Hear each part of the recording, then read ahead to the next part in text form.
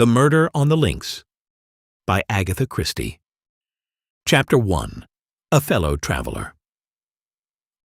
I believe that a well-known anecdote exists to the effect that a young writer, determined to make the commencement of his story forcible and original enough to catch and rivet the attention of the most blasé of editors, penned the following sentence: "Hell," said the Duchess. Strangely enough, this tale of mine opens in much the same fashion. Only the lady who gave utterance to the exclamation was not a duchess. It was a day in early June. I had been transacting some business in Paris, and was returning by the morning service to London, where I was still sharing rooms with my old friend, the Belgian ex-detective, Hercule Poirot. The Calais express was singularly empty. In fact, my own compartment held only one other traveller. I had made a somewhat hurried departure from the hotel, and was busy assuring myself that I had duly collected all my traps when the train started. Up till then, I had hardly noticed my companion, but I was now violently recalled to the fact of her existence. Jumping up from her seat, she let down the window and stuck her head out, withdrawing it a moment later with the brief and forcible ejaculation, "Hell!" Now I am old-fashioned. A woman, I consider, should be womanly. I have no patience with the modern neurotic girl who jazzes from morning to night, smokes like a chimney, and uses language which would make a Billingsgate fishwoman blush. I looked up now, frowning slightly, into a pretty, impudent face, surmounted by a rakish little red hat. A thick cluster of black curls hid each ear. I judged that she was little more than 17, but her face was covered with powder, and her lips were quite impossibly scarlet. Nothing abashed, she returned my glance and executed an expressive grimace. "Dear me, we've shocked the kind gentleman," she observed to an imaginary audience. "I apologize for my language, most unladylike and all that. But oh Lord, there's reason enough for it. Do you know I've lost my only sister?" "Really?" I said politely. "How unfortunate." "He disapproves," remarked the lady. "He disapproves utterly. Of me and my sister, which last is unfair because he hasn't seen her." I opened my mouth, but she forestalled me. "Say no more. Nobody loves me. I shall go into the garden and eat worms. Boo-hoo, I am crushed." She buried herself behind a large comic French paper. In a minute or two, I saw her eyes stealthily peeping at me over the top. In spite of myself, I could not help smiling, and in a minute she had tossed the paper aside and had burst into a merry peal of laughter. "I knew you weren't such a mutt as you looked," she cried. Her laughter was so infectious that I could not help joining in, though I hardly cared for the word mutt. The girl was certainly all that I most disliked, but that was no reason why I should make myself ridiculous by my attitude. I prepared to unbend. After all, she was decidedly pretty. "There! Now we're friends," declared the minx. "Say you're sorry about my sister." "I am desolated." "That's a good boy." Let me finish. I was going to add that, although I am desolated, I can manage to put up with her absence very well. I made a little bow, but this most unaccountable of damsels frowned and shook her head. "Cut it out. I prefer the dignified disapproval stunt. Oh, your face." "Not one of us," it said. "And you were right there, though mind you, it's pretty hard to tell nowadays. It's not everyone who can distinguish between a demi and a duchess. There now, I believe I've shocked you again. You've been dug out of the backwoods, you have. Not that I mind that. We could do with a few more of your sort. I just hate a fellow who gets fresh. It makes me mad." She shook her head vigorously. "What are you like when you're mad?" I inquired with a smile. "A regular little devil. Don't care what I say or what I do either. I nearly did a chap in once. Yes, really. He'd have deserved it too. Italian blood I've got. I shall get into trouble one of these days." "Well," I begged, "don't get mad with me." "I shan't. I like you. Did the first moment I set eyes on you. But you looked so disapproving that I never thought we should make friends." "Well, we have. Tell me something about yourself." "I'm an actress, no, not the kind you're thinking of, lunching at the Savoy covered with jewellery, and with their photograph in every paper saying how much they love Madame So-and-so's face cream. I've been on the board since I was a kid of 6, tumbling." I beg your pardon, I said, puzzled. Haven't you seen Child Acrobats? Oh, I understand. I'm American-born, but I've spent most of my life in England. We got a new show now. We? My sister and I. Sort of song and dance, and a bit of patter, and a dash of the old business thrown in. It's quite a new idea, and it hits them every time. There's to be money in it. My new acquaintance leaned forward and discoursed volubly, a great many of her terms being quite unintelligible to me. Yet I found myself evincing an increasing interest in her. She seemed such a curious mixture of child and woman. Though perfectly worldly wise, and able, as she expressed it, to take care of herself, there was yet something curiously ingenuous in her single-minded attitude towards life, and her wholehearted determination to make good. This glimpse of a world unknown to me was not without its charm, and I enjoyed seeing her vivid little face light up as she talked. We passed through Amiens. The name awakened many memories. My companion seemed to have an intuitive knowledge of what was in my mind. Thinking of the war? I nodded. You were through it, I suppose? Pretty well. I was wounded once, and after the Somme they invalided me out altogether. I had a half-fledged army job for a bit. I'm a sort of private secretary now to an Monsieur P. My, that's brainy. No, it isn't. There's really awfully little to do. Usually a couple of hours every day sees me through. It's dull work, too. In fact, I don't know what I should do if I hadn't got something to fall back upon. Don't say you collect bugs. No. I share rooms with a very interesting man. He's a Belgian, an ex-detective. He's set up as a private detective in London, and he's doing extraordinarily well. He's really a very marvellous little man. Time and again he has proved to be right where the official police have failed. My companion listened with widening eyes. Isn't that interesting now? I just adore crime. I go to all the mysteries on the movies, and when there's a murder on, I just devour the papers. Do you remember the Styles case? I asked. Let me see. Was that the old lady who was poisoned? Somewhere down in Essex? I nodded. That was Poirot's first big case. Undoubtedly. But for him, the murderer would have escaped scot-free. It was a most wonderful bit of detective work. Warming to my subject, I ran over the heads of the affair, working up to the triumphant and unexpected denouement. The girl listened spellbound. In fact, we were so absorbed that the train drew into Calais station before we realized it. My goodness gracious me, cried my companion. Where's my powder puff? She proceeded to bedaub her face liberally, and then applied a stick of lip salve to her lips, observing the effect in a small pocket glass, and betraying not the faintest sign of self-consciousness. I hesitated.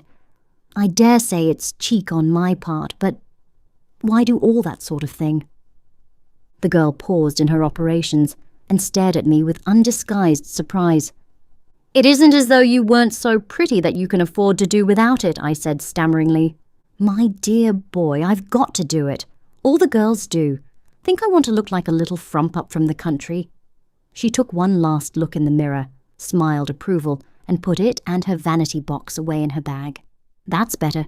Keeping up appearances is a bit of a fag, I grant, but if a girl respects herself, it's up to her not to let herself get slack. To this essentially moral sentiment, I had no reply. A point of view makes a great difference. I secured a couple of porters, and we alighted on the platform. My companion held out her hand. Goodbye, and I'll mind my language better in future. Oh, but surely you'll let me look after you on the boat? Mayn't be on the boat. I've got to see whether that sister of mine got aboard after all anywhere. But thanks all the same. Oh, but we're going to meet again, surely. I hesitated. I want to meet your sister. We both laughed. That's real nice of you. I'll tell her what you say, but I don't fancy we'll meet again. You've been very good to me on the journey, especially after I cheeked you as I did. But what your face expressed first thing is quite true. I'm not your kind, and that brings trouble. I know that well enough. Her face changed. For the moment, all the light-hearted gaiety died out of it. It looked angry, revengeful. "So goodbye," she finished, in a lighter tone. "Aren't you even going to tell me your name?" I cried as she turned away. She looked over her shoulder. A dimple appeared in each cheek. She was like a lovely picture by Gros. "Cinderella," she said, and laughed. But little did I think when and how I should see Cinderella again. This concludes Chapter 1 of The Murder on the Links. Chapter 2. An Appeal for Help. It was 5 minutes past 9 when I entered our joint sitting room for breakfast on the following morning. My friend Poirot, exact to the minute as usual, was just tapping the shell of his second egg. He beamed upon me as I entered. "You have slept well, yes? You have recovered from the crossing so terrible. It is a marvel. Almost you are exact this morning. Pardon, but your tie is not symmetrical. Permit that I rearrange him." Elsewhere I have described Hercule Poirot, an extraordinary little man, height 5 feet 4 inches, egg-shaped head carried a little to one side, eyes that shone green when he was excited, stiff military moustache, air of dignity immense. He was neat and dandified in appearance. For neatness of any kind, he had an absolute passion. To see an ornament set crooked, or a speck of dust, or a slight disarray in one's attire, was torture to the little man until he could ease his feelings by remedying the matter. Order and method were his gods. He had a certain disdain for tangible evidence, such as footprints and cigarette ash, and would maintain that, taken by themselves, they would never enable a detective to solve a problem. Then he would tap his egg-shaped head with absurd complacency and remark with great satisfaction, "The true work, it is done from within. The little grey cells, remember always the little grey cells, mon ami." I slipped into my seat and remarked idly, in answer to Poirot's greeting, that an hour's sea passage from Calais to Dover could hardly be dignified by the epithet terrible. Poirot waved his egg spoon in vigorous refutation of my remark. "Do too, if for an hour one experiences sensations and emotions of the most terrible, one has lived many hours. Does not one of your English poets say that time is counted, not by hours, but by heartbeats?" I fancy Browning was referring to something more romantic than seasickness, though. "Because he was an Englishman, an islander to whom La Manche was nothing. Oh, you English! With nous autres it is different. Figure to yourself that a lady of my acquaintance at the beginning of the war fled to Ostend. There she had a terrible crisis of the nerves, impossible to escape further except by crossing the sea, and she had a horror, mais une horreur, of the sea. What was she to do? Daily debauches were drawing nearer. Imagine to yourself the terrible situation." "What did she do?" I inquired curiously. Fortunately, her husband was homme pratique. He was also very calm. The crises of the nerves, they affected him not. Il l'a emportée simplement. Naturally, when she reached England she was prostrate, but she still breathed. Poirot shook his head seriously. I composed my face as best I could. Suddenly he stiffened and pointed a dramatic finger at the toast rack. "Ah, par exemple, c'est trop fort," he cried. "What is it?" "This piece of toast. You remark him not?" He whipped the offender out of the rack and held it up for me to examine. "Is it square? No. Is it a triangle? Again no. Is it even round? No. Is it of any shape remotely pleasing to the eye? What symmetry have we here? None." "It's cut from a cottage loaf," I explained soothingly. Poirot threw me a withering glance. "What an intelligence has my friend Hastings!" he exclaimed sarcastically. "Comprehend you, not that I have forbidden such a loaf haphazard and shapeless, that no baker should permit himself to bake." I endeavoured to distract his mind. "Anything interesting come by the post?" Poirot shook his head with a dissatisfied air. "I have not yet examined my letters, but nothing of interest arrives nowadays. The great criminals, the criminals of method, they do not exist. The cases I have been employed upon lately were banal to the last degree. In verity, I am reduced to recovering lost lapdogs for fashionable ladies. The last problem that presented any interest was that intricate little affair of the Yardley diamond, and that was how many months ago, my friend? He shook his head despondently, and I roared with laughter. Cheer up, Poirot, the luck will change. Open your letters. For all you know, there may be a great case looming on the horizon.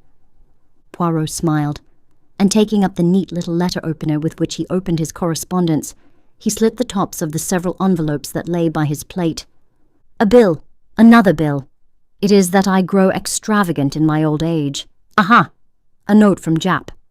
Yes? Pricked up my ears. The Scotland Yard inspector had more than once introduced us to an interesting case. He merely thanks me, in his fashion, for a little point in the Aberystwyth case on which I was able to set him right. I am delighted to have been of service to him. How does he thank you? I asked curiously, for I knew my Jap. He is kind enough to say that I am a wonderful sport for my age, and that he was glad to have had the chance of letting me in on the case. This was so typical of Jap that I could not forbear a chuckle. Poirot continued to read his correspondence placidly. A suggestion that I should give a lecture to our local Boy Scouts. The Countess of Forfenock will be obliged if I will call and see her. Another lapdog without doubt. And now for the last. Ah. I looked up, quick to notice the change of tone. Poirot was reading attentively. In a minute he tossed the sheet over to me. This is out of the ordinary, mon ami. Read for yourself. The letter was written on a foreign type of paper, in a bold, characteristic hand. Villa Geneviève, Merlinville-sur-Mer, France. Dear Sir, I am in need of the services of a detective and, for reasons which I will give you later, do not wish to call in the official police. I have heard of you from several quarters, and all reports go to show that you are not only a man of decided ability, but one who also knows how to be discreet. I do not wish to trust details to the post, but on account of a secret I possess, I go in daily fear of my life. I am convinced that the danger is imminent, and therefore I beg that you will lose no time in crossing to France. I will send a car to meet you at Calais if you will wire me when you are arriving. I shall be obliged if you will drop all cases you have on hand and devote yourself solely to my interests. I am prepared to pay any compensation necessary. I shall probably need your services for a considerable period of time, as it may be necessary for you to go out to Santiago, where I spent several years of my life. I shall be content for you to name your own fee. Assuring you once more that the matter is urgent. Yours faithfully, P.T. Renauld. Below the signature was a hastily scrawled line, almost illegible. For God's sake, come! I handed the letter back with quickened pulses. At last, I said. Here is something distinctly out of the ordinary. Yes, indeed, said Poirot meditatively. You will go, of course, I continued. Poirot nodded. He was thinking deeply. Finally, he seemed to make up his mind, and glanced up at the clock. His face was very grave. See you, my friend. There is no time to lose. The Continental Express leaves Victoria at 11 o'clock. Do not agitate yourself. There is plenty of time. We can allow 10 minutes for discussion. You accompany me, n'est-ce pas? Well, you told me yourself that your employer needed you not for the next few weeks. Oh, that's all right. But this Mr. Renauld hints strongly that his business is private. Ta-ta-ta. I will manage Monsieur Renauld. By the way, I seem to know the name. There's a well-known South American millionaire fellow. His name's Renauld. I don't know whether it could be the same. But without doubt, that explains the mention of Santiago. Santiago is in Chile, and Chile it is in South America. Ah, but we progress finely. Dear me, Poirot, I said, my excitement rising. I smell some goodly shekels in this. If we succeed, we shall make our fortunes. Do not be too sure of that, my friend. A rich man and his money are not so easily parted. Me, I have seen a well-known millionaire turn out a tram full of people to seek for a dropped halfpenny. I acknowledged the wisdom of this. In any case, continued Poirot, it is not the money which attracts me here. Certainly it will be pleasant to have carte blanche in our investigations, One can be sure that way of wasting no time, but it is something a little bizarre in this problem which arouses my interest. You remarked the postscript? How did it strike you? I considered. Clearly he wrote the letter keeping himself well in hand, but at the end his self-control snapped and, on the impulse of the moment, he scrawled those 4 desperate words. But my friend shook his head energetically. You are in error. See you not that while the ink of the signature is nearly black, that of the postscript is quite pale? Well, I said, puzzled. Mon Dieu, mon ami, but use your little grey cells. Is it not obvious? Monsieur Renauld wrote his letter. Without blotting it, he reread it carefully. Then, not on impulse, but deliberately, he added those last words and blotted the sheet. But why?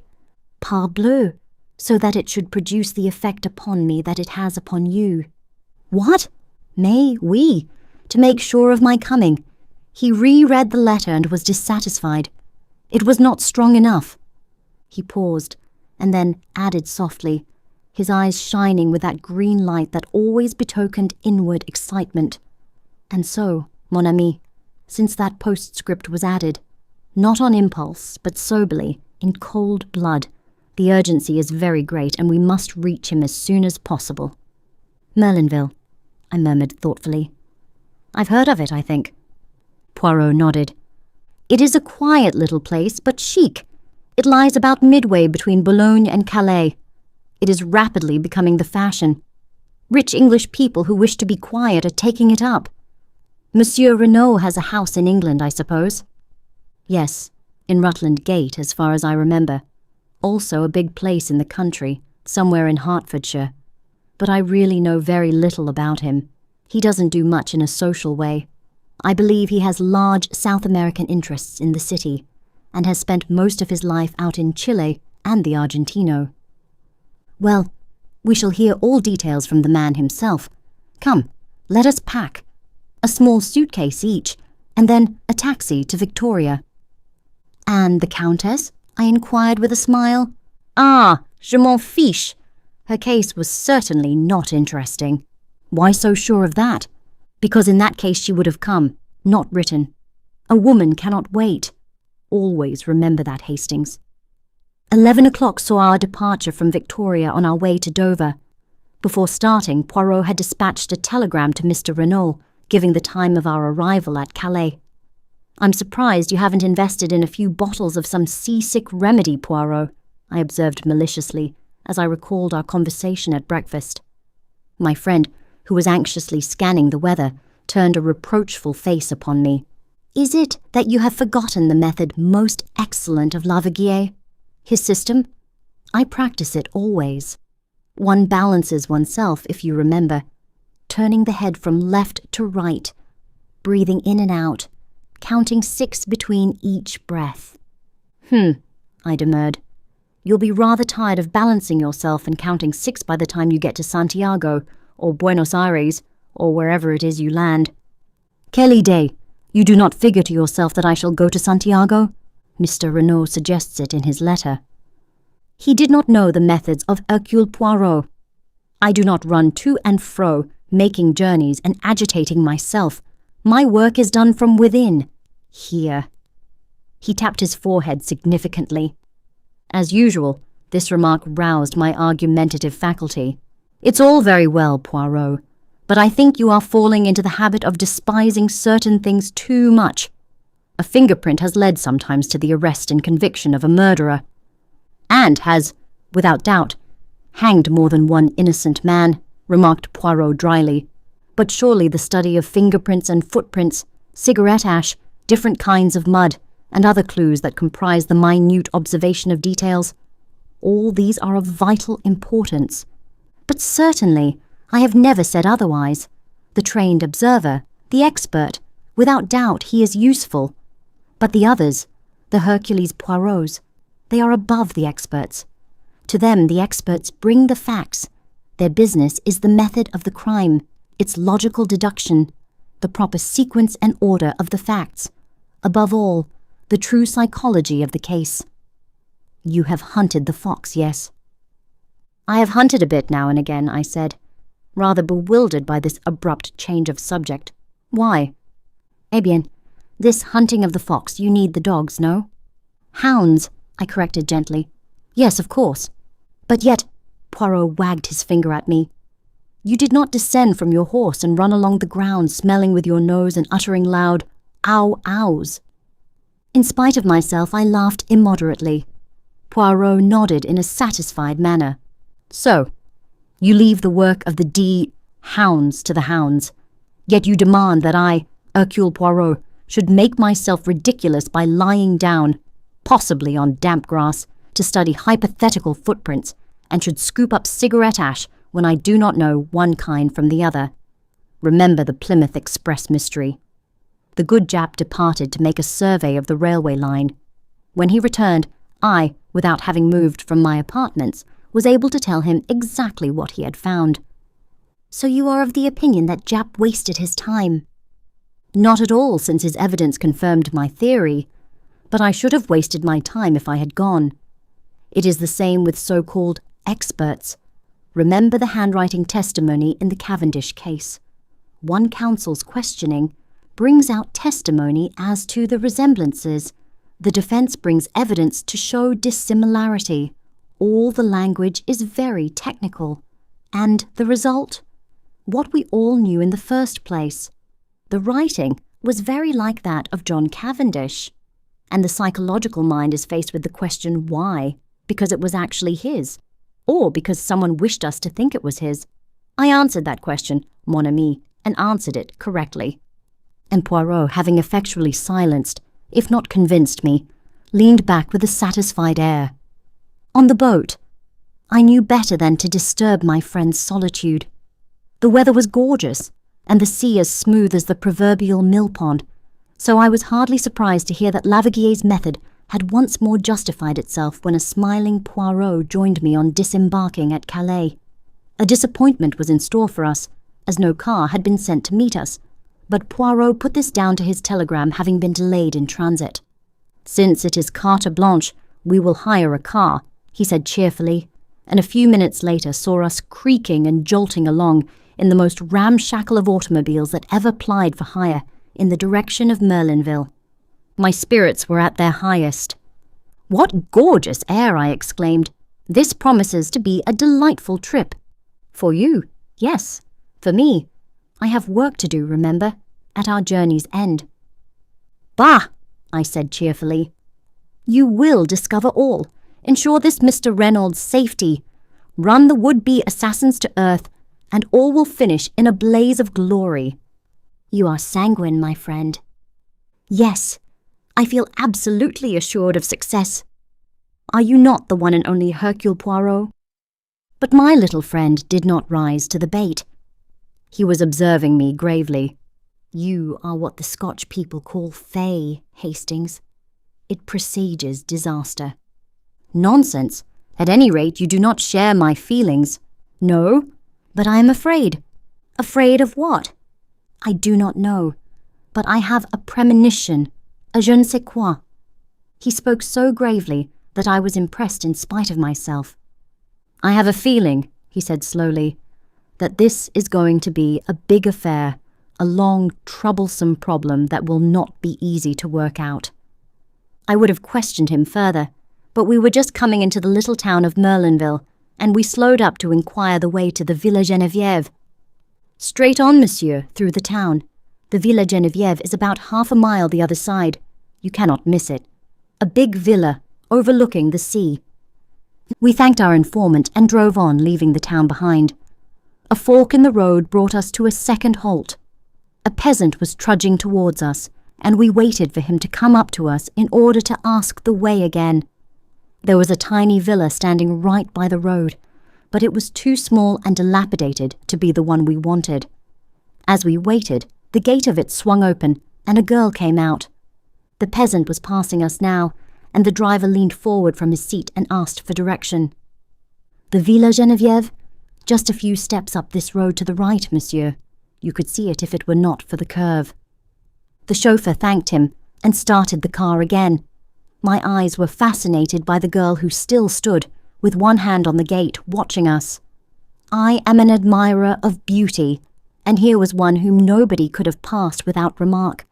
Very tall, with the proportions of a young goddess, her uncovered golden head gleaming in the sunlight, I swore to myself that she was one of the most beautiful girls I had ever seen. As we swung up the rough road, I turned my head to look after her. "By Jove, Poirot," I exclaimed, "did you see that young goddess?" Poirot raised his eyebrows. "Ça commence," he murmured. "Already you have seen a goddess." "But hang it all, wasn't she?" "Possibly. I did not remark the fact." "Surely you noticed her." "Mon ami, two people rarely see the same thing. You, for instance, saw a goddess, He hesitated. "Yes?" "I saw only a girl with anxious eyes," said Poirot gravely. But at that moment we drew up at a big green gate, and simultaneously we both uttered an exclamation. Before it stood an imposing sergeant de ville. He held up his hand to bar our way. "You cannot pass, monsieur." "But we wish to see Mr. Renauld," I cried. "We have an appointment. This is his villa, isn't it?" "Yes, monsieur, but—" Poirot leaned forward. "But what?" "Monsieur Renauld was murdered this morning." This concludes Chapter 2 of The Murder on the Links. Chapter 3. At the Villa Geneviève. In a moment Poirot had leapt from the car, his eyes blazing with excitement. He caught the man by the shoulder. "What is that you say?" "Murdered." "When? How?" The sergeant de ville drew himself up. "I cannot answer any questions, monsieur." "True. I comprehend." Poirot reflected for a minute. "The commissary of police. He is without doubt within." "Yes, monsieur." Poirot took out a card and scribbled a few words on it. "Voilà. Will you have the goodness to see that this card is sent in to the commissary at once?" The man took it and, turning his head over his shoulder, whistled. In a few seconds a comrade joined him and was handed Poirot's message. There was a wait of some minutes, and then a short, stout man with a huge moustache came bustling down to the gate. The sergeant de ville saluted and stood aside. "My dear Monsieur Poirot," cried the newcomer, "I am delighted to see you. Your arrival is most opportune." Poirot's face had lighted up. "Monsieur Bex, this is indeed a pleasure." He turned to me. "This is an English friend of mine, Captain Hastings, Monsieur Lucien Bex." The commissary and I bowed to each other ceremoniously. Then Monsieur Bex turned once more to Poirot. "Mon vieux, I have not seen you since 1909, that time in Ostende. I heard that you had left the force." "So I have. I run a private business in London." "And you say you have information to give which may assist us?" "Possibly you know it already. You were aware that I had been sent for?" "No." "By whom?" "The dead man. It seems he knew an attempt was going to be made on his life. Unfortunately, he sent for me too late." "Sacré tonnerre," ejaculated the Frenchman. "So he foresaw his own murder? That upsets our theories considerably. But come inside." He held the gate open, and we commenced walking towards the house. Monsieur Bex continued to talk. "The examining magistrate, Monsieur Hote, must hear of this at once. He has just finished examining the scene of the crime and is about to begin his interrogations. A charming man. You will like him. Most sympathetic. Original in his methods, but an excellent judge." "When was the crime committed?" asked Poirot. "The body was discovered this morning about 9 o'clock. Madame Renauld's evidence, and that of the doctors, goes to show that the death must have occurred about 2 a.m. But enter, I pray of you." We had arrived at the steps which led up to the front door of the villa. In the hall, another sergeant de ville was sitting. He rose at sight of the commissary. "Where is Monsieur Hote now?" inquired the latter. "In the salon, monsieur." Monsieur Bex opened a door to the left of the hall, and we passed in. Monsieur Hote and his clerk were sitting at a big round table. They looked up as we entered. The commissary introduced us and explained our presence. Monsieur Hote, the juge d'instruction, was a tall, gaunt man with piercing dark eyes and a neatly cut grey beard, which he had a habit of caressing as he talked. Standing by the mantelpiece was an elderly man with slightly stooping shoulders, who was introduced to us as Dr. Durand. Most extraordinary, remarked Monsieur Otet, as the commissary finished speaking. You have the letter here, monsieur? Poirot handed it to him, and the magistrate read it. He speaks of a secret. What a pity he was not more explicit. We are much indebted to you, Monsieur Poirot. I hope you will do us the honour of assisting us in our investigations.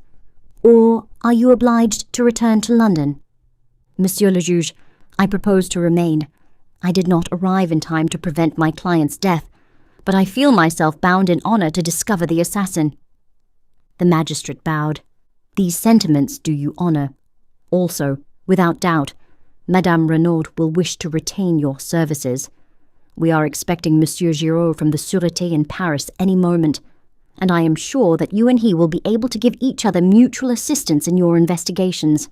In the meantime, I hope that you will do me the honour to be present at my interrogations, and I need hardly say that if there is any assistance you require, it is at your disposal.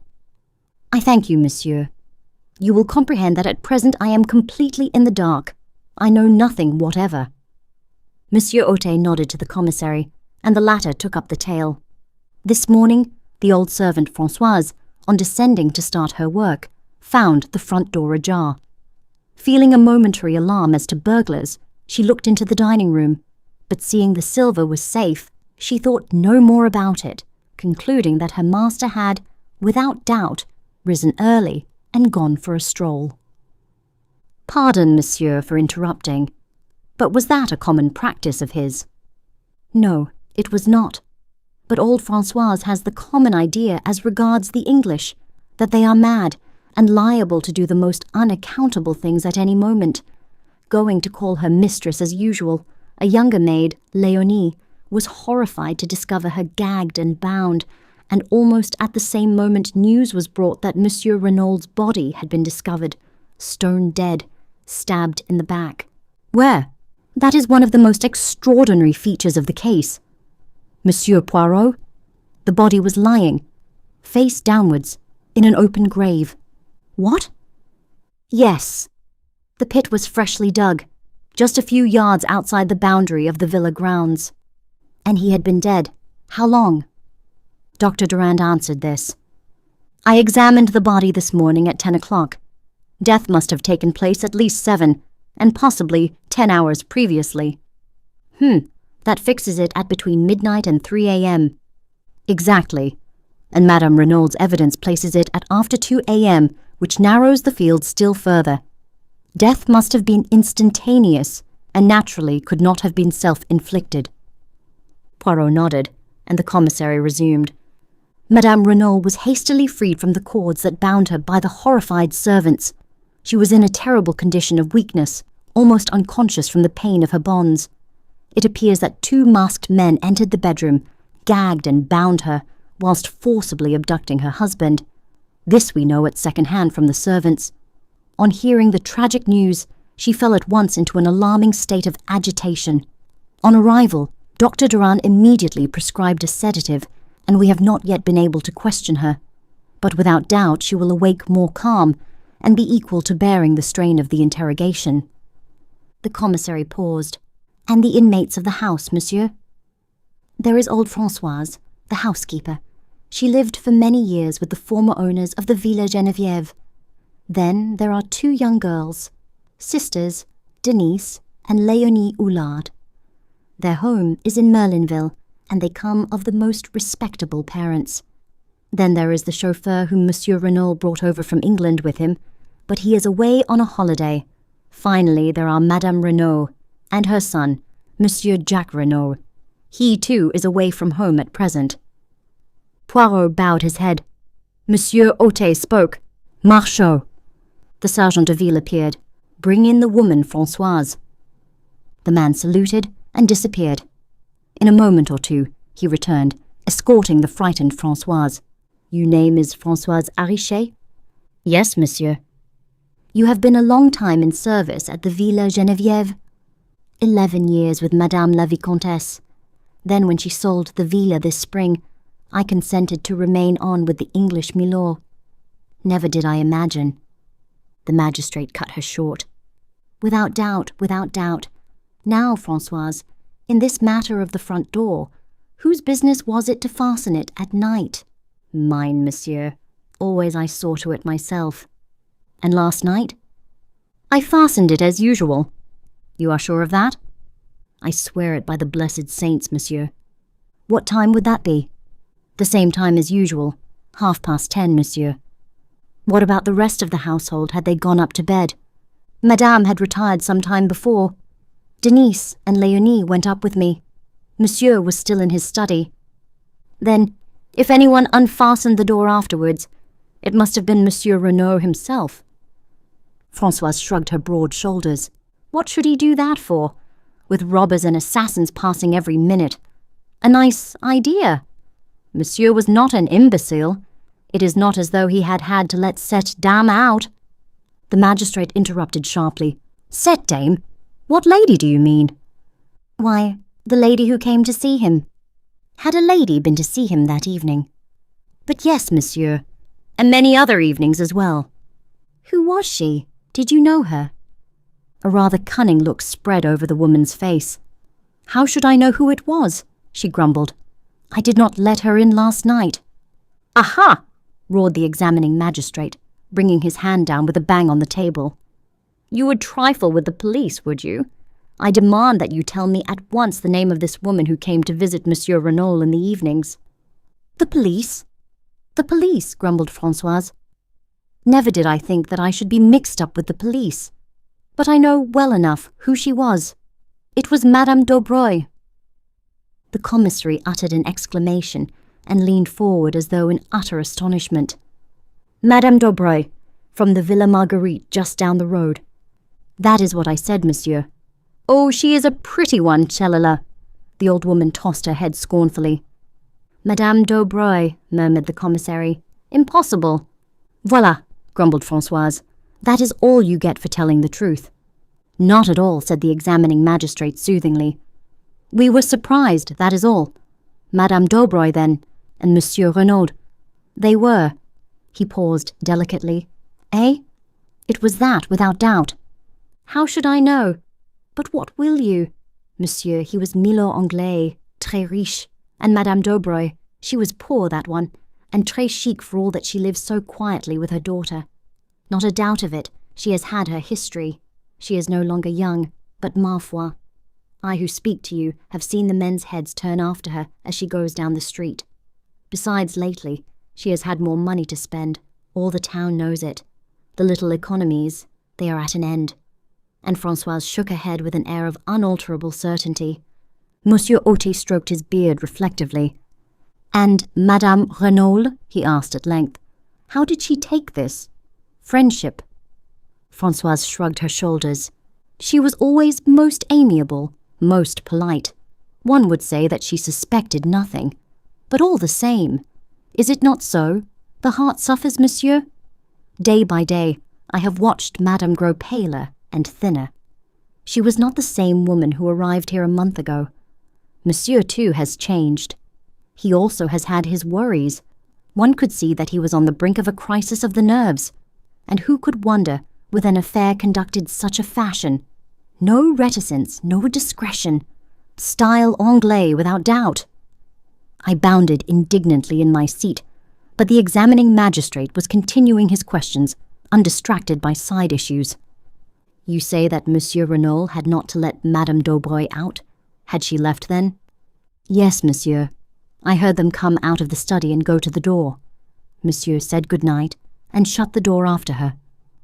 What time was that? About 25 minutes after 10, monsieur. Do you know when Monsieur Renauld went to bed? I heard him come up about 10 minutes after we did. The stair creaks so that one hears everyone who goes up and down. And that is all? You heard no sound of disturbance during the night? Nothing whatever, monsieur. Which of the servants came down the first in the morning? I did, monsieur. At once I saw the door swinging open. What about the other downstairs windows? Were they all fastened? Every one of them. There was nothing suspicious or out of place anywhere. Good, Françoise. You can go.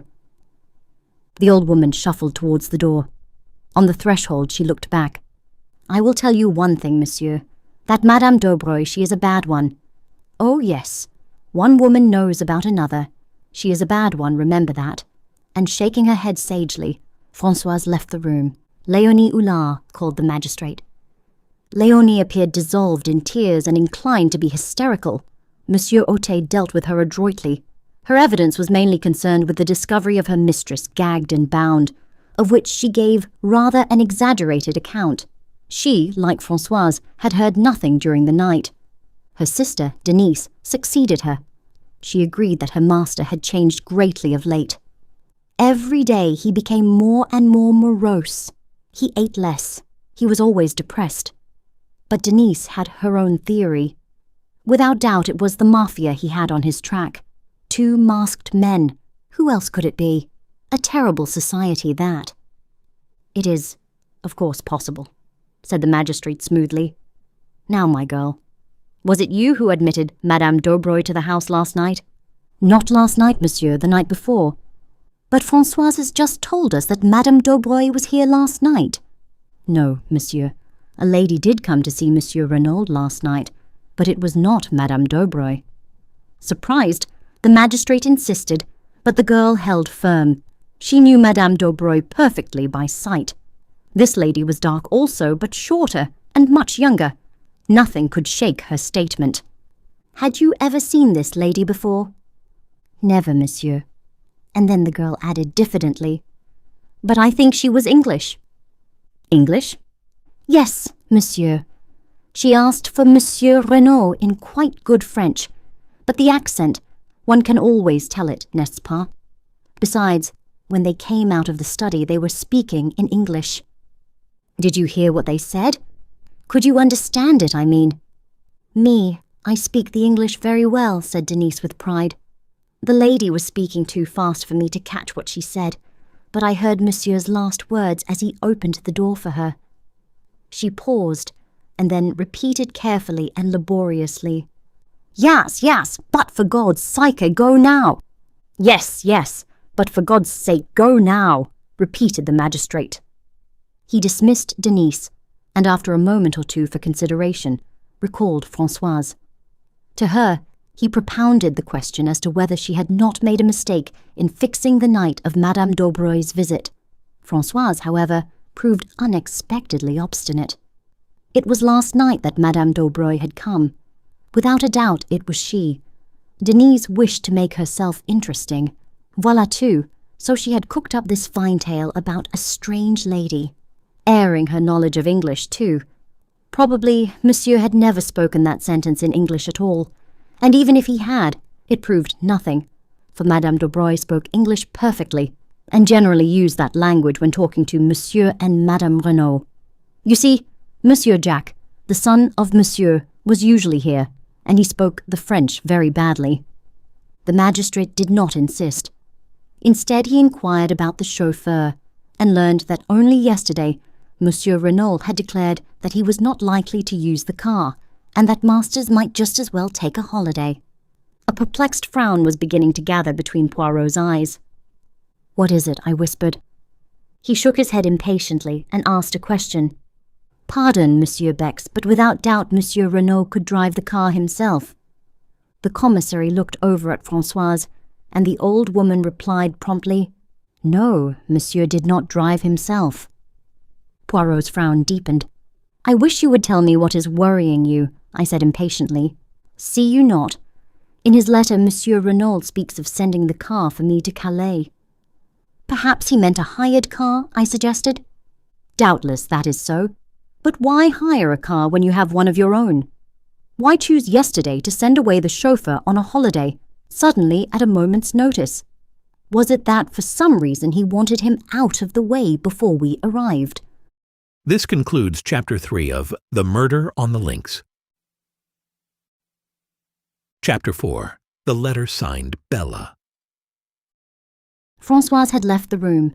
The magistrate was drumming thoughtfully on the table. "Monsieur Bex," he said at length, "here we have directly conflicting testimony. Which are we to believe, Françoise or Denise?" "Denise, said the commissary decidedly. "It was she who let the visitor in. Françoise is old and obstinate, and has evidently taken a dislike to Madame Daubreuil. Besides, our own knowledge tends to show that Renauld was entangled with another woman. Tiens, cried Monsieur Hôtel, we have forgotten to inform Monsieur Poirot of that.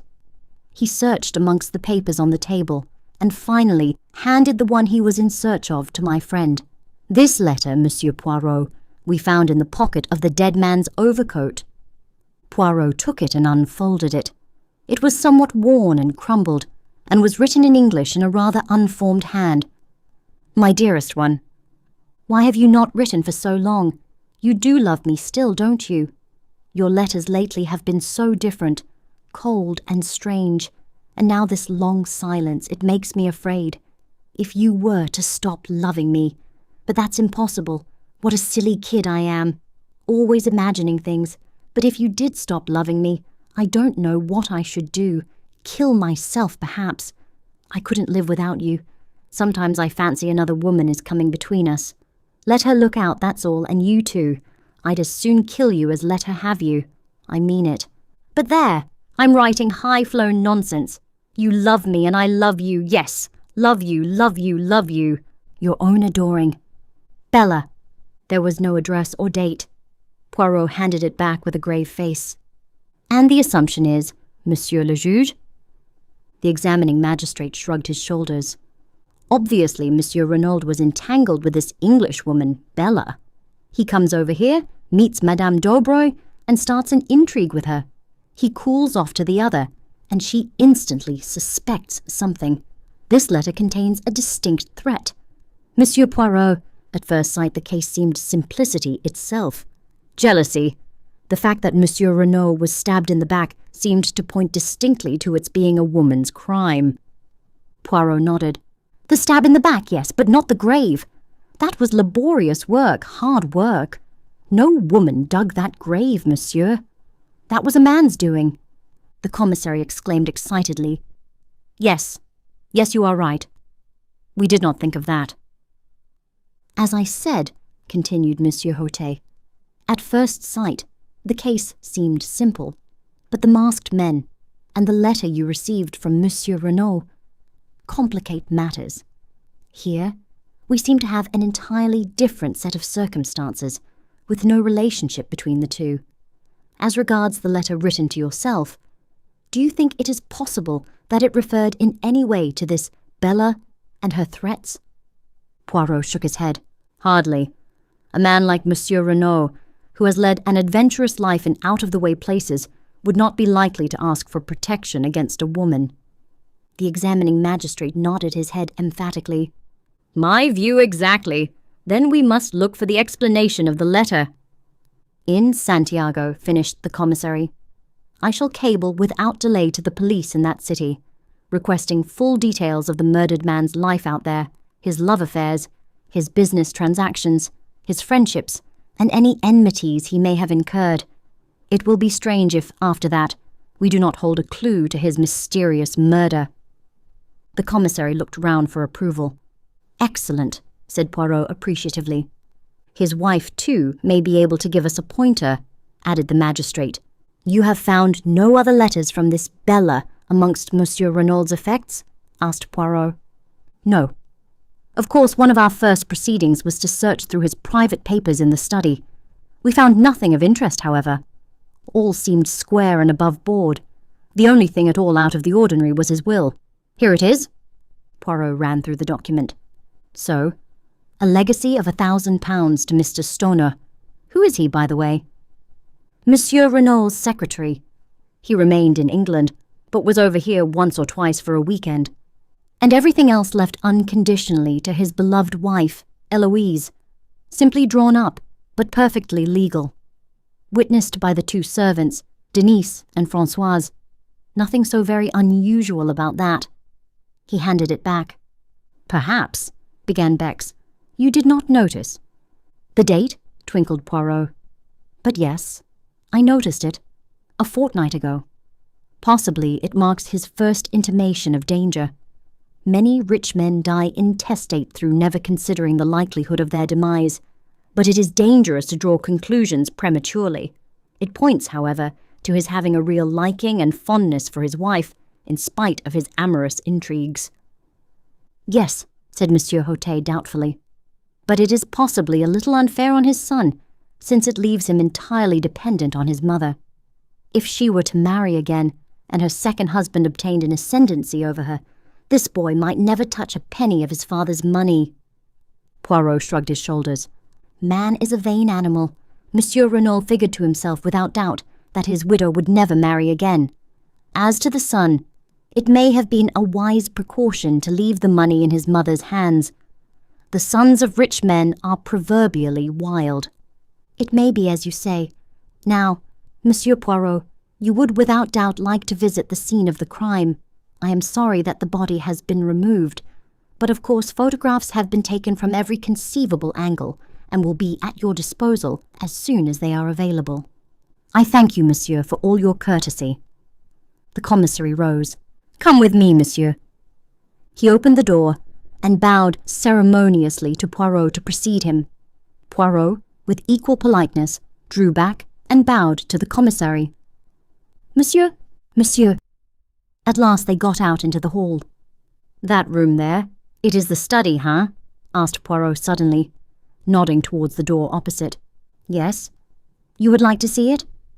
He threw the door open as he spoke, and we entered. The room which Monsieur Renauld had chosen for his own particular use was small, but furnished with great taste and comfort. A business-like writing desk, with many pigeonholes, stood in the window. 2 large leather-covered armchairs faced the fireplace, and between them was a round table covered with the latest books and magazines.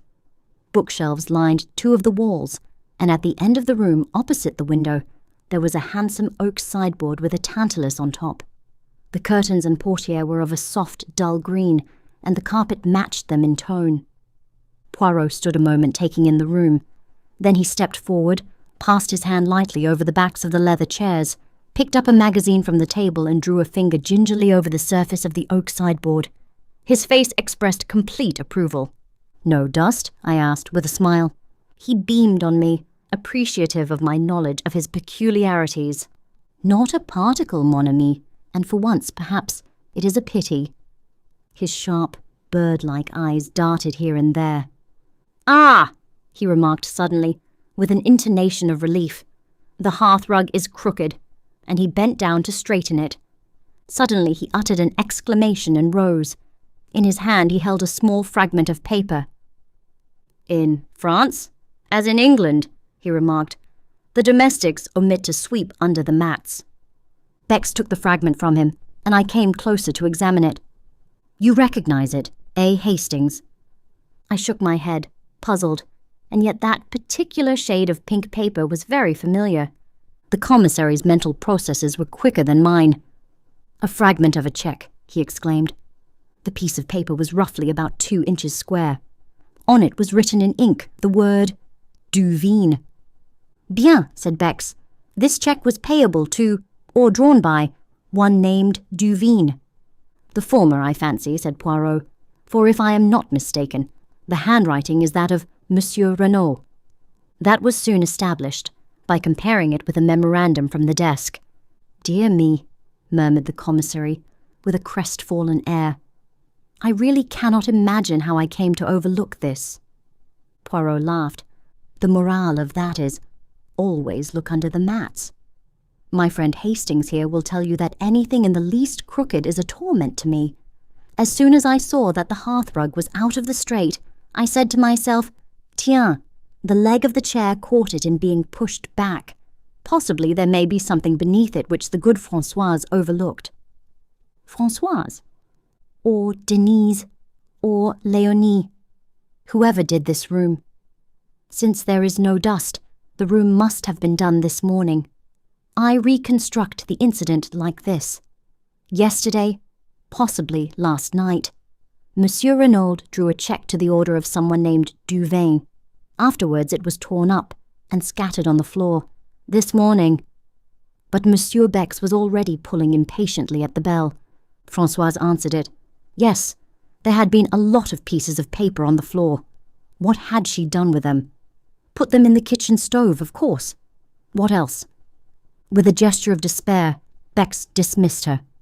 Then, his face lightening, he ran to the desk. In a minute he was hunting through the dead man's checkbook. Then he repeated his former gesture. The last counterfoil was blank. "Courage!" cried Poirot, clapping him on the back. "Without doubt, Madame Renauld will be able to tell us all about this mysterious person named Duveen." The commissary's face cleared. "That is true. Let us proceed." As we turned to leave the room, Poirot remarked casually, "It was here that Monsieur Renauld received his guest last night, eh?" "It was. But how did you know?" "By this. I found it on the back of the leather chair." And he held up between his finger and thumb a long black hair, a woman's hair. Monsieur Bex took us out by the back of the house to where there was a small shed leaning against the house. He produced a key from his pocket and unlocked it. "The body is here. We moved it from the scene of the crime just before you arrived, as the photographers had done with it." He opened the door and we passed in. The murdered man lay on the ground, with a sheet over him. Monsieur Bex dexterously whipped off the covering. Renauld was a man of medium height, slender and lithe in figure. He looked about 50 years of age, and his dark hair was plentifully streaked with grey. He was clean-shaven with a long, thin nose, and eyes set rather close together, and his skin was deeply bronzed, as that of a man who had spent most of his life beneath tropical skies. His lips were drawn back from his teeth, and an expression of absolute amazement and terror was stamped on the livid features. "One can see by his face that he was stabbed in the back," remarked Poirot. Very gently, he turned the dead man over. There, between the shoulder blades, staining the light fawn overcoat, was a round, dark patch. In the middle of it, there was a slit in the cloth. Poirot examined it narrowly. "Have you any idea with what weapon the crime was committed?" "It was left in the wound." The commissary reached down a large glass jar. In it was a small object that looked to me more like a paper knife than anything else. It had a black handle and a narrow, shining blade. The whole thing was not more than 10 inches long. Poirot tested the discoloured point gingerly with his fingertip. "Ma foi, but it is sharp! A nice, easy little tool for murder." "Unfortunately, we could find no trace of fingerprints on it," remarked Bex regretfully. "The murderer must have worn gloves." "Of course he did," said Poirot contemptuously. "Even in Santiago they know enough for that. The veriest amateur of an English mace knows it. Thanks to the publicity the Bertillon system has been given in the press. All the same, it interests me very much that there were no fingerprints. It is so amazingly simple to leave the fingerprints of someone else. And then the police are happy." He shook his head. "I very much fear our criminal is not a man of method. Either that, or he was pressed for time. But we shall see." He let the body fall back into its original position. "He wore only underclothes under his overcoat, I see," he remarked. "Yes, the examining magistrate thinks that is rather a curious point." At this minute there was a tap on the door which Bex had closed after him. He strode forward and opened it. Françoise was there. She endeavoured to peep in with ghoulish curiosity. "Well, what is it?" demanded Bex impatiently.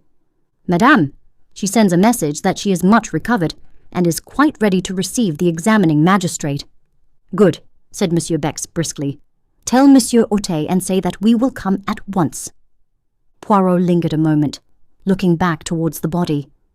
I thought for a moment that he was going to apostrophize it, to declare aloud his determination never to rest till he had discovered the murderer.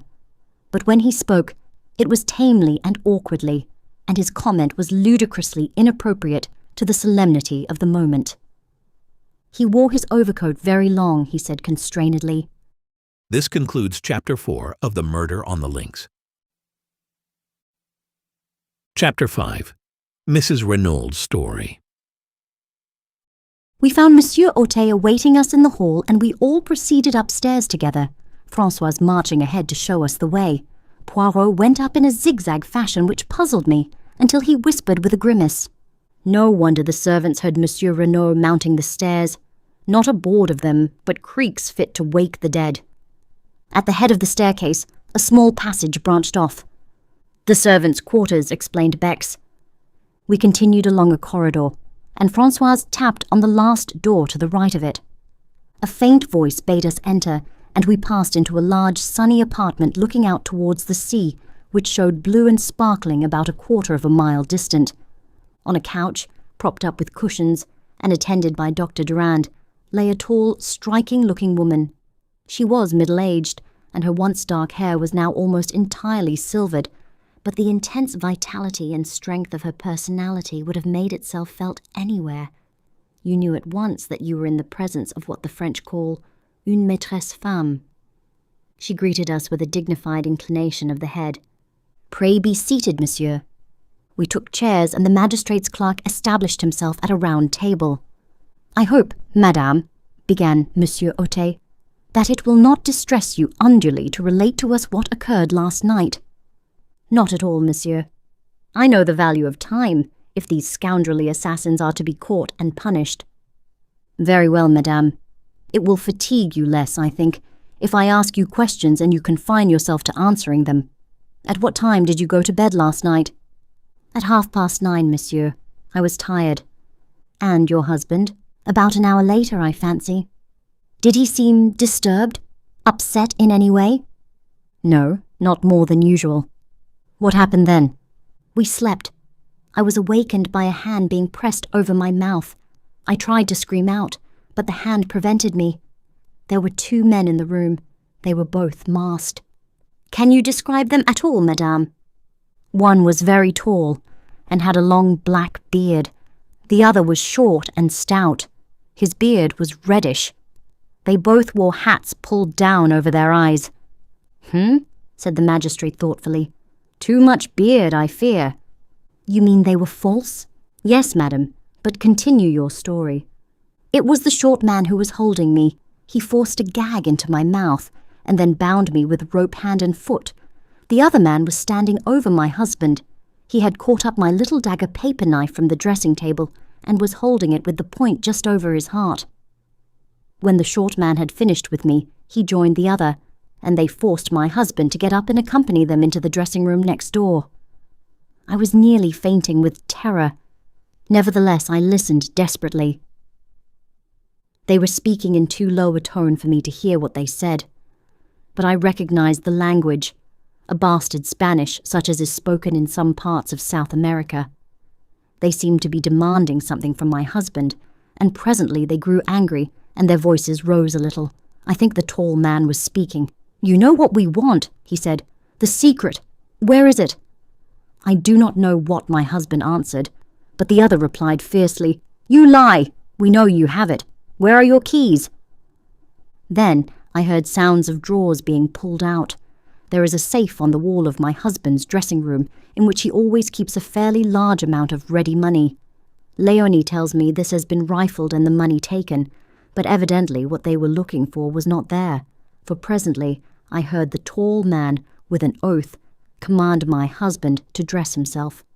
Soon after that I think some noise in the house must have disturbed them, for they hustled my husband out into my room only half-dressed.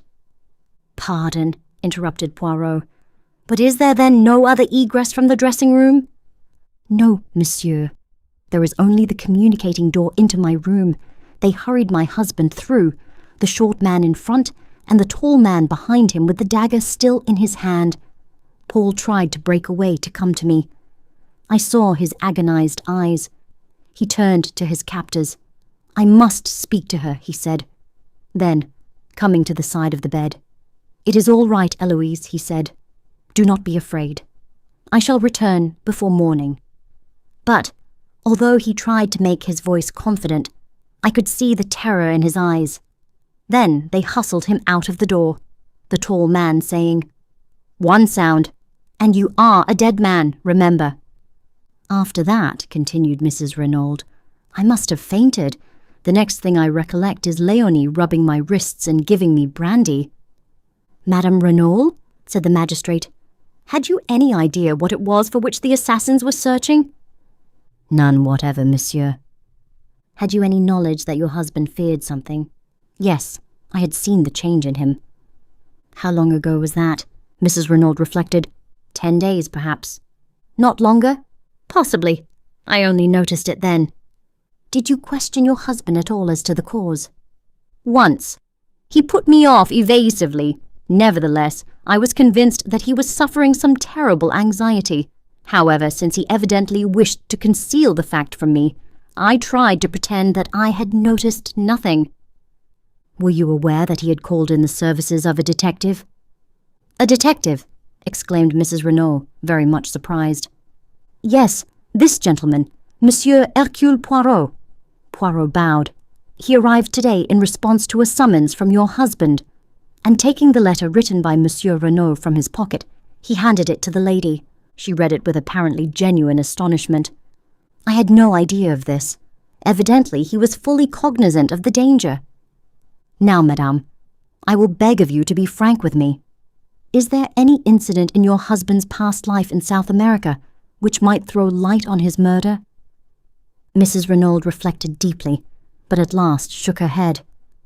I can think of none. Certainly my husband had many enemies, people he had got the better of in some way or another, but I can think of no one distinctive case. I do not say there is no such incident, only that I am not aware of it. The examining magistrate stroked his beard disconsolately. And you can fix the time of this outrage? Yes, I distinctly remember hearing the clock on the mantelpiece strike 2. She nodded towards an 8-day travelling clock in a leather case which stood in the centre of the chimney-piece. Poirot rose from his seat, scrutinized the clock carefully, and nodded, satisfied.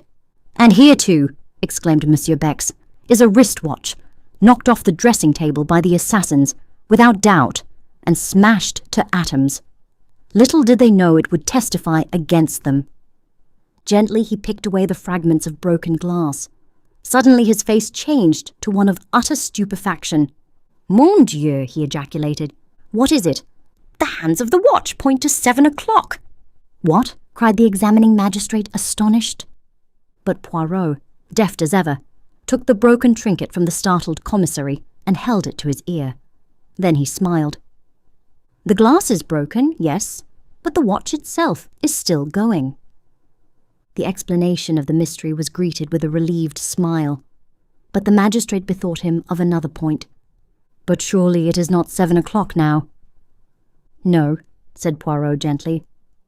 It is a few minutes after 5. Possibly the watch gains. Is that so, madam? Mrs. Renauld was frowning perplexedly. It does gain, she admitted, but I've never known it to gain quite so much as that. With a gesture of impatience, the magistrate left the matter of the watch and proceeded with his interrogatory. Madame, the front door was found ajar. It seems almost certain that the murderers entered that way, yet it has not been forced at all. Can you suggest any explanation? Possibly my husband went out for a stroll the last thing and forgot to latch it when he came in. Is that a likely thing to happen? Very. My husband was the most absent-minded of men. There was a slight frown on her brow as she spoke, as though this trait in the dead man's character had at times vexed her.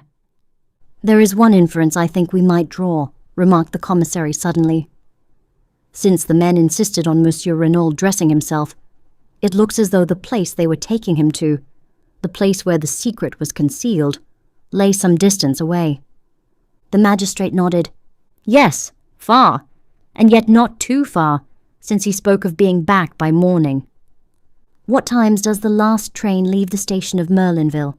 Asked Poirot. 11:50 one way and 12:17 the other, but it is more probable that they had a motor waiting.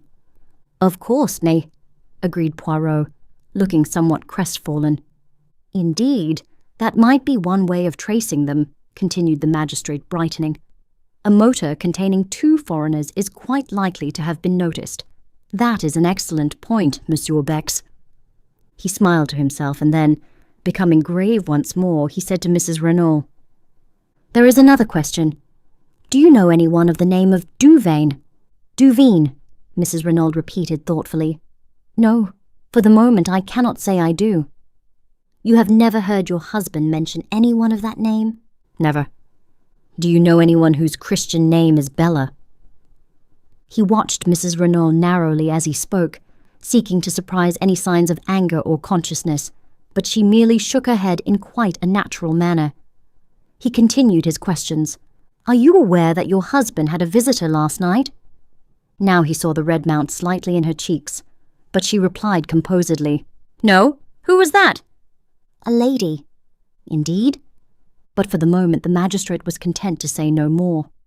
It seemed unlikely that Madame Daubreuil had any connection with the crime, and he was anxious not to upset Mrs. Renauld more than necessary. He made a sign to the commissary, and the latter replied with a nod. Then rising, he went across the room and returned with the glass jar we had seen in the outhouse in his hand. From this he took the dagger. "Madame," he said gently, "do you recognize this?" She gave a little cry. "Yes, that is my little dagger." Then she saw the stained point, and she drew back, her eyes widening with horror. "Is that blood?" "Yes, madam. Your husband was killed with this weapon." He removed it hastily from sight. "You are quite sure about its being the one that was on your dressing table last night?" "Oh, yes. It was a present from my son. He was in the Air Force during the war. He gave his age as older than it was." There was a touch of the proud mother in her voice. "This was made from a streamlined aeroplane wire and was given to me by my son as a souvenir of the war." "I see, madame. That brings us to another matter. Your son, where is he now?" "It is necessary that he should be telegraphed to without delay." "Jack? He is on his way to Buenos Aires." "What?" "Yes. My husband telegraphed to him yesterday. He had sent him on business to Paris, but yesterday he discovered that it would be necessary for him to proceed without delay to South America. There was a boat leaving Cherbourg for Buenos Aires last night, and he wired him to catch it." "Have you any knowledge of what the business in Buenos Aires was?" "No, monsieur. I know nothing of its nature. But Buenos Aires is not my son's final destination. He was going overland from there to Santiago." And, in unison, the magistrate and the commissary exclaimed, "Santiago! Again Santiago!" It was at this moment, when we were all stunned by the mention of that word, that Poirot approached Mrs. Renauld. He had been standing by the window like a man lost in a dream, and I doubt if he had fully taken in what had passed. He paused by the lady's side with a bow. "Pardon, madam, but may I examine your wrists?" Though slightly surprised at the request, Mrs. Renauld held them out to him. Round each of them was a cruel red mark where the cords had bitten into the flesh. As he examined them, I fancied that a momentary flicker of excitement I had seen in his eyes disappeared. "They must cause you great pain," he said, and once more he looked puzzled. But the magistrate was speaking excitedly. "Young Monsieur Renauld must be communicated with at once by wireless. It is vital that we should know anything he can tell us about this trip to Santiago." He hesitated. "I hoped he might have been near at hand so that we could have saved you pain, madame." He paused. "You mean," she said in a low voice, "the identification of my husband's body?" The magistrate bowed his head. "I am a strong woman, monsieur. I can bear all that is required of me. I am ready now." "Oh, tomorrow will be quite soon enough, I assure you." "I prefer to get it over," she said in a low tone, a spasm of pain crossing her face. "If you will be so good as to give me your arm, doctor." The doctor hastened forward. A cloak was thrown over Mrs. Renauld's shoulders, and a slow procession went down the stairs. Monsieur Bex hurried on ahead to open the door of the shed. In a minute or two, Mrs. Renauld appeared in the doorway. She was very pale, but resolute. Behind her, Monsieur Hortet was clacking commiserations and apologies like an animated hen. She raised her hand to her face. "A moment, messieurs, while I steel myself." She took her hand away and looked down at the dead man. Then the marvellous self-control which had upheld her so far deserted her. "Paul!" she cried. "Husband! Oh, God!" And pitching forward, she fell unconscious to the ground. Instantly, Poirot was beside her. He raised the lid of her eye, felt her pulse. When he had satisfied himself that she had really fainted, he drew aside. He caught me by the arm. "I am an imbecile, my friend. If ever there was love and grief in a woman's voice, I heard it then. My little idea was all wrong. Eh bien, I must start again." This concludes Chapter 5 of The Murder on the Links. Please like this video and subscribe to our channel. Your support is appreciated. Chapter 6. The Scene of the Crime. Between them, the doctor and Monsieur Ote carried the unconscious woman into the house. The commissary looked after them, shaking his head. Pauvre femme, he murmured to himself. The shock was too much for her. Well, we can do nothing. Now, Monsieur Poirot, shall we visit the place where the crime was committed? If you please, Monsieur Bex. We passed through the house and out by the front door. Poirot had looked up at the staircase in passing and shook his head in a dissatisfied manner. It is, to me, incredible that the servants heard nothing. The creaking of that staircase, with 3 people descending it, would awaken the dead. It was the middle of the night, remember. They were sound asleep by then. But Poirot continued to shake his head as though not fully accepting the explanation. On the sweep of the drive, he paused, looking up at the house. What moved them in the first place to try if the front door were open? It was a most unlikely thing that it should be. It was far more probable that they should at once try to force a window. But all the windows on the ground floor are barred with iron shutters, objected the commissary. Poirot pointed to a window on the first floor. That is the window of the bedroom we have just come from, is it not? And see, there is a tree by which it would be the easiest thing in the world to mount. Possibly, admitted the other. But they could not have done so without leaving footprints in the flower bed. I saw the justice of his words.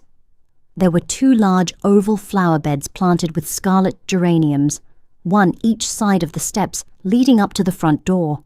The tree in question had its roots actually at the back of the bed itself, and it would have been impossible to reach it without stepping on the bed. You see, continued the commissary, owing to the dry weather, no prints would show on the drive or paths, but on the soft mould of the flower bed, it would have been a very different affair. Poirot went close to the bed and studied it attentively. As Bex had said, the mould was perfectly smooth. There was not an indentation on it anywhere. Poirot nodded, as though convinced, and we turned away, but he suddenly darted off and began examining the other flower bed. Monsieur Bex, he called, see here. Here are plenty of traces for you. The commissary joined him and smiled.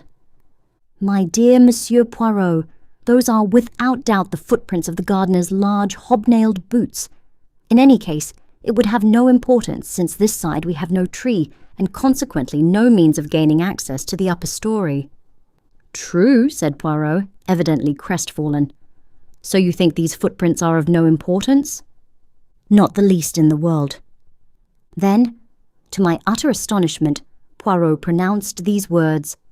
I do not agree with you. I have a little idea that these footprints are the most important things we have seen yet. Monsieur Bex said nothing, merely shrugged his shoulders.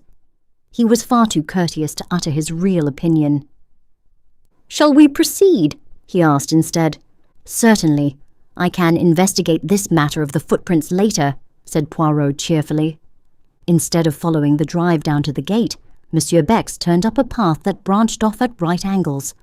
It led up a slight incline, round to the right of the house, and was bordered on either side by a kind of shrubbery. Suddenly it emerged into a little clearing from which one obtained a view of the sea. A seat had been placed here, and not far from it was a rather ramshackle shed. A few steps further on, a neat line of small bushes marked the boundary of the villa grounds. Monsieur Bex pushed his way through these, and we found ourselves on a wide stretch of open downs. I looked round, and saw something that filled me with astonishment. Why, this is a golf course, I cried. Bex nodded. The limits are not completed yet, he explained. It is hoped to be able to open them sometime next month. It was some of the men working on them who discovered the body early this morning. I gave a gasp. A little to my left, where for the moment I had overlooked it, was a long narrow pit, and by it, face downwards, was the body of a man.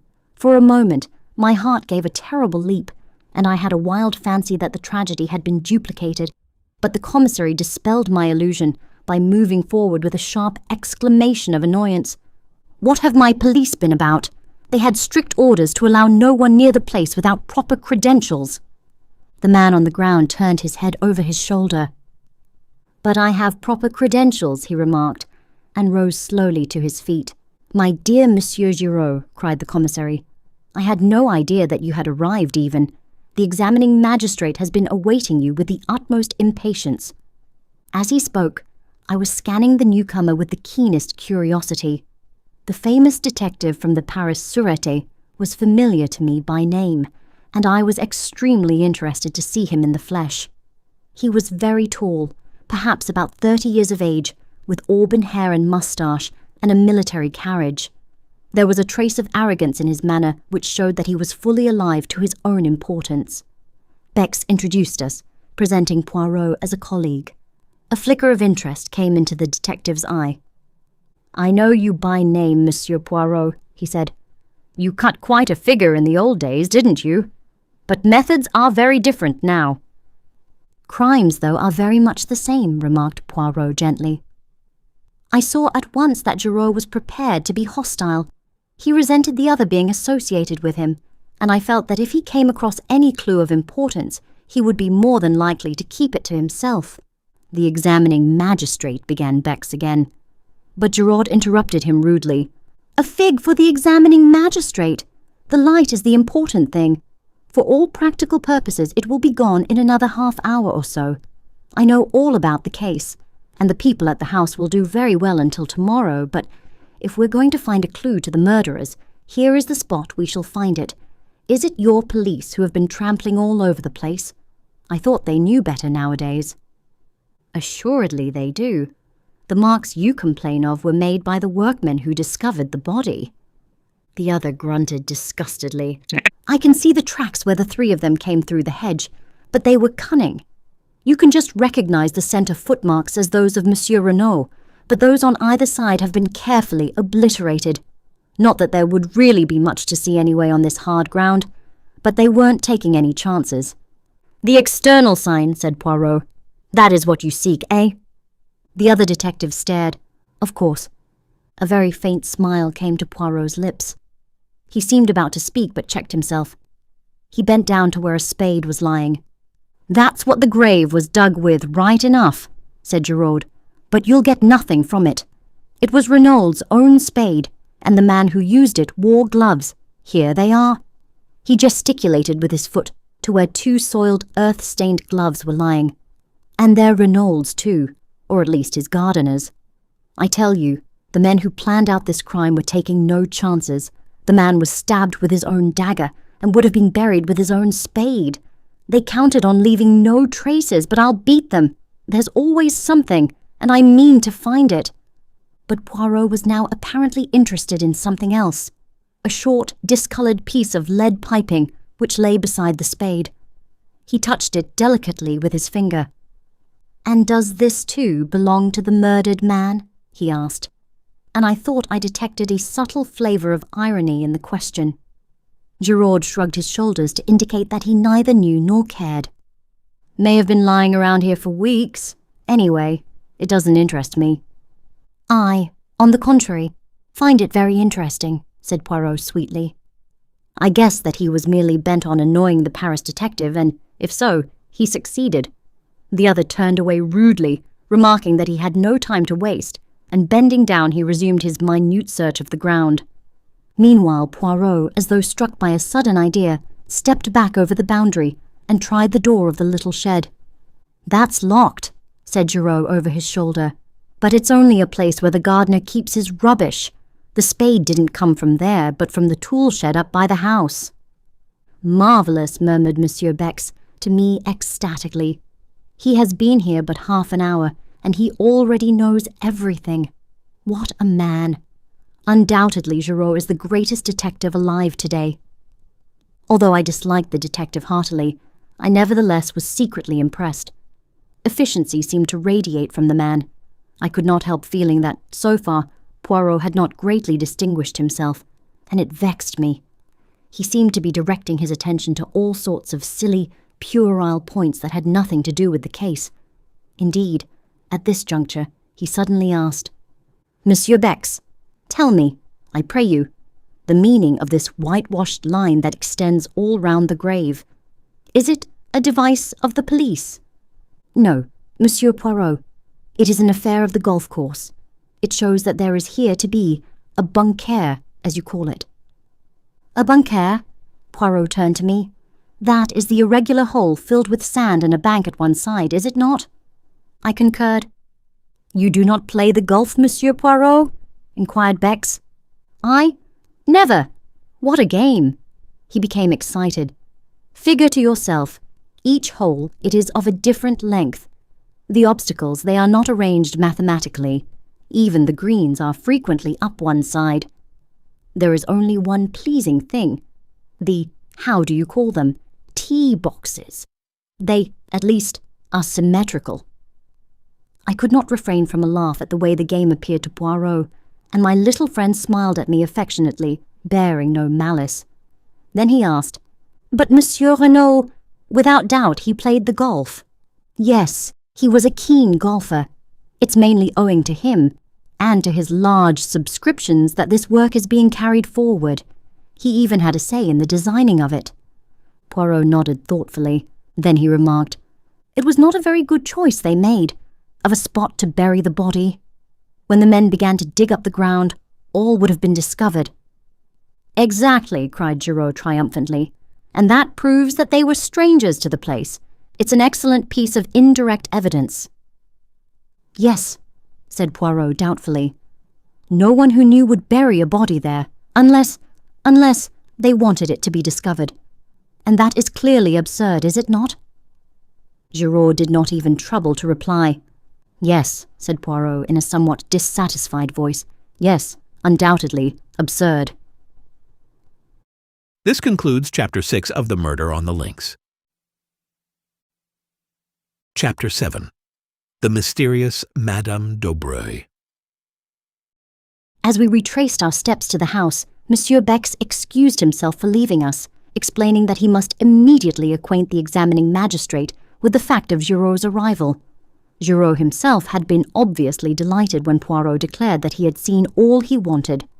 The last thing we observed, as we left the spot, was Giraud crawling about on all fours, with a thoroughness in his search that I could not but admire. Poirot guessed my thoughts, for as soon as we were alone he remarked ironically, "At last you have seen the detective you admire, the human foxhound. Is it not so, my friend?" "At any rate, he's doing something," I said with asperity. "If there's anything to find, he'll find it. Now you." "Eh bien, I also have found something. A piece of lead piping." "Nonsense, Poirot. You know very well that's got nothing to do with it. I meant little things, traces that may lead us infallibly to the murderers." "Mon ami, a clue of 2 feet long is every bit as valuable as one measuring 2 millimeters. But it is the romantic idea that all important clues must be infinitesimal. As to the piece of lead piping having nothing to do with the crime, you say that because Giraud told you so. No, as I was about to interpose a question, we will say no more. Leave Giraud to his search, and me to my ideas. The case seems straightforward enough. And yet, mon ami, I am not satisfied. And do you know why? Because of the wristwatch that is 2 hours fast. And then, there are several curious little points that do not seem to fit in. For instance, if the object of the murderers was revenge, why did they not stab Renauld in his sleep and have done with it? "They wanted the secret," I reminded him. Poirot brushed a speck of dust from his sleeve with a dissatisfied air. "Well, where is this secret?" "Presumably some distance away, since they wish him to dress himself. Yet he is found murdered close at hand, almost within earshot of the house. Then again, it is pure chance that a weapon such as the dagger should be lying about casually, ready to hand." He paused, frowning, and then went on. "Why did the servants hear nothing? Were they drugged? Was there an accomplice, and did that accomplice see to it that the front door should remain open? I wonder if—" He stopped abruptly. We had reached the drive in front of the house. Suddenly he turned to me. "My friend, I am about to surprise you, to please you. I have taken your reproaches to heart. We will examine some footprints." "Where?" "In that right-hand bed yonder. Monsieur Bex says that they are the footmarks of the gardener. Let us see if that is so. See, he approaches with his wheelbarrow. Indeed, an elderly man was just crossing the drive with a barrow full of seedlings.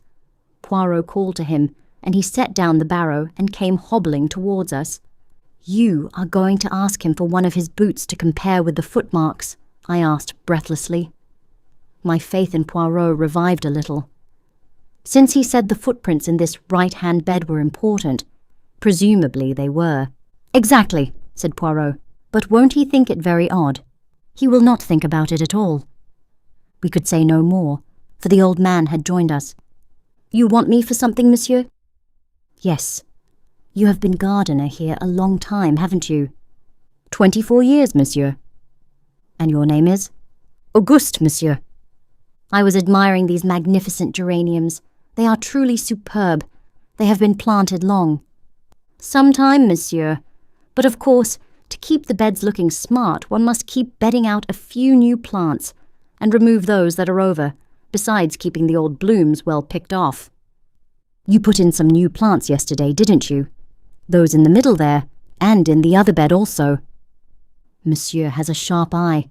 It takes always a day or so for them to pick up. Yes, I put 10 new plants in each bed last night.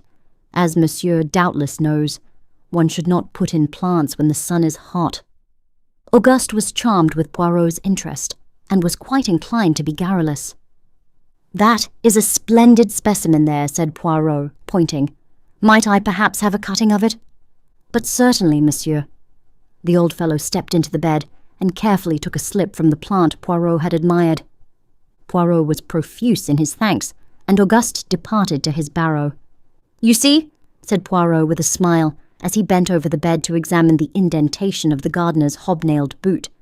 "It is quite simple." "I did not realize." "That the foot would be inside the boot? You do not use your excellent mental capacities sufficiently. Well, what of the footmark?" I examined the bed carefully. "All the footmarks in the bed were made by the same boot," I said at length after a careful study. "You think so?" "Eh bien, I agree with you," said Poirot. He seemed quite uninterested, and as though he were thinking of something else. "At any rate," I remarked, "you will have 1 bee less in your bonnet now." "Mon Dieu, but what an idiom! What does it mean?" "What I meant was that now you will give up your interest in these footmarks." But to my surprise, Poirot shook his head. "No, no, mon ami. At last I am on the right track. I am still in the dark, but as I hinted just now to Monsieur Bex, these footmarks are the most important and interesting things in the case.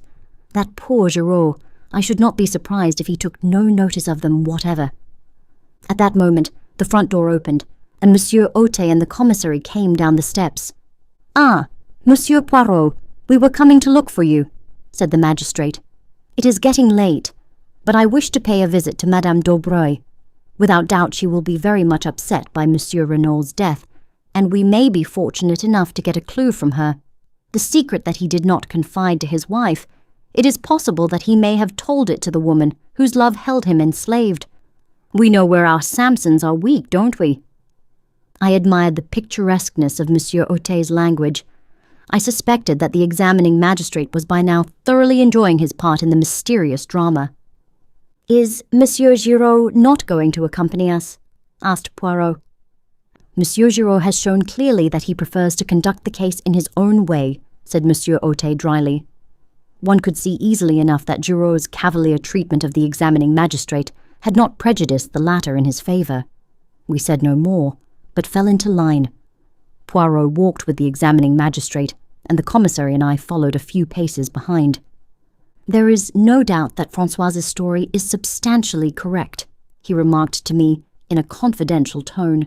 "I have been telephoning headquarters. It seems that 3 times in the last 6 weeks, that is to say since the arrival of Monsieur Renauld at Merlinville, Madame Daubreuil has paid a large sum in notes into her banking account.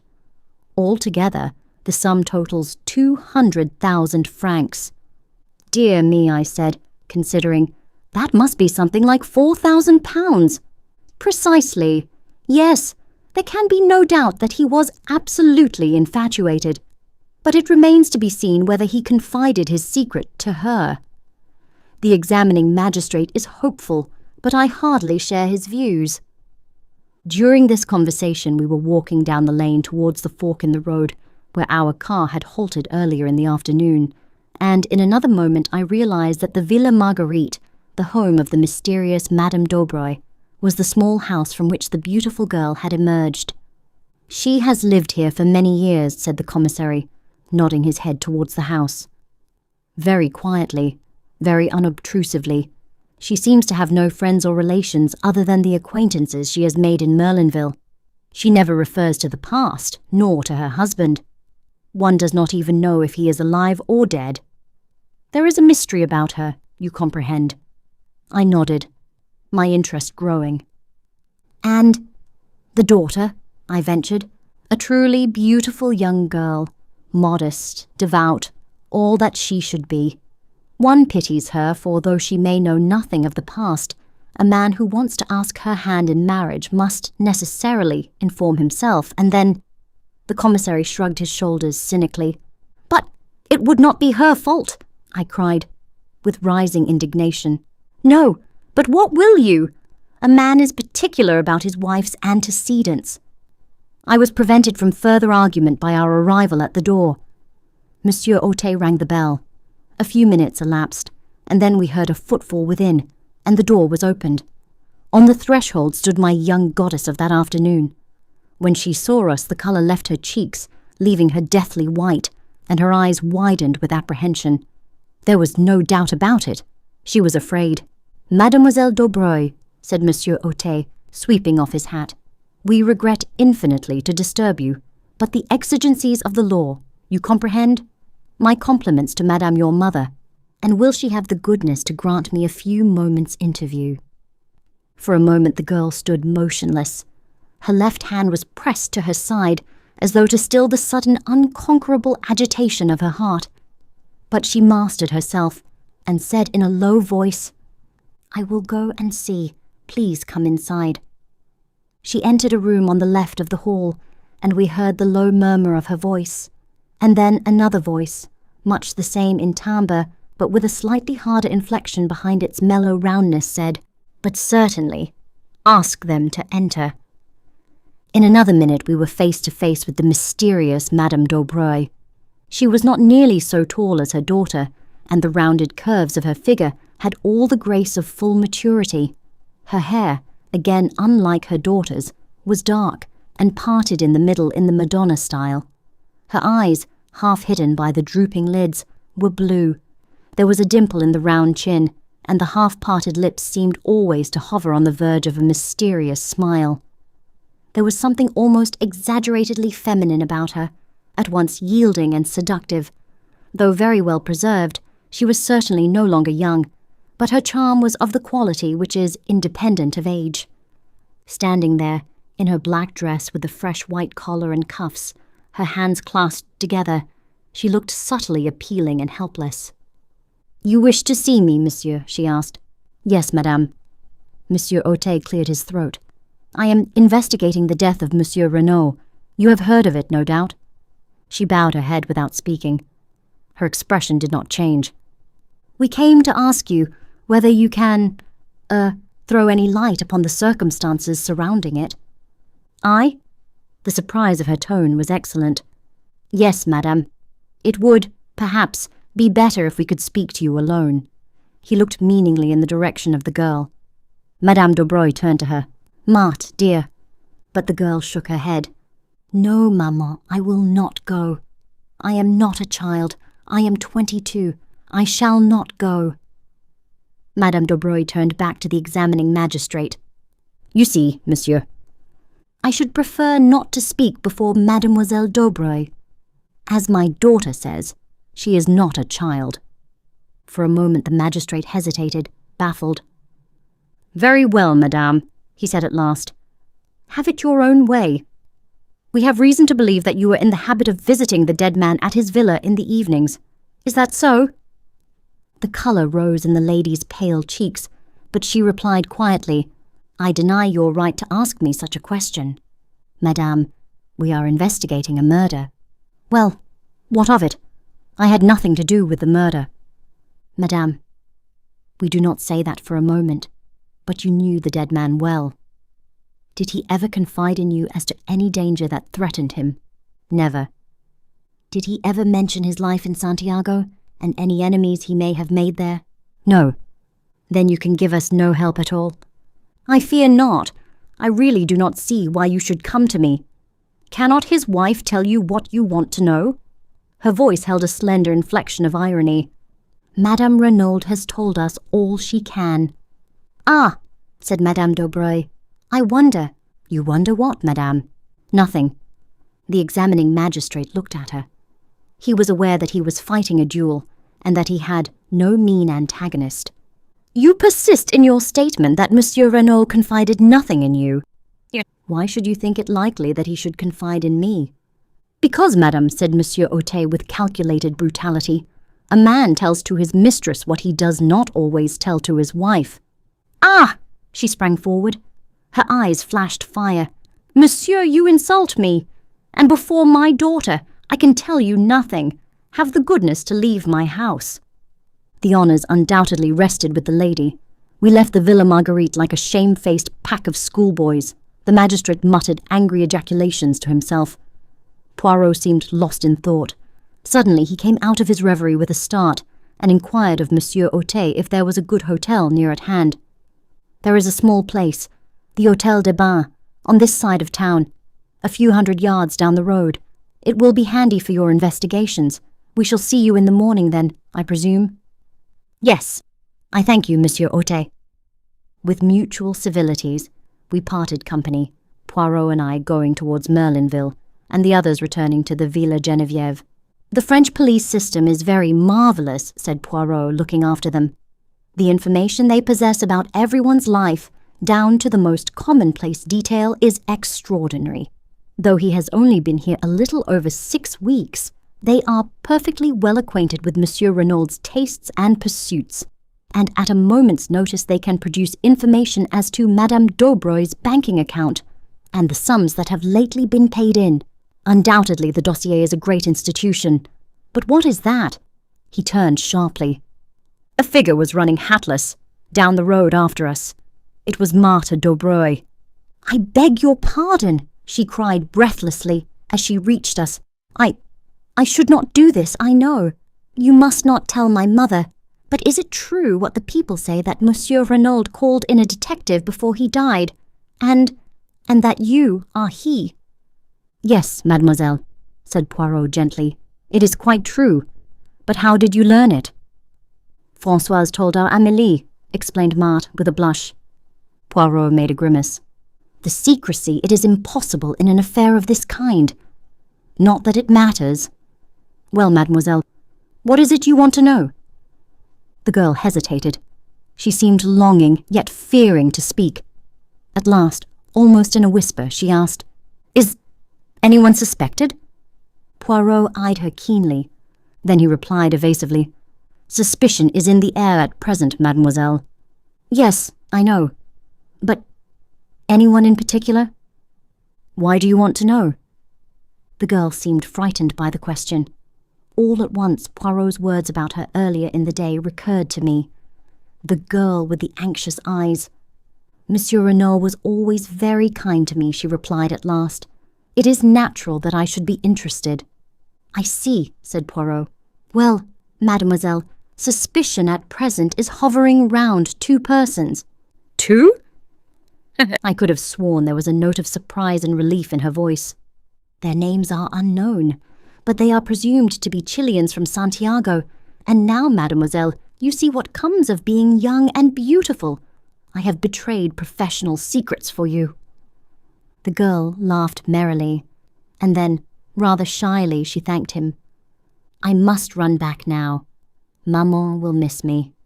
And she turned and ran back up the road, looking like a modern Atalanta. I stared after her. Mon ami, said Poirot, in his gentle, ironical voice, is it that we are to remain planted here all night, just because you have seen a beautiful young woman and your head is in a whirl? I laughed and apologized. But she is beautiful, Poirot. Anyone might be excused for being bowled over by her. Poirot groaned. Mon Dieu, but it is that you have the susceptible heart. Poirot, I said, do you remember after the Styles case when you were in love with two charming women at once, and neither of them were for you? Yes, I remember.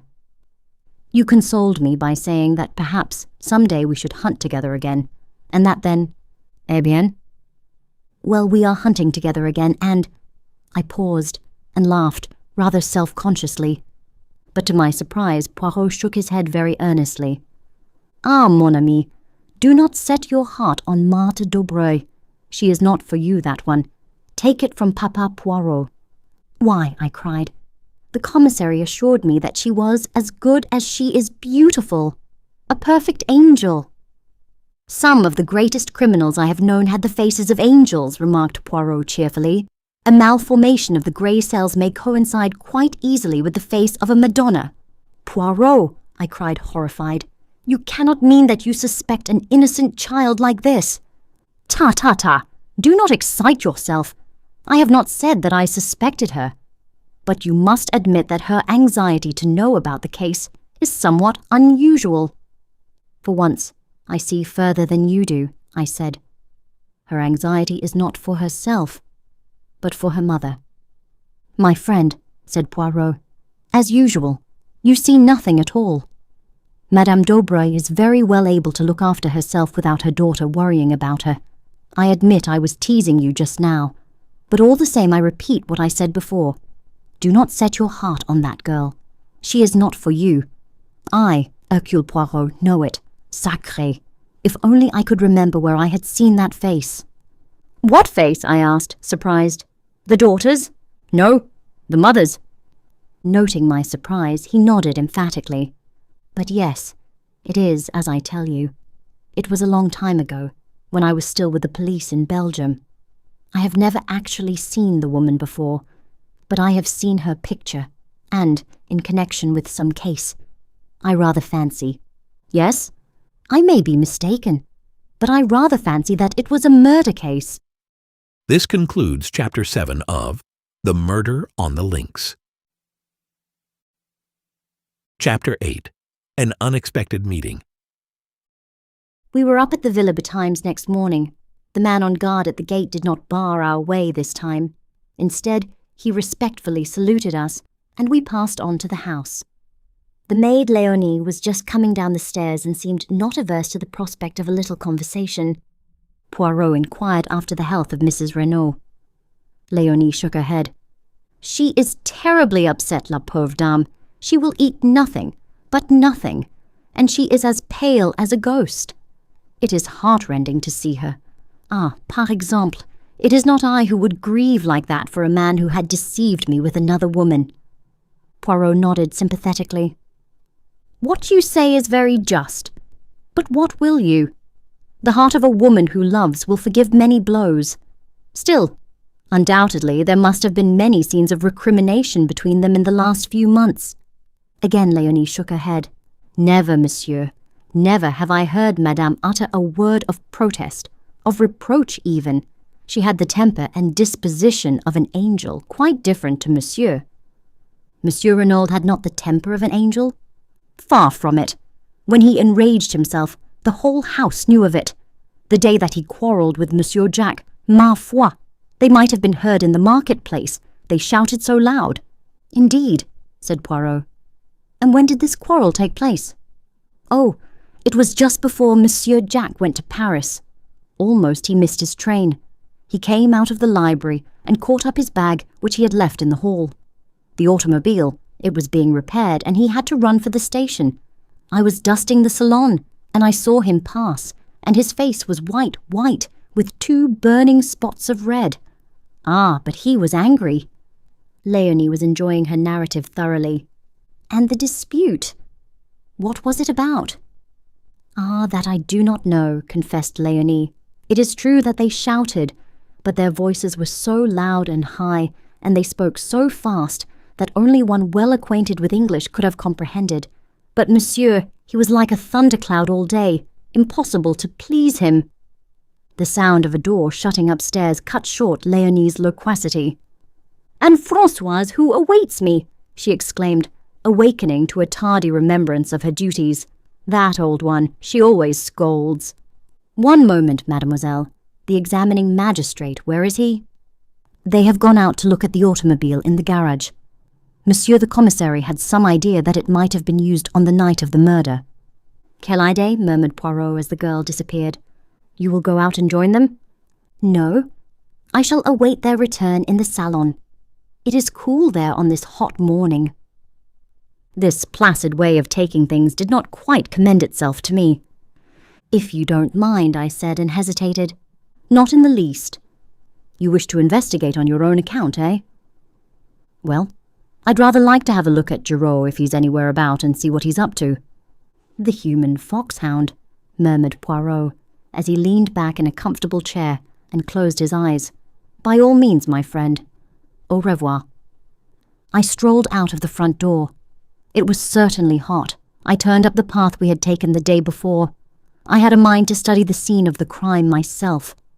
I did not go directly to the spot, however, but turned aside into the bushes, so as to come out on the links some 100 yards or so further to the right. If Giraud was still on the spot, I wanted to observe his methods before he knew of my presence. But the shrubbery here was much denser, and I had quite a struggle to force my way through.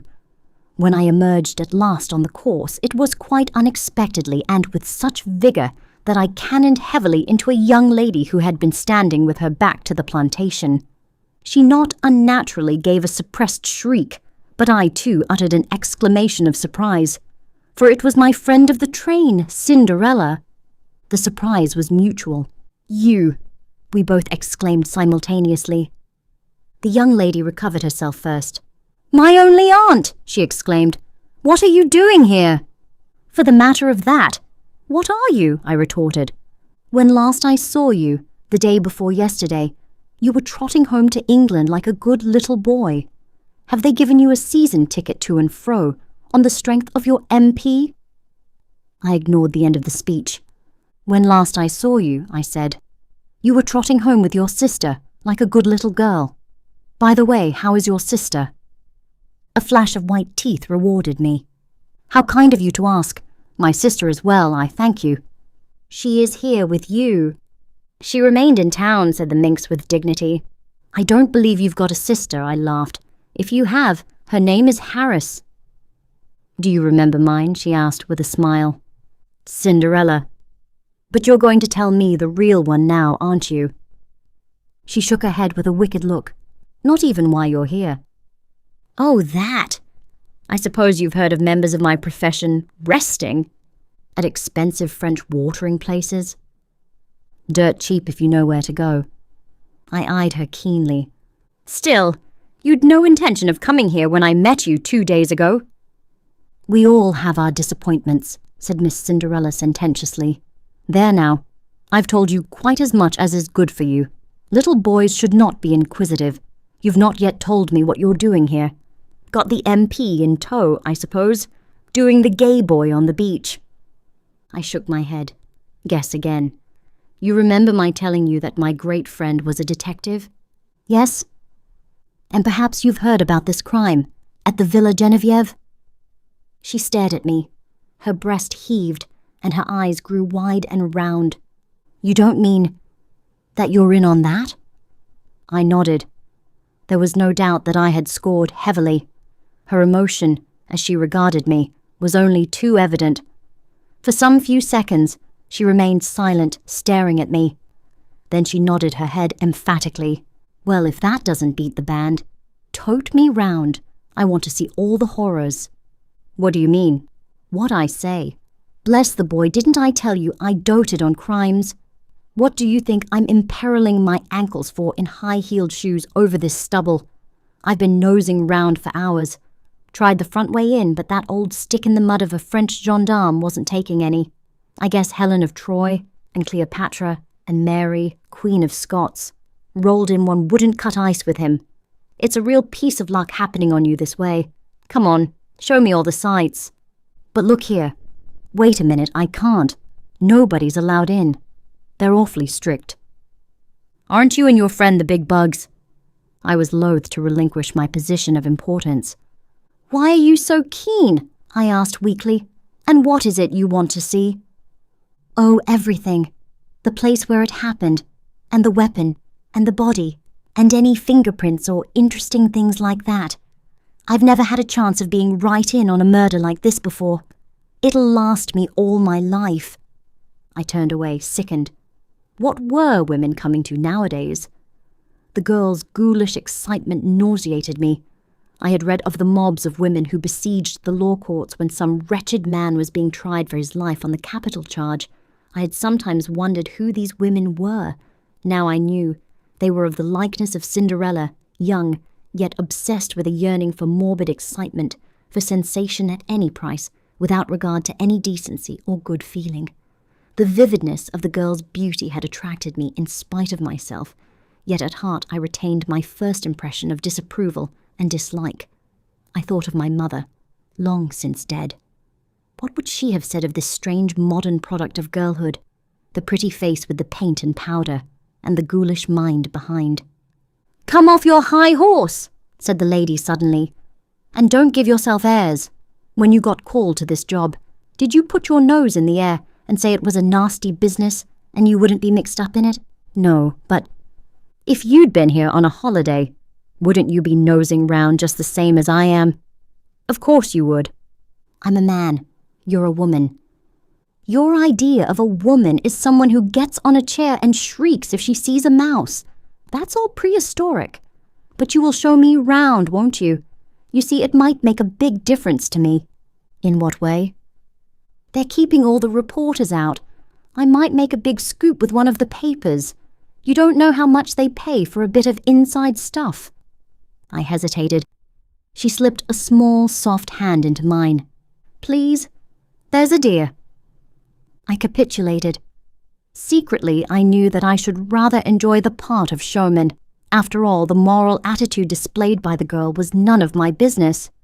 I was a little nervous as to what the examining magistrate might say, but I reassured myself by the reflection that no harm could possibly be done.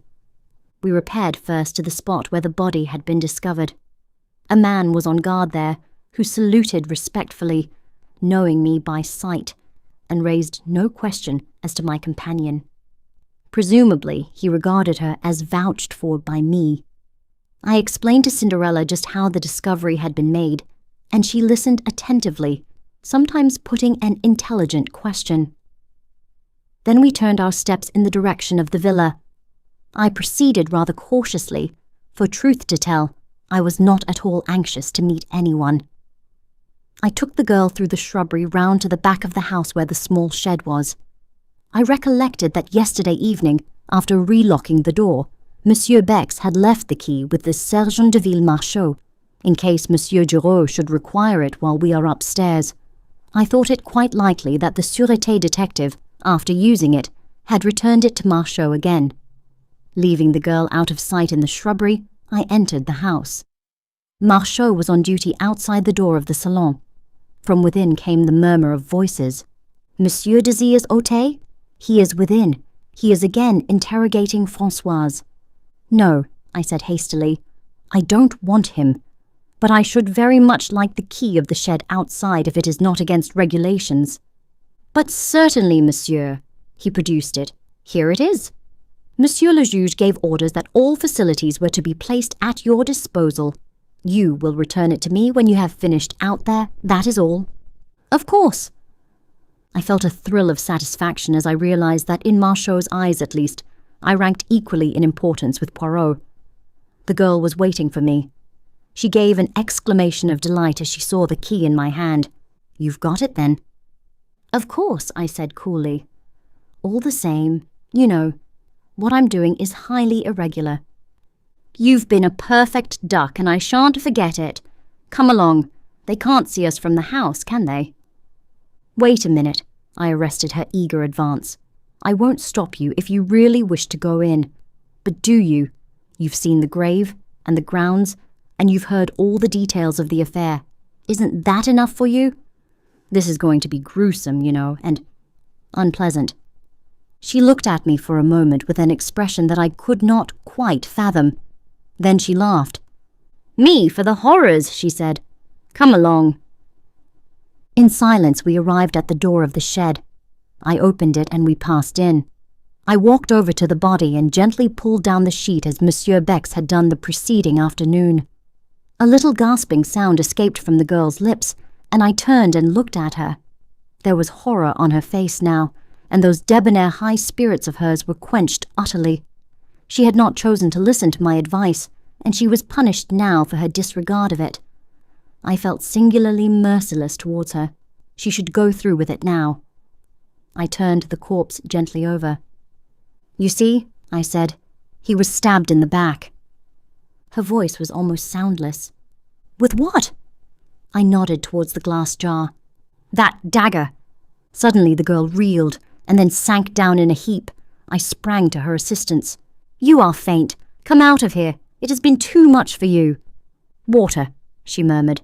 "Quick, water." I left her and rushed into the house. Fortunately, none of the servants were about, and I was able to secure a glass of water unobserved and add a few drops of brandy from a pocket flask. In a few minutes, I was back again. The girl was lying as I had left her, but a few sips of the brandy and water revived her in a marvellous manner. "Take me out of here! Oh, quickly, quickly!" she cried, shuddering. Supporting her with my arm, I led her out into the air, and she pulled the door to behind her. Then she drew a deep breath. "That's better. Oh, it was horrible! Why did you ever let me go in?" I felt this to be so feminine that I could not forbear a smile. Secretly, I was not dissatisfied with her collapse. It proved that she was not quite so callous as I had thought her. After all, she was little more than a child, and her curiosity had probably been of the unthinking order. "I did my best to stop you, you know," I said gently. "I suppose you did. Well, goodbye." "Look here, you can't start off like that, all alone. You're not fit for it. I insist on accompanying you back to Merlinville." "Nonsense, I'm quite all right now." "Supposing you felt faint again?" "No, I shall come with you." But this she combated with a good deal of energy. In the end, however, I prevailed so far as to be allowed to accompany her to the outskirts of the town. We retraced our steps over our former route, passing the grave again and making a detour onto the road. Where the first straggling line of shops began, she stopped and held out her hand. "Goodbye, and thank you ever so much for coming with me. Are you sure you're all right now?" "Quite, thanks. I hope you won't get into any trouble over showing me things." I disclaimed the idea lightly. "Well, goodbye." "Au revoir," I corrected. "If you're staying here, we shall meet again." She flashed a smile at me. "That's so. Au revoir, then." "Wait a second. You haven't told me your address." "Oh, I'm staying at the Hôtel du Phare. It's a little place, but quite good. Come and look me up tomorrow." "I will," I said, with perhaps rather unnecessary empressement. I watched her out of sight, then turned and retraced my steps to the villa. I remembered that I had not relocked the door of the shed. Fortunately, no one had noticed the oversight, and turning the key, I removed it and returned it to the sergeant de ville. And as I did so, it came upon me suddenly that though Cinderella had given me her address, I still did not know her name. This concludes Chapter 9 of The Murder on the Links.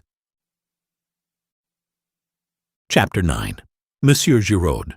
Find some clues.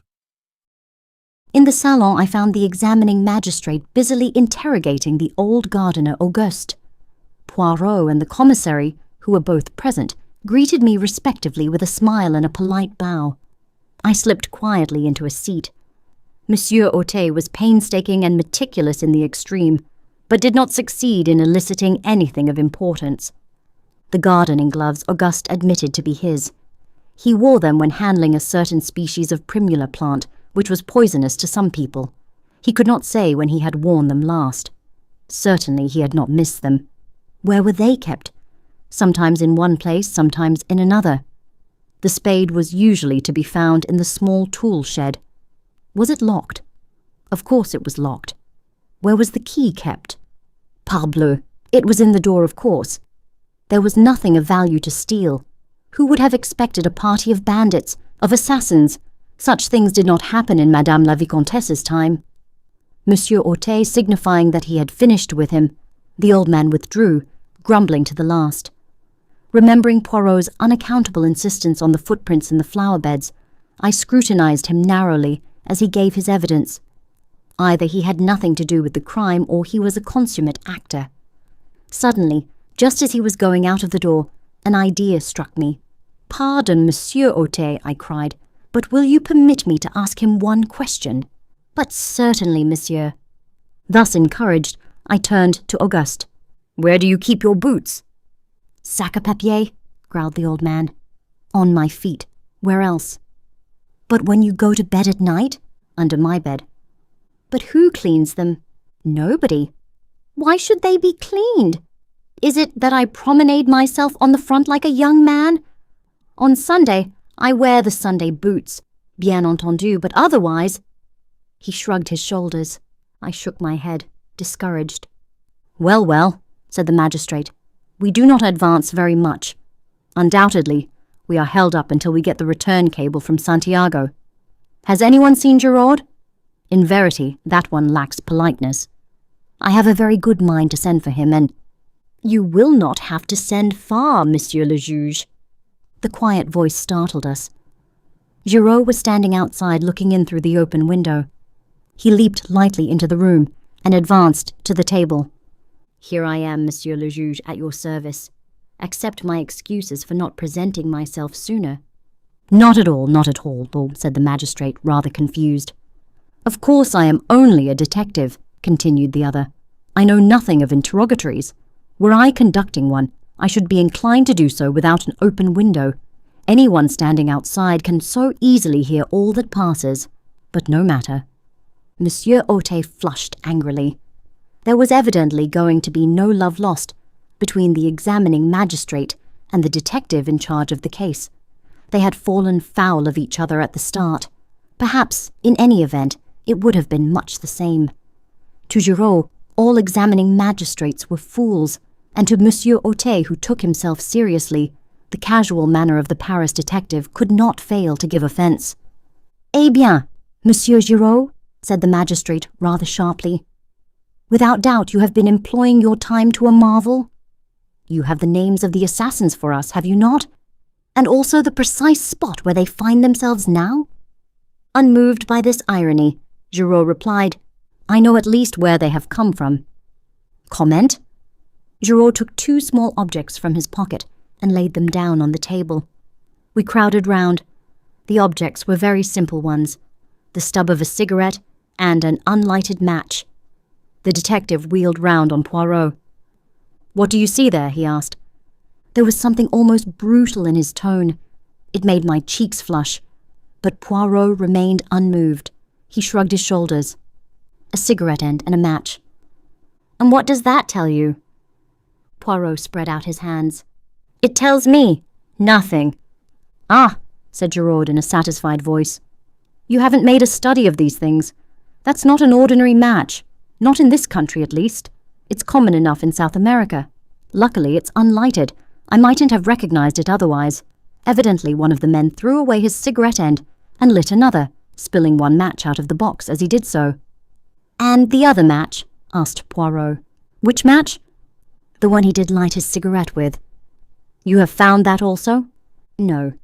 "Perhaps you didn't search very thoroughly." "Not search thoroughly." For a moment it seemed as though the detective were going to break out angrily, but with an effort he controlled himself. "I see you love a joke, Monsieur Poirot. But in any case, match or no match, the cigarette end would be sufficient. It is a South American cigarette with licorice pectoral paper." Poirot bowed. The commissary spoke. "The cigarette end and match might have belonged to Monsieur Renauld. Remember, it is only 2 years since he returned from South America." "No," replied the other confidently. "I have already searched among the effects of Monsieur Renauld. The cigarettes he smoked and the matches he used are quite different." "You do not think it odd," asked Poirot, "that these strangers should come unprovided with a weapon, with gloves, with a spade, and that they should so conveniently find all these things?" Giraud smiled in a rather superior manner. "Undoubtedly it is strange. Indeed, Without the theory that I hold, it would be inexplicable. Aha, said Monsieur Otet. An accomplice within the house. Or outside it, said Giraud with a peculiar smile. But someone must have admitted them? We cannot allow that, by an unparalleled piece of good fortune, they found the door ajar for them to walk in. D'accord, Monsieur le Juge. The door was opened for them, but it could just as easily be opened from outside, by someone who possessed a key. But who did possess a key? Giraud shrugged his shoulders. As for that, no one who possesses one is going to admit the fact if they can help it. But several people might have had one. Monsieur Jacques Renauld, the son, for instance. It is true that he is on his way to South America, but he might have lost the key or had it stolen from him. Then there is the gardener. He has been here many years. One of the younger servants may have a lover. It is easy to take an impression of a key and have one cut.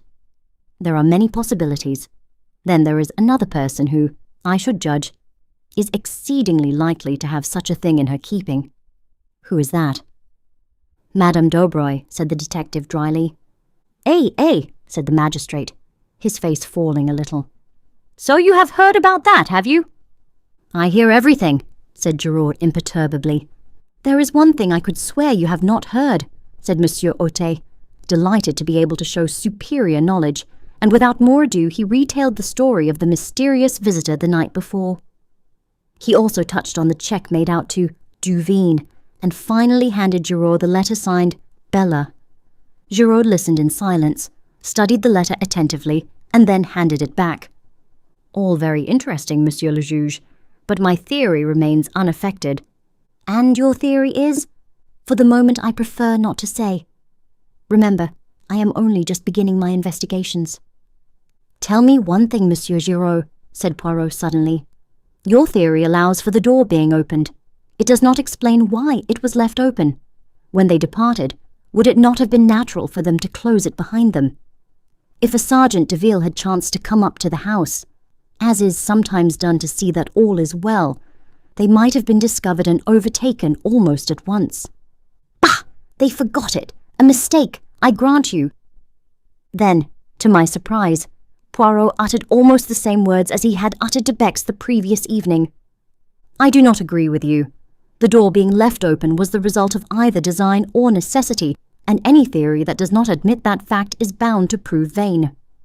We all regarded the little man with a good deal of astonishment. The confession of ignorance drawn from him over the match-end had, I thought, been bound to humiliate him. But here he was, self-satisfied as ever, laying down the law to the great Giraud without a tremor. The detective twisted his moustache, eyeing my friend in a somewhat bantering fashion. You don't agree with me, eh? Well, what strikes you particularly about the case? Let's hear your views. One thing presents itself to me as being significant. Tell me, Monsieur Giraud, does nothing strike you as familiar about this case? Is there nothing it reminds you of? Familiar? Reminds me of? I can't say offhand. I don't think so, though. You are wrong, said Poirot quietly. A crime almost precisely similar has been committed before. When and where? Ah, that, unfortunately, I cannot for the moment remember, but I shall do so. I had hoped you might be able to assist me. Giraud snorted incredulously. There have been many affairs of masked men. I cannot remember the details of them all. These crimes all resemble each other more or less. There is such a thing as the individual touch. Poirot suddenly assumed his lecturing manner and addressed us collectively. I am speaking to you now of the psychology of crime.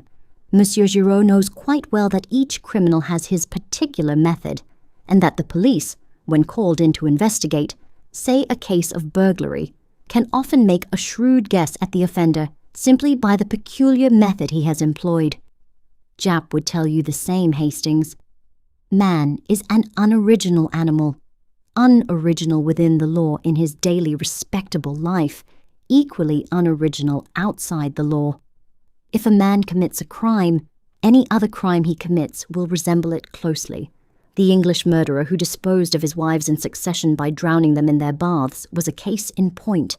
Had he varied his methods, he might have escaped detection to this day, but he obeyed the common dictates of human nature, arguing that what had once succeeded would succeed again, and he paid the penalty of his lack of originality. "And the point of all this," sneered Giraud, "that when you have two crimes precisely similar in design and execution, you find the same brain behind them both. I am looking for that brain, Monsieur Giraud, and I shall find it. Here we have a true clue, a psychological clue. You may know all about cigarettes and match ends, Monsieur Giraud, but I, Hercule Poirot, know the mind of man." And the ridiculous little fellow tapped his forehead with emphasis. Giraud remained singularly unimpressed. "For your guidance," continued Poirot, "I will also advise you of one fact which might fail to be brought to your notice. The wristwatch of Madame Renauld on the day following the tragedy had gained 2 hours. It might interest you to examine it." Giraud stared. "Perhaps it was in the habit of gaining." "As a matter of fact, I am told it did." "Eh bien, then." "All the same, 2 hours is a good deal," said Poirot softly. "Then there is the matter of the footprints in the flower bed." He nodded his head towards the open window. Giraud took 2 eager strides and looked out. "This bed here? Yes. But I see no footprints." "No," said Poirot, straightening a little pile of books on a table. "There are none." For a moment an almost murderous rage obscured Giraud's face. He took 2 strides towards his tormentor, but at that moment the salon door was opened, and Marchot announced, "Monsieur Stonor, the secretary, has just arrived from England. May he enter?" This concludes Chapter 9 of The Murder on the Links. Chapter 10. Gabriel Stonor. The man who entered the room was a striking figure, very tall with a well-knit athletic frame and a deeply bronzed face and neck. He dominated the assembly. Even Giraud seemed anemic beside him. When I knew him better, I realized that Gabriel Stonor was quite an unusual personality. English by birth, he had knocked about all over the world. He had shot big game in Africa, traveled in Korea, ranched in California, and traded in the South Sea Islands. He had been secretary to a New York railway magnate and had spent a year encamped in the desert with a friendly tribe of Arabs. His unerring eye picked out Monsieur Hautet, the examining magistrate in charge of the case. "Pleased to meet you, Monsieur le Juge. This is a terrible business. How's Mrs. Renauld? Is she bearing up fairly well? It must have been an awful shock to her." "Terrible, terrible, said Monsieur Hautet. "Permit me to introduce Monsieur Bex, our commissary of police, Monsieur Giraud of the Sûreté. This gentleman is Monsieur Hercule Poirot." Monsieur Renauld sent for him, but he arrived too late to do anything to avert the tragedy. A friend of Monsieur Poirot's, Captain Hastings. Stonor looked at Poirot with some interest. "Sent for you, did he?" "You did not know, then, that Monsieur Renauld contemplated calling in a detective?" interposed Monsieur Bex. "No, I didn't. But it doesn't surprise me a bit." "Why?" "Because the old man was rattled. I don't know what it was all about. He didn't confide in me. We weren't on those terms. But rattled he was, and badly." Said Monsieur Hautet. "But you have no notion of the cause?" "That's what I said, sir." "You will pardon me, Monsieur Stonor, but we must begin with a few formalities. Your name?" "Gabriel Stonor." "How long ago was it that you became secretary to Monsieur Renauld?" "About 2 years ago, when he first arrived from South America. I met him through a mutual friend, and he offered me the post. A thundering good boss he was, too." "Did he talk to you much about his life in South America?" "Yes, a good bit." "Do you know if he was ever in Santiago?" "Several times, I believe." "He never mentioned any special incident that occurred there, anything that might have provoked some vendetta against him?" "Never." "Did he speak of any secret that he had acquired while sojourning there?" "No." "Did he ever say anything at all about a secret?" "Not that I can remember. But for all that, there was a mystery about him. I've never heard him speak of his boyhood, for instance, or of any incident prior to his arrival in South America." He was a French-Canadian by birth, I believe, but I've never heard him speak of his life in Canada. He could shut up like a clam if he liked. So, as far as you know, he had no enemies, and you can give us no clue as to any secret to obtain possession of which he might have been murdered. That's so. Monsieur Stonor, have you ever heard the name of Duvain in connection with Monsieur Renauld? Duvain. He tried the name over thoughtfully. I don't think I have, and yet it seems familiar. Do you know a lady, a friend of Monsieur Renauld's, whose Christian name is Bella? Again Mr. Stonor shook his head. Bella Duvain? Is that the full name? It's curious. I'm sure I know it, but for the moment I can't remember in what connection. The magistrate coughed. You understand, Monsieur Stonor, the case is like this. There must be no reservations. You might, perhaps, through a feeling of consideration for Madame Renauld, for whom, I gather, you have a great esteem and affection, you might— Enfin, said Monsieur Ote, getting rather tied up in his sentence. There must absolutely be no reservations. Stonor stared at him, a dawning light of comprehension in his eyes. I don't quite get you, he said gently. Where does Mrs. Renauld come in? I've an immense respect and affection for that lady. She's a very wonderful and unusual type, but I don't quite see how my reservations, or otherwise, could affect her. Not if this Bella Duvain should prove to have been something more than a friend to her husband. Ah, said Stonor, I get you now, but I'll bet my bottom dollar that you're wrong. The old man never so much as looked at a petticoat. He just adored his own wife. They were the most devoted couple I know. Monsieur Ote shook his head gently. Monsieur Stonor, we hold absolute proof. A love letter written by this Bella to Monsieur Renauld, accusing him of having tired of her. Moreover, we have further proof that, at the time of his death, he was carrying on an intrigue with a Frenchwoman, a Madame Daubreuil, who rents the adjoining villa. And this is the man who, according to you, never looked at a petticoat. The secretary's eyes narrowed. Hold on, Monsieur le Juge. You're barking up the wrong tree. I knew Paul Renauld.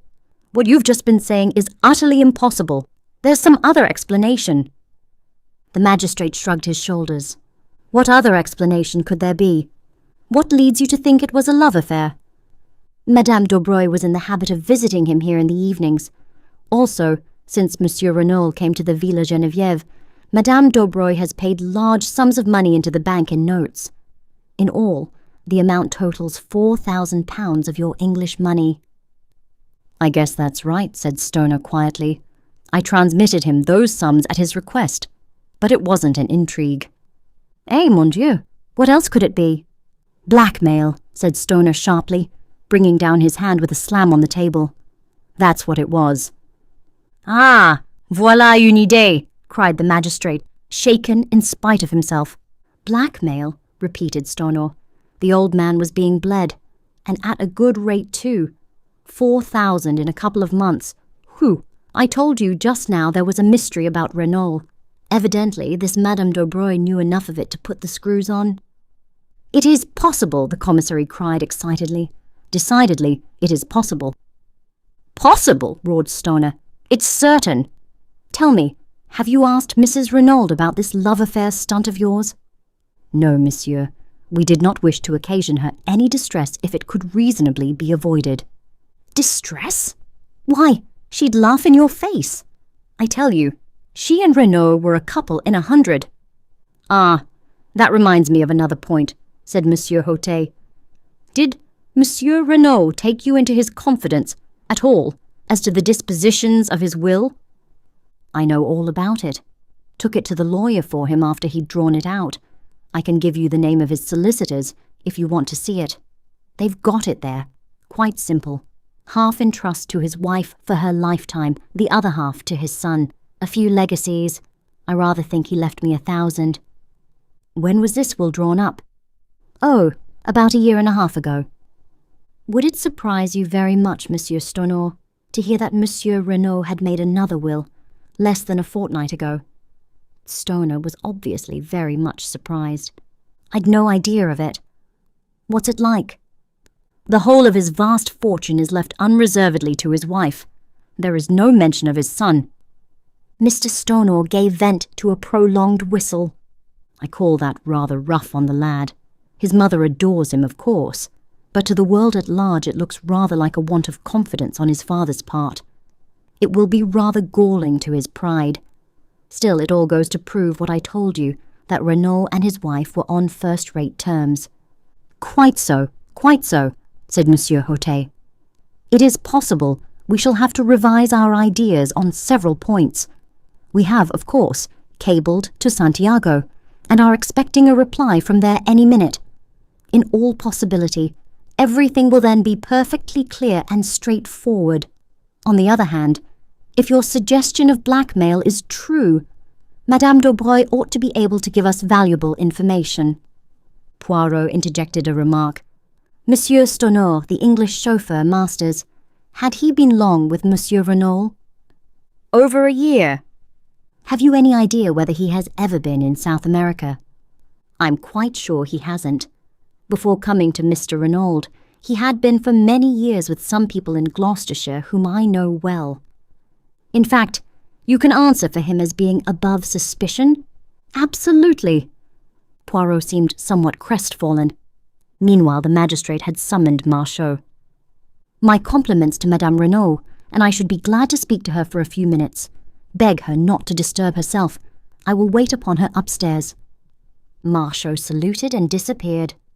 We waited some minutes, and then, to our surprise, the door opened, and Mrs. Renauld, deathly pale in her heavy mourning, entered the room. Monsieur Hautet brought forward a chair, uttering vigorous protestations, and she thanked him with a smile. Stonor was holding one hand of hers in his with an eloquent sympathy. Words evidently failed him. Mrs. Renauld turned to Monsieur Hautet. You wished to ask me something, Monsieur le Juge. With your permission, madame. I understand your husband was a French-Canadian by birth. Can you tell me anything of his youth or upbringing? She shook her head. My husband was always very reticent about himself, monsieur. He came from the northwest, I know, but I fancy that he had an unhappy childhood, for he never cared to speak of that time. Our life was lived entirely in the present and the future. Was there any mystery in his past life? Mrs. Renauld smiled a little and shook her head. Nothing so romantic, I am sure, Monsieur le Juge. Monsieur Hautet also smiled. True, we must not permit ourselves to get melodramatic. There is one thing more. He hesitated. Stonor broke in impetuously. They've got an extraordinary idea into their heads, Mrs. Renauld. They actually fancy that Mr. Renauld was carrying on an intrigue with a Madame Daubreuil who, it seems, lives next door. The scarlet colour flamed into Mrs. Renaud's cheeks. She flung her head up, then bit her lip, her face quivering. Stonor stood looking at her in astonishment, but Monsieur Bex leaned forward and said gently, We regret to cause you pain, madame, but have you any reason to believe that Madame Daubreuil was your husband's mistress? With a sob of anguish, Mrs. Renauld buried her face in her hands. Her shoulders heaved convulsively. At last she lifted her head and said brokenly, She may have been. Never in all my life have I seen anything to equal the blank amazement on Stonor's face. He was thoroughly taken aback. This concludes Chapter 10 of The Murder on the Links. Please like this video and subscribe to our channel. Your support is appreciated. Chapter 11. Jack Renauld. What the next development of the conversation would have been, I cannot say, for at that moment the door was thrown violently open, and a tall young man strode into the room. Just for a moment I had the uncanny sensation that the dead man had come to life again. Then I realized that this dark head was untouched with grey, and that, in point of fact, it was a mere boy who now burst in among us with so little ceremony. He went straight to Mrs. Renauld with an impetuosity that took no heed of the presence of others. Mother! Jack! With a cry she folded him in her arms. My dearest. But what brings you here? You were to sail on the Anzora from Cherbourg 2 days ago? Then, suddenly recalling to herself the presence of others, she turned with a certain dignity. My son, monsieur. Aha! said Monsieur Hautet, acknowledging the young man's bow. "So you did not sail on the Anzora?" "No, monsieur. As I was about to explain, the Anzora was detained 24 hours through engine trouble.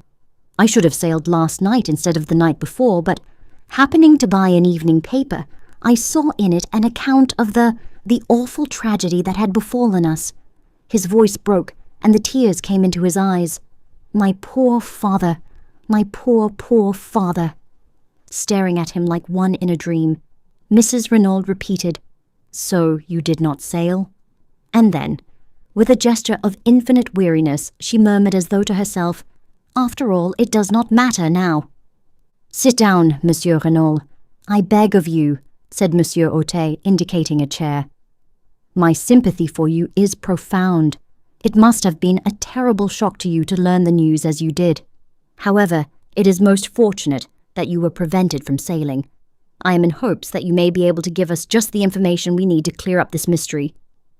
"I am at your disposal, Monsieur le Juge. Ask me any questions you please." "To begin with, I understand that this journey was being undertaken at your father's request." "Quite so, Monsieur le Juge. I received a telegram bidding me to proceed without delay to Buenos Aires, and from thence via the Andes to Valparaiso, and on to Santiago." "Ah, and the object of this journey?" "I have no idea, Monsieur le Juge." "What? No. See, here is the telegram." The magistrate took it and read it aloud. "Proceed immediately. Cherbourg embark Anzora sailing tonight Buenos Aires. Ultimate destination Santiago. Further instructions will await you Buenos Aires. Do not fail. Matter is of utmost importance. Renauld." And there had been no previous correspondence on the matter. Jack Renauld shook his head. "That is the only intimation of any kind. I knew, of course, that my father, having lived so long out there, had necessarily many interests in South America, but he had never mooted any suggestion of sending me out. You have, of course, been a good deal in South America, Monsieur Renauld." "I was there as a child, but I was educated in England and spent most of my holidays in that country, so I really know far less of South America than might be supposed. You see, the war broke out when I was 17. "You served in the English Flying Corps, did you not?" "Yes, Monsieur le Juge."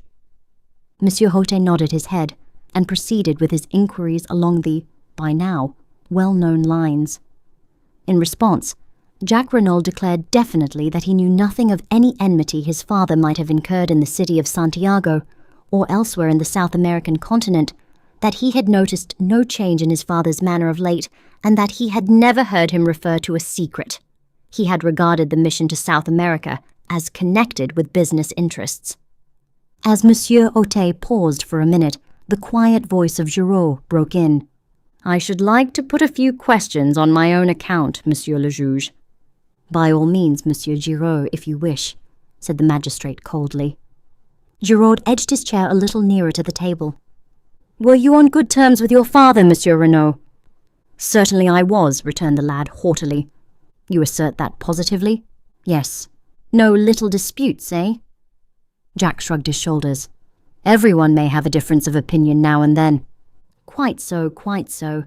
But if anyone were to assert that you had a violent quarrel with your father on the eve of your departure for Paris, that person, without doubt, would be lying." I could not but admire the ingenuity of Giraud. His boast, "I know everything," had been no idle one. Jack Renauld was clearly disconcerted by the question. We did have an argument," he admitted.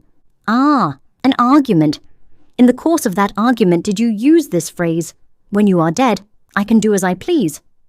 "I may have done," muttered the other. "I don't know." "In response to that, did your father say, 'But I am not dead yet'?" To which you responded, "I wish you were." The boy made no answer. His hands fiddled nervously with the things on the table in front of him. "I must request an answer, please, Monsieur Renauld," said Giraud sharply. With an angry exclamation, the boy swept a heavy paper knife onto the floor. "What does it matter? You might as well know. Yes, I did quarrel with my father. I dare say I said all those things. I was so angry I cannot even remember what I said. I was furious.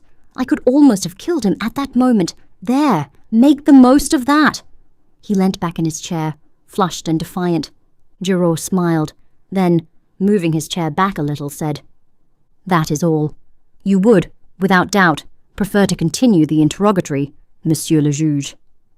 "Ah, yes, exactly," said Monsieur Hautet. "And what was the subject of your quarrel?" "I decline to state." Monsieur Hautet sat up in his chair. "Monsieur Renauld, it is not permitted to trifle with the law," he thundered. "What was the subject of the quarrel?" Young Renauld remained silent, his boyish face sullen and overcast. But another voice spoke, imperturbable and calm, the voice of Hercule Poirot. "I will inform you if you like, Monsieur le Juge." "You know?" "Certainly I know." The subject of the quarrel was Mademoiselle Marthe Daubreuil. Renauld sprang round, startled. The magistrate leaned forward. "Is this so, monsieur?" Jack Renauld bowed his head. "Yes," he admitted. "I love Mademoiselle Daubreuil, and I wish to marry her." When I informed my father of the fact, he flew at once into a violent rage. Naturally, I could not stand hearing the girl I loved insulted, and I too lost my temper. Monsieur Hautet looked across at Mrs. Renauld. "You were aware of this? Attachment, madame." "I feared it," she replied simply. "Mother," cried the boy, "you too. Marthe is as good as she is beautiful. What can you have against her?" "I have nothing against Mademoiselle Daubreuil in any way, but I should prefer you to marry an Englishwoman, or if a Frenchwoman, not one who has a mother of doubtful antecedents." Her rancour against the older woman showed plainly in her voice, and I could well understand that it must have been a bitter blow to her when her only son showed signs of falling in love with the daughter of her rival. Mrs. Renauld continued, addressing the magistrate. "I ought, perhaps, to have spoken to my husband on the subject, but I hoped that it was only a boy and girl flirtation which would blow over all the quicker if no notice was taken of it. I blame myself now for my silence, but my husband, as I told you, had seemed so anxious and careworn, different altogether from his normal self, that I was chiefly concerned not to give him any additional worry." Monsieur Hautet nodded.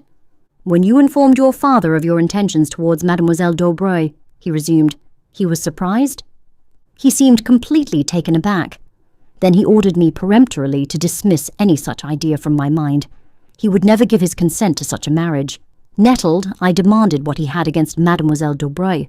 To that he could give no satisfactory reply, but spoke in slighting terms of the mystery surrounding the lives of the mother and daughter. I answered that I was marrying Marthe, and not her antecedents, but he shouted me down with a peremptory refusal to discuss the matter in any way. The whole thing must be given up. The injustice and high-handedness of it all maddened me, especially since he himself always seemed to go out of his way to be attentive to the Daubreuils, and was always suggesting that they should be asked to the house. I lost my head, and we quarrelled in earnest. My father reminded me that I was entirely dependent on him, and it must have been in answer to that I made the remark about doing as I pleased after his death. Poirot interrupted with a quick question. "You were aware, then, of the terms of your father's will?" "I knew that he had left half his fortune to me, the other half in trust for my mother to come to me at her death," replied the lad. "Proceed with your story," said the magistrate. After that, we shouted at each other in sheer rage until I suddenly realized that I was in danger of missing my train to Paris. I had to run for the station, still in a white heat of fury. However, once well away, I calmed down. I wrote to Marthe, telling her what had happened, and her reply soothed me still further.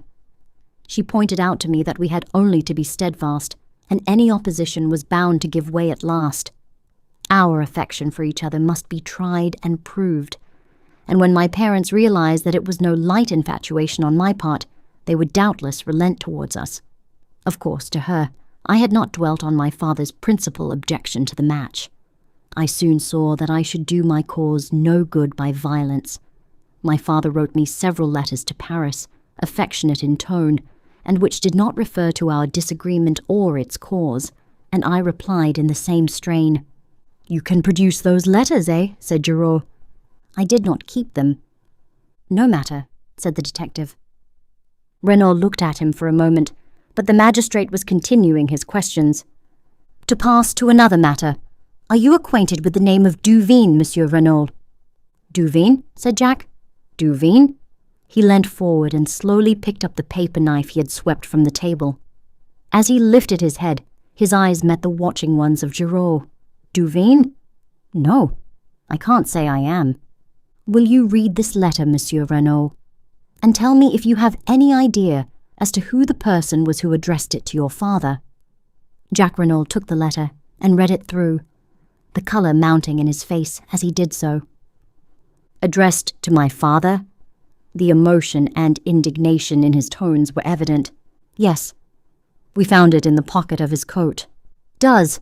He hesitated, throwing the merest fraction of a glance towards his mother. The magistrate understood. As yet, no. Can you give us any clue as to the writer? I have no idea whatsoever. Monsieur Otte sighed. A most mysterious case. Ah, well, I suppose we can now rule out the letter altogether. What do you think, Monsieur Giraud? It does not seem to lead us anywhere. It certainly does not, agreed the detective with emphasis. And yet, sighed the magistrate, it promised at the beginning to be such a beautiful and simple case. He caught Mrs. Renauld's eye and blushed in immediate confusion. Ah, yes, he coughed, turning over the papers on the table. Let me see, where were we? Oh, the weapon. I fear this may give you pain, Monsieur Renauld. I understand it was a present from you to your mother. Very sad. Very distressing. Jack Renauld leaned forward. His face, which had flushed during the perusal of the letter, was now deadly white. Do you mean that it was with an aeroplane wire paper cutter that my father was killed? But it's impossible. A little thing like that. Alas, Monsieur Renauld, it is only too true. An ideal little tool, I fear. Sharp and easy to handle. Where is it? Can I see it? Is it still in the body? Oh no, it had been removed. You would like to see it? To make sure? It would be as well, perhaps, though Madame has already identified it. Still, Monsieur Bex, might I trouble you? Certainly, Monsieur le Juge. I will fetch it immediately. Would it not be better to take Monsieur Renauld to the shed? Suggested Giraud smoothly. Without doubt he would wish to see his father's body. The boy made a shivering gesture of negation, and the magistrate, always disposed to cross Giraud whenever possible, replied, But no, not at present. Monsieur Bex will be so kind as to bring it to us here. The commissary left the room. Stonor crossed to Jack and wrung him by the hand. Poirot had risen and was adjusting a pair of candlesticks that struck his trained eye as being a shade askew. The magistrate was reading the mysterious love letter through a last time, clinging desperately to his first theory of jealousy and a stab in the back. Suddenly the door burst open and the commissary rushed in. Monsieur le Juge! Monsieur le Juge! But yes, what is it? The dagger! It is gone! Comment gone? Vanished. Disappeared. The glass jar that contained it is empty. What? I cried. Impossible. Why, only this morning I saw... The words died on my tongue, but the attention of the entire room was diverted to me. What is that you say? Cried the commissary. This morning? I saw it there this morning, I said slowly. About an hour and a half ago, to be accurate. You went to the shed then. How did you get the key? I asked the Sergeant de Ville for it. And you went there? Why? I hesitated, but in the end I decided that the only thing to do was to make a clean breast of it. Monsieur le Juge, I said, I have committed a grave fault, for which I must crave your indulgence. Eh bien, proceed, monsieur. The fact of the matter is, I said, wishing myself anywhere else than where I was, that I met a young lady, an acquaintance of mine. She displayed a great desire to see everything that was to be seen, and well, in short, I took the key to show her the body. Ah, par exemple, cried the magistrate indignantly. But it is a grave fault you have committed there, Captain Hastings. It is altogether most irregular. You should not have permitted yourself this folly. I know, I said meekly. Nothing that you can say could be too severe, Monsieur le Juge. You did not invite this lady to come here. Certainly not. I met her quite by accident. She is an English lady who happens to be staying in Merlinville, though I was not aware of that until my unexpected meeting with her. Well, well, said the magistrate, softening. It was most irregular, but the lady is without doubt young and beautiful, n'est-ce pas? What it is to be young. Oh, jeunesse, jeunesse. And he sighed sentimentally. But the commissary, less romantic and more practical, took up the tale. But did not you reclose and lock the door when you departed? That's just it, I said slowly. That's what I blame myself for so terribly. My friend was upset at the sight. She nearly fainted. I got her some brandy and water, and afterwards insisted on accompanying her back to town. In the excitement, I forgot to relock the door. I only did so when I got back to the villa. Then for 20 minutes at least, said the commissary slowly. He stopped. Exactly, I said. 20 minutes, mused the commissary. It is deplorable, said Monsieur Otet, his sternness of manner returning. Without precedent. Suddenly another voice spoke. You find it deplorable, Monsieur le Juge? Asked Giraud. Certainly I do. Eh bien, I find it admirable, said the other imperturbably. This unexpected ally quite bewildered me. Admirable, Monsieur Giraud? Asked the magistrate, studying him cautiously out of the corner of his eye. Precisely. And why? Because we know now that the assassin, or an accomplice of the assassin, has been near the villa only an hour ago. It will be strange if, with that knowledge, we do not shortly lay hands upon him. There was a note of menace in his voice. He continued.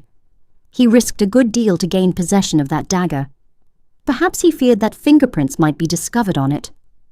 Poirot turned to Bex. You said there were none? Giraud shrugged his shoulders. Perhaps he could not be sure. Poirot looked at him. You are wrong, Monsieur Giraud. The assassin wore gloves, so he must have been sure. I do not say it was the assassin himself. It may have been an accomplice who was not aware of that fact. Ils sont mal renseignés, les accomplices, muttered Poirot, but he said no more. The magistrate's clerk was gathering up the papers on the table. Monsieur Otet addressed us. Our work here is finished. Perhaps, Monsieur Renauld, you will listen whilst your evidence is read over to you. I have purposely kept all the proceedings as informal as possible. I have been called original in my methods, but I maintain that there is much to be said for originality. The case is now in the clever hands of the renowned Monsieur Giraud. He will, without doubt, distinguish himself. Indeed, I wonder that he has not already laid his hands upon the murderers. Madame, again, let me assure you of my heartfelt sympathy. Monsieur, I wish you all good day. And, accompanied by his clerk and the commissary, he took his departure. Poirot tugged out that large turnip of a watch of his and observed the time. Let us return to the hotel for lunch, my friend, he said, and you shall recount to me in full the indiscretions of this morning. No one is observing us. We need make no adieu. We went quietly out of the room. The examining magistrate had just driven off in his car. I was going down the steps when Poirot's voice arrested me. One little moment, my friend. Dexterously, he whipped out his yard measure and proceeded, quite solemnly, to measure an overcoat hanging in the hall from the collar to the hem.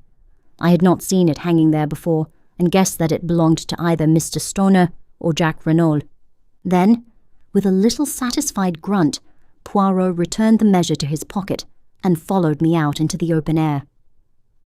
This concludes Chapter 11 of The Murder on the Links. Chapter 12. Poirot elucidates certain points. Why did you measure that overcoat? I asked, with some curiosity, as we walked down the hot white road at a leisurely pace. Parbleu! To see how long it was, replied my friend imperturbably. I was vexed.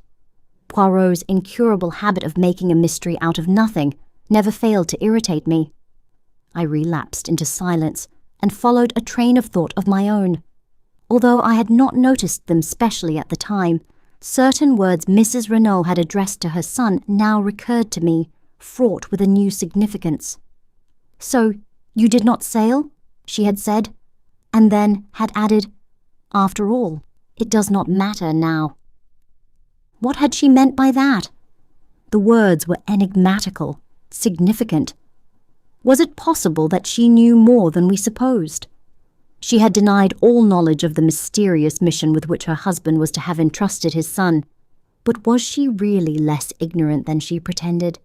Could she enlighten us if she chose, and was her silence part of a carefully thought-out and preconceived plan? The more I thought about it, the more I was convinced that I was right. Mrs. Renauld knew more than she chose to tell. In her surprise at seeing her son, she had momentarily betrayed herself. I felt convinced that she knew, if not the assassins, at least the motive for the assassination. But some very powerful considerations must keep her silent. "You think profoundly, my friend," remarked Poirot, breaking in upon my reflections. "What is it that intrigues you so?" I told him, sure of my ground, though feeling expectant that he would ridicule my suspicions. But to my surprise he nodded thoughtfully. "You are quite right, Hastings. From the beginning I have been sure that she was keeping something back. At first I suspected her, if not of inspiring, at least of conniving at the crime." "You suspected her?" I cried. "But certainly, she benefits enormously. In fact, by this new will she is the only person to benefit. So, from the start, she was singled out for attention. You may have noticed that I took an early opportunity of examining her wrists. I wished to see whether there was any possibility that she had gagged and bound herself. Eh bien, I saw at once that there was no fake. The cords had actually been drawn so tight as to cut into the flesh. That ruled out the possibility of her having committed the crime single-handed, but it was still possible for her to have connived at it, or to have been the instigator with an accomplice. Moreover, the story, as she told it, was singularly familiar to me. The masked men that she could not recognize, the mention of the secret. I had heard, or read, all these things before. Another little detail confirmed my belief that she was not speaking the truth. The wristwatch, Hastings, the wristwatch. Again that wristwatch. Poirot was eyeing me curiously. "You see, mon ami? You comprehend?" "No," I replied with some ill humour. "I neither see nor comprehend. You make all these confounded mysteries, and it's useless asking you to explain. You always like keeping everything up your sleeve to the last minute." "Do not enrage yourself, my friend," said Poirot with a smile. "I will explain if you wish. But not a word to Giraud, c'est entendu? He treats me as an old one of no importance. We shall see. In common fairness, I gave him a hint. If he does not choose to act upon it, that is his own lookout." I assured Poirot that he could rely upon my discretion. "C'est bien. Let us then employ our little grey cells. Tell me, my friend, at what time, according to you, did the tragedy take place?" "Why, at 2 o'clock or thereabouts," I said, astonished. "You remember Mrs. Renauld told us that she heard the clock strike while the men were in the room." "Exactly, and on the strength of that, you, the examining magistrate, Bex, and everyone else, accept the time without further question. But I, Hercule Poirot, say that Madame Renauld lied. The crime took place at least 2 hours earlier." "But the doctors?" "They declared, after examination of the body, that death had taken place between 10 and 7 hours previously. Mon ami, for some reason, it was imperative that the crime should seem to have taken place later than it actually did. You have read of a smashed watch or clock recording the exact hour of a crime? So that the time should not rest on Mrs. Renauld's testimony alone, someone moved on the hands of that wristwatch to 2 o'clock and then dashed it violently to the ground. But, as is often the case, they defeated their own object.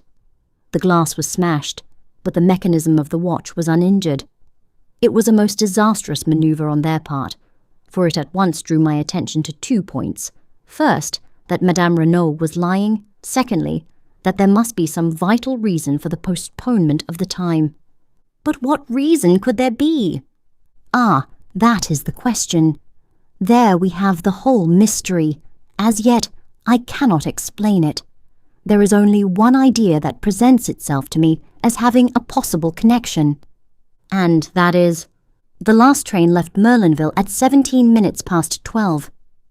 I followed it out slowly, so that, the crime apparently taking place some 2 hours later, anyone leaving by that train would have an unimpeachable alibi. Perfect, Hastings. You have it. I sprang up. But we must inquire at the station. Surely they cannot have failed to notice 2 foreigners who left by that train. We must go there at once. You think so, Hastings? Of course. Let us go there now. Poirot restrained my ardour with a light touch upon the arm. Go by all means if you wish, mon ami, but if you go, I should not ask for particulars of 2 foreigners. I stared, and he said rather impatiently, La, you do not believe all that rigmarole, do you? The masked men and all the rest of cette histoire-là. His words took me so much aback that I hardly knew how to respond. He went on serenely. You heard me say to Giraud, did you not, that all the details of this crime were familiar to me? Eh bien, that presupposes one of 2 things. Either the brain that planned the first crime also planned this one, or else an account read of a cause célèbre unconsciously remained in our assassin's memory and prompted the details. I shall be able to pronounce definitely on that after. He broke off. I was revolving sundry matters in my mind. But Mr. Renould's letter? It distinctly mentions a secret in Santiago? Undoubtedly, there was a secret in Monsieur Renould's life. There can be no doubt of that. On the other hand, the word Santiago, to my mind, is a red herring, dragged continually across the track to put us off the scent. It is possible that it was used in the same way on Monsieur Renauld, to keep him from directing his suspicions into a quarter nearer at hand. Oh, be assured, Hastings, the danger that threatened him was not in Santiago, it was near at hand, in France. He spoke so gravely, and with such assurance, that I could not fail to be convinced. But I essayed one final objection. And the match and cigarette end found near the body. What of them? A light of pure enjoyment lit up Poirot's face. Planted, deliberately planted there for Giraud or one of his tribe to find. Ah, he is smart, Giraud. He can do his tricks. So can a good retriever dog. He comes in so pleased with himself. For hours he has crawled on his stomach. See what I have found, he says, and then again to me. What do you see here? Me, I answer, with profound and deep truth. Nothing. And Giraud, the great Giraud. He laughs. He thinks to himself, oh, that he is imbecile, this old one. But we shall see. But my mind had reverted to the main facts. Then all this story of the masked men is false. What really happened? Poirot shrugged his shoulders. One person could tell us, Madame Renauld, but she will not speak. Threats and entreaties would not move her. A remarkable woman, that, Hastings. I recognized as soon as I saw her that I had to deal with a woman of unusual character. At first, as I told you, I was inclined to suspect her of being concerned in the crime. Afterwards, I altered my opinion. What made you do that? Her spontaneous and genuine grief at the sight of her husband's body. I could swear that the agony in that cry of hers was genuine. Yes, I said thoughtfully. One cannot mistake these things. I beg your pardon, my friend. One can always be mistaken. Regard a great actress. Does not her acting of grief carry you away and impress you with its reality? No. However strong my own impression and belief, I needed other evidence before I allowed myself to be satisfied. The great criminal can be a great actor. I base my certainty in this case, not upon my own impression, but upon the undeniable fact that Mrs. Renauld actually fainted. I turned up her eyelids and felt her pulse. There was no deception. The swoon was genuine. Therefore, I was satisfied that her anguish was real and not assumed. Besides, a small additional point not without interest, it was unnecessary for Mrs. Renauld to exhibit unrestrained grief. She had had one paroxysm on learning of her husband's death, and there would be no need for her to simulate another such a violent one on beholding his body. No, Mrs. Renauld was not her husband's murderess. But why has she lied? She lied about the wristwatch. She lied about the masked men. She lied about a third thing. Tell me, Hastings, what is your explanation of the open door? Well, I said, rather embarrassed. I suppose it was an oversight. They forgot to shut it. Poirot shook his head and sighed. That is the explanation of Giraud. It does not satisfy me. There is a meaning behind that open door which for a moment I cannot fathom. I have an idea, I cried suddenly. À la bonne heure! Let us hear it. Listen, we are agreed that Mrs. Renauld's story is a fabrication. Is it not possible, then, that Mr. Renauld left the house to keep an appointment, possibly with the murderer, leaving the front door open for his return? But he did not return, and the next morning he is found, stabbed in the back. An admirable theory, Hastings, but for two facts which you have characteristically overlooked. In the first place, who gagged and bound Madame Renauld, and why on earth should they return to the house to do so? In the second place, no man on earth would go out to keep an appointment wearing his underclothes and an overcoat. There are circumstances in which a man might wear pyjamas and an overcoat, but the other never. True, I said, rather crestfallen. No, continued Poirot. We must look elsewhere for a solution of the open door mystery. One thing I am fairly sure of, they did not leave through the door. They left by the window. What? Precisely. But there were no footmarks in the flower bed underneath. No, and there ought to have been. Listen, Hastings, the gardener, Auguste, as you heard him say, planted both those beds the preceding afternoon. In the one there are plentiful impressions of his big hobnailed boots. In the other, none. You see, someone had passed that way. Someone who, to obliterate their footprints, smoothed over the surface of the bed with a rake. Where did they get a rake? Where they got the spade and the gardening gloves, said Poirot impatiently. There is no difficulty about that. What makes you think that they left that way, though? Surely it is more probable that they entered by the window and left by the door. That is possible, of course. Yet I have a strong idea that they left by the window. I think you are wrong. Perhaps, mon ami, I mused, thinking over the new field of conjecture that Poirot's deductions had opened up to me. I recalled my wonder at his cryptic allusions to the flower bed and the wristwatch. His remarks had seemed so meaningless at the moment, and now, for the first time, I realized how remarkably, from a few slight incidents, he had unravelled much of the mystery that surrounded the case. I paid a belated homage to my friend. As though he read my thoughts, he nodded sagely. Method, you comprehend. Method. Arrange your facts. Arrange your ideas. And if some little fact will not fit in, do not reject it, but consider it closely. Though its significance escapes you, be sure that it is significant.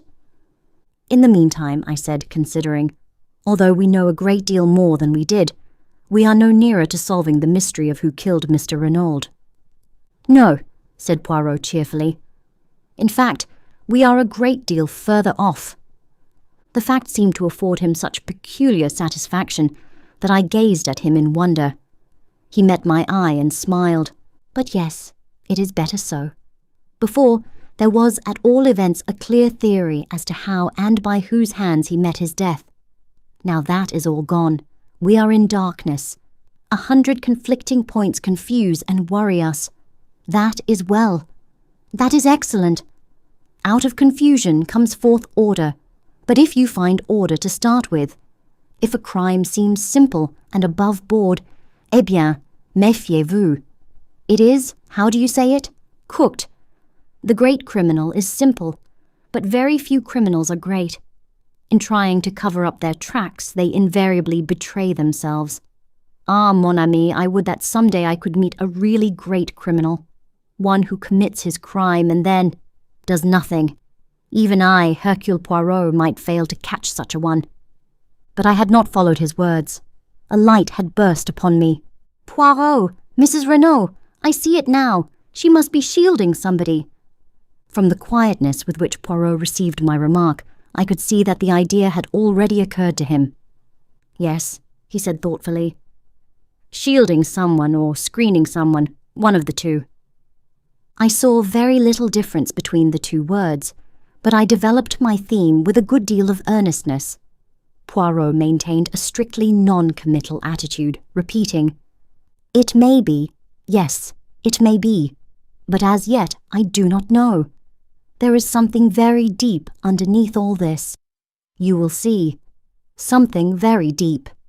Then, as we entered our hotel, he enjoined silence on me with a gesture. This concludes Chapter 12 of The Murder on the Links. Chapter 13. The Girl with the Anxious Eyes. We lunched with an excellent appetite. I understood well enough that Poirot did not wish to discuss the tragedy where we could so easily be overheard. But, as is usual when one topic fills the mind to the exclusion of everything else, no other subject of interest seemed to present itself. For a while we ate in silence, and then Poirot observed maliciously, "Eh bien, and your indiscretions, you recount them not?" I felt myself blushing. "Oh, you mean this morning?" I endeavoured to adopt a tone of absolute nonchalance, but I was no match for Poirot. In a very few minutes he had extracted the whole story from me, his eyes twinkling as he did so. "Tiens, a story of the most romantic. What is her name?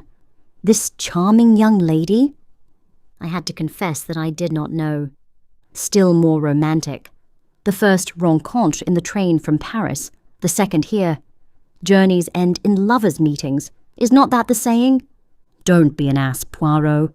Yesterday it was Mademoiselle Daubreuil. Today it is Mademoiselle Cinderella. Decidedly you have the heart of a Turk, Hastings. You should establish a harem. It's all very well to rag me. Mademoiselle Daubreuil is a very beautiful girl, and I do admire her immensely. I don't mind admitting it. The others nothing. Don't suppose I shall ever see her again. She was quite amusing to talk to just for a railway journey, but she's not the kind of girl I should ever get keen on. Why? Well, it sounds snobbish perhaps, but she's not a lady, not in any sense of the word. Poirot nodded thoughtfully. There was less raillery in his voice as he asked, "You believe, then, in birth and breeding?" "I may be old-fashioned, but I certainly don't believe in marrying out of one's class. It never answers."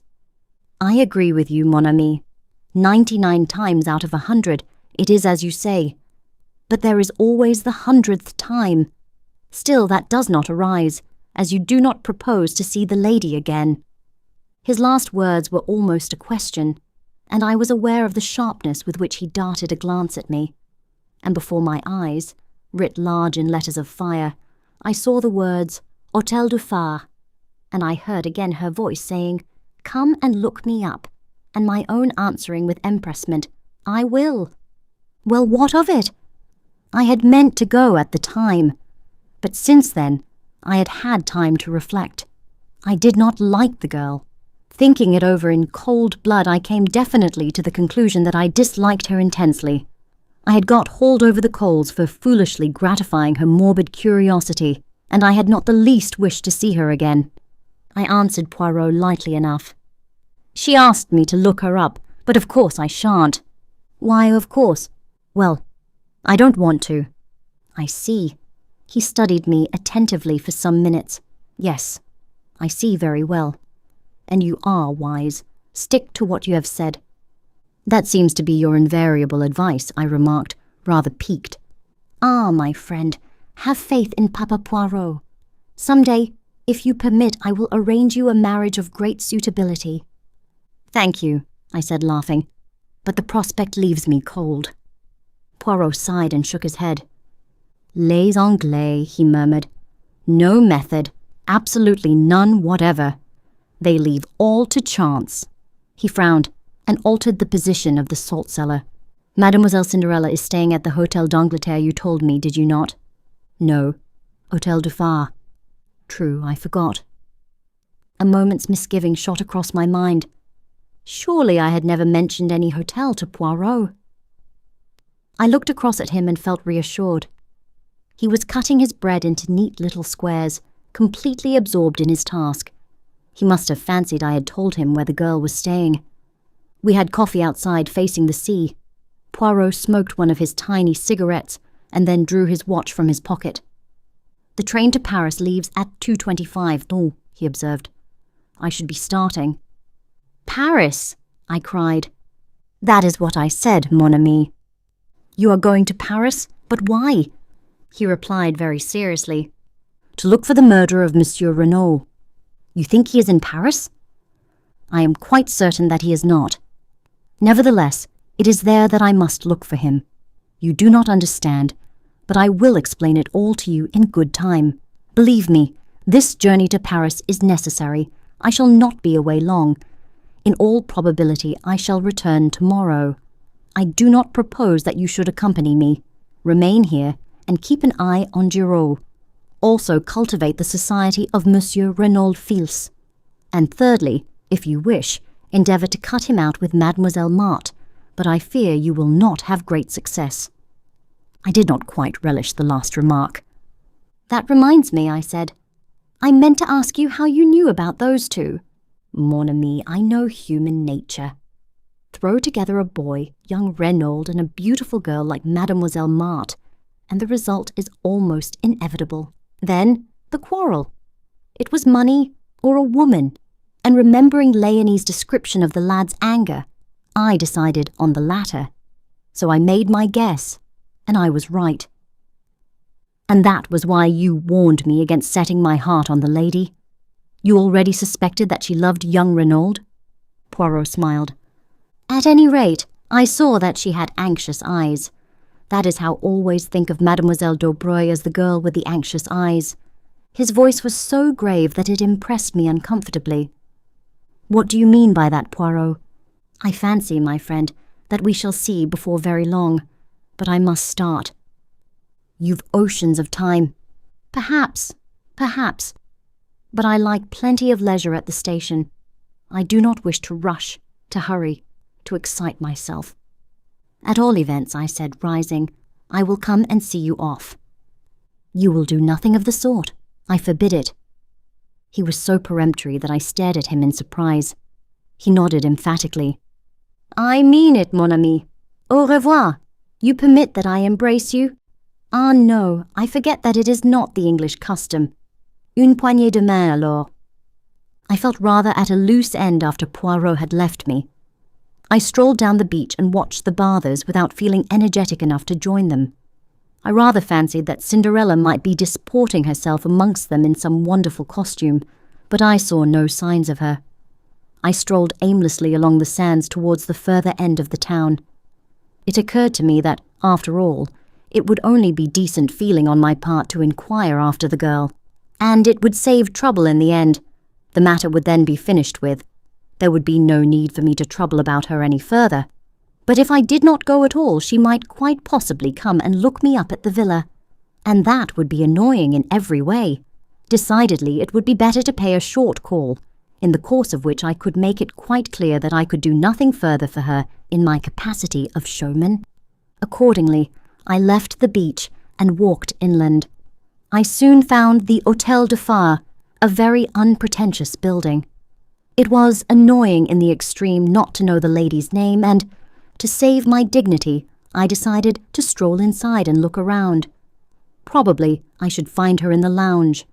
Merlinville was a small place. You left your hotel to go to the beach, and you left the beach to return to the hotel. There were no other attractions. There was a casino being built, but it was not yet completed. I had walked the length of the beach without seeing her. Therefore, she must be in the hotel. I went in. Several people were sitting in the tiny lounge, but my quarry was not amongst them. I looked into some other rooms, but there was no sign of her.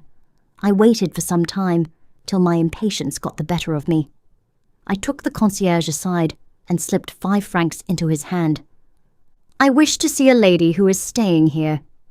A young English lady, small and dark. I am not sure of her name." The man shook his head and seemed to be suppressing a grin. "There is no such lady as you describe staying here." She is American, possibly, I suggested. These fellows are so stupid. But the man continued to shake his head. No, monsieur. There are only 6 or 7 English and American ladies all together, and they are all much older than the lady you are seeking. It is not here that you will find her, monsieur.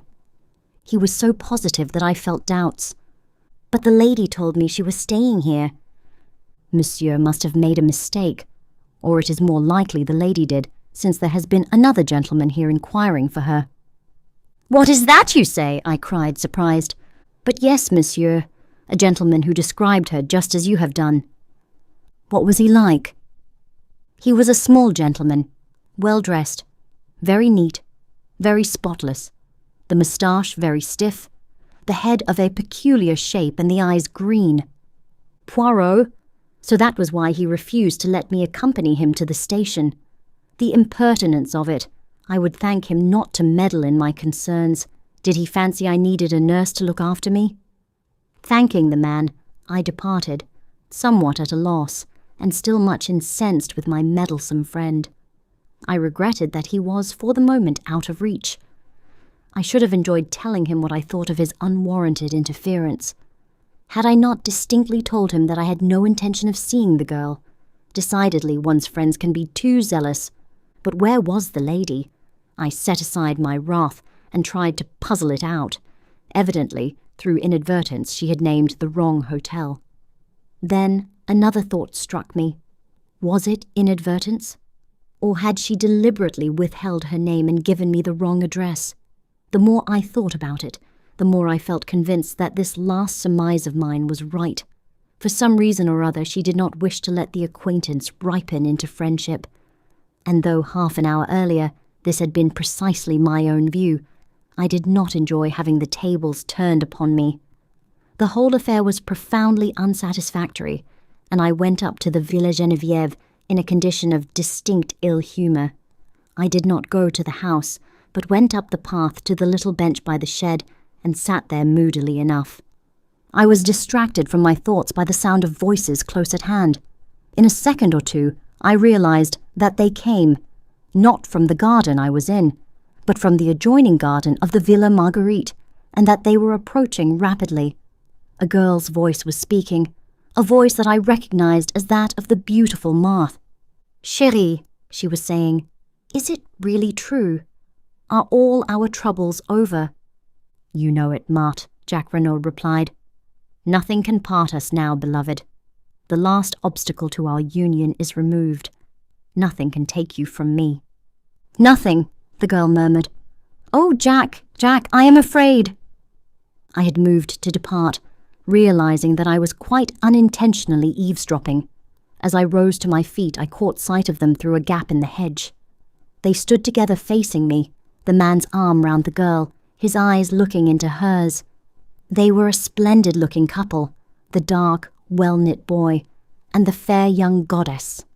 They seemed made for each other as they stood there, happy in spite of the terrible tragedy that overshadowed their young lives.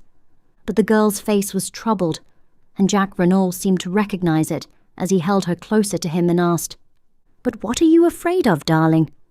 What is there to fear now?" And then I saw the look in her eyes, the look Poirot had spoken of, as she murmured, so that I almost guessed at the words, "I am afraid, for you." I did not hear young Renauld's answer, for my attention was distracted by an unusual appearance a little further down the hedge. There appeared to be a brown bush there, which seemed odd, to say the least of it, so early in the summer. I stepped along to investigate, but, at my advance, the brown bush withdrew itself precipitately and faced me with a finger to its lips. It was Giraud. Enjoining caution, he led the way round the shed until we were out of earshot. "What were you doing there?" I asked. "Exactly what you were doing, listening." "But I was not there on purpose." "Ah," said Giraud, "I was." As always, I admired the man whilst disliking him. He looked me up and down with a sort of contemptuous disfavour. "You didn't help matters by butting in. I might have heard something useful in a minute. What have you done with your old fossil?" "Monsieur Poirot has gone to Paris," I replied coldly. "And I can tell you, Monsieur Giraud, that he is anything but an old fossil. He has solved many cases that have completely baffled the English police. Bah! The English police! Giraud snapped his fingers disdainfully. They must be on a level with our examining magistrates. So he has gone to Paris, has he? Well, a good thing. The longer he stays there, the better. But what does he think he will find there? I thought I read in the question a tinge of uneasiness. I drew myself up. That I am not at liberty to say, I said quietly. Giraud subjected me to a piercing stare. He has probably enough sense not to tell you, he remarked rudely. Good afternoon. I'm busy. And with that, he turned on his heel and left me without ceremony. Matters seemed at a standstill at the Villa Geneviève. Giraud evidently did not desire my company, and, from what I had seen, it seemed fairly certain that Jack Renauld did not either. I went back to the town, had an enjoyable bath, and returned to the hotel. I turned in early, wondering whether the following day would bring forth anything of interest. I was wholly unprepared for what it did bring forth. I was eating my petit déjeuner in the dining room when the waiter, who had been talking to someone outside, came back in obvious excitement. He hesitated for a minute, fidgeting with his napkin, and then burst out. Monsieur will pardon me, but he is connected, is he not, with the affair at the Villa Geneviève? Yes, I said eagerly. Why? Monsieur has not heard the news, though. What news?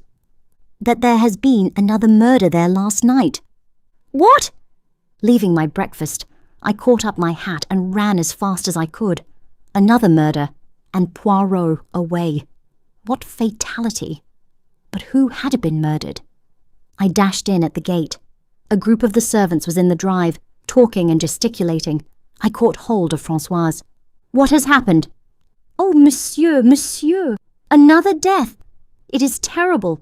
There is a curse upon the house. But yes, I say it, a curse. They should send for Monsieur le Curé to bring some holy water. Never will I sleep another night under that roof. It might be my turn, who knows? She crossed herself. Yes, I cried. But who has been killed? Do I know? Me? A man. A stranger. They found him up there, in the shed. Not 100 yards from where they found poor Monsieur. And that is not all. He is stabbed to the heart with the same dagger. This concludes Chapter 13 of The Murder on the Links. Chapter 14. The Second Body. Waiting for no more, I turned and ran up the path to the shed. The 2 men on guard there stood aside to let me pass, and filled with excitement I entered. The light was dim. The place was a mere rough wooden erection to keep old pots and tools in. I had entered impetuously, but on the threshold I checked myself, fascinated by the spectacle before me. Giraud was on his hands and knees, a pocket torch in his hand with which he was examining every inch of the ground. He looked up with a frown at my entrance, then his face relaxed a little in a sort of good-humoured contempt. Ah, c'est l'anglais. Enter then. Let us see what you can make of this affair. Rather stung by his tone, I stooped my head and passed in. There he is, said Giraud, flashing his torch to the far corner. I stepped across. The dead man lay straight upon his back. He was of medium height, swarthy of complexion, and possibly about 50 years of age. He was neatly dressed in a dark blue suit, well cut, and probably made by an expensive tailor, but not new. His face was terribly convulsed, and on his left side, just over the heart, the hilt of a dagger stood up, black and shining. I recognized it. It was the same dagger I had seen reposing in the glass jar the preceding morning. I'm expecting the doctor any minute, explained Giraud. Although we hardly need him. There's no doubt what the man died of. He was stabbed to the heart, and death must have been pretty well instantaneous. When was it done? Last night? Giraud shook his head. Hardly. I don't lay down the law on medical evidence, but the man's been dead well over 12 hours. When do you say you last saw that dagger? About 10 o'clock yesterday morning. Then I should be inclined to fix the crime as being done not long after that. But people were passing and repassing this shed continually. Giraud laughed disagreeably. You progress to a marvel. Who told you he was killed in this shed? Well, I felt flustered. I assumed it. Oh, what a fine detective. Look at him, mon petit. Does a man stabbed to the heart fall like that? Neatly with his feet together and his arms to his side? No. Again, does a man lie down on his back and permit himself to be stabbed without raising a hand to defend himself? It is absurd, is it not? But see here. And here. He flashed the torch along the ground. I saw curious, irregular marks in the soft dirt. He was dragged here after he was dead. Half dragged, half carried by two people. Their tracks do not show on the hard ground outside, and here they have been careful to obliterate them. But one of the two was a woman, my young friend. A woman? Yes. But if the tracks are obliterated, how do you know? Because, blurred as they are, the prints of the woman's shoe are unmistakable. Also, by this. And leaning forward, he drew something from the handle of the dagger and held it up for me to see. It was a woman's long black hair, similar to the one Poirot had taken from the armchair in the library. With a slightly ironic smile, he wound it round the dagger again. We will leave things as they are as much as possible, he explained. It pleases the examining magistrate. Eh bien, do you notice anything else? I was forced to shake my head. Look at his hands. I did. The nails were broken and discoloured, and the skin was hard. It hardly enlightened me as much as I should have liked it to have done. I looked up at Giraud.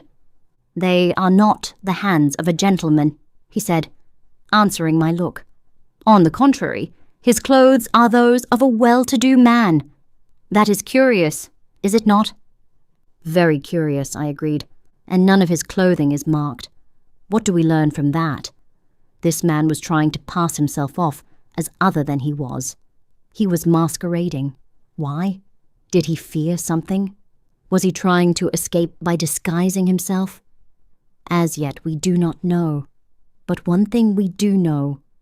He was as anxious to conceal his identity as we are to discover it.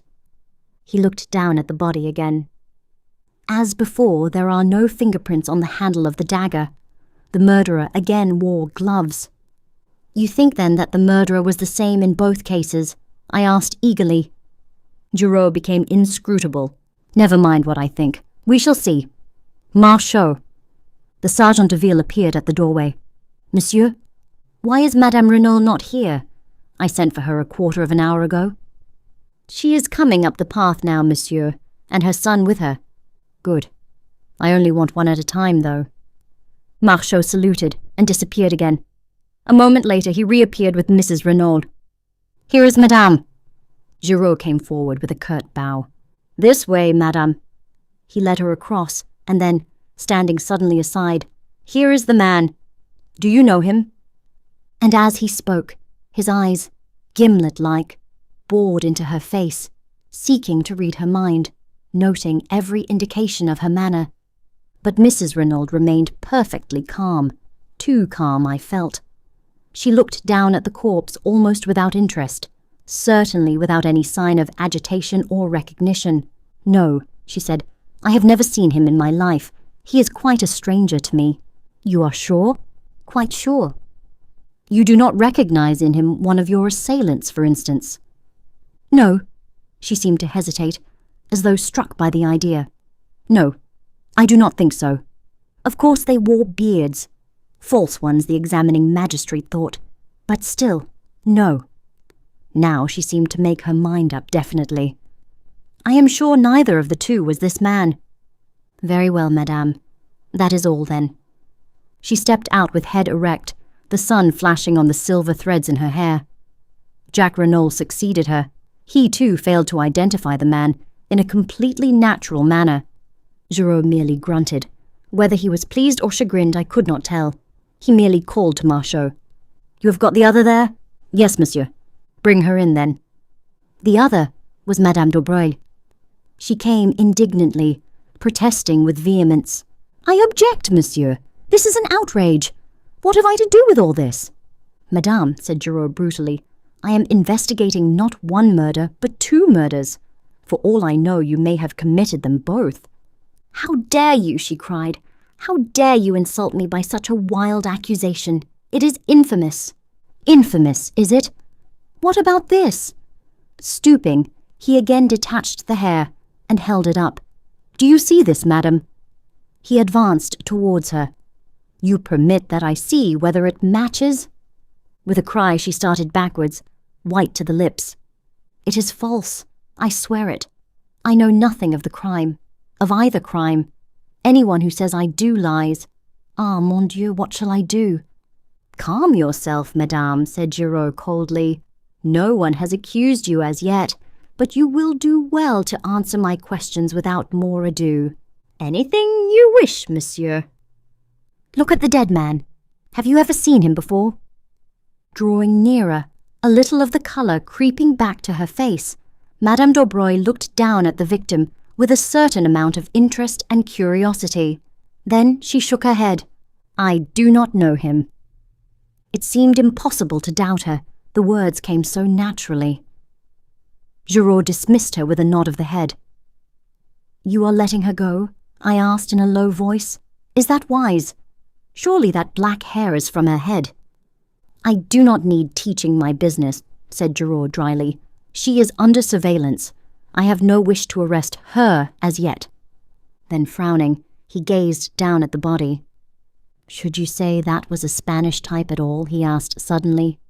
I considered the face carefully. No, I said at last. I should put him down as a Frenchman most decidedly. Giraud gave a grunt of dissatisfaction. Same here. He stood there for a moment. Then with an imperative gesture he waved me aside, and once more on hands and knees he continued his search of the floor of the shed. He was marvellous. Nothing escaped him. Inch by inch he went over the floor, turning over pots, examining old sacks. He pounced on a bundle by the door, but it proved to be only a ragged coat and trousers, and he flung it down again with a snarl. 2 pairs of old gloves interested him, but in the end he shook his head and laid them aside. Then he went back to the pots, methodically turning them over one by one. In the end, he rose to his feet and shook his head thoughtfully. He seemed baffled and perplexed. I think he had forgotten my presence, but at that moment a stir and bustle was heard outside, and our old friend, the examining magistrate, accompanied by his clerk and Monsieur Bex, with the doctor behind him, came bustling in. But this is extraordinary, Mr. Giraud, cried Monsieur Otet. Another crime. Ah, we have not got to the bottom of this case. There is some deep mystery here. But who is the victim this time? That is just what nobody can tell us, Monsieur le Juge. He has not been identified. Where is the body?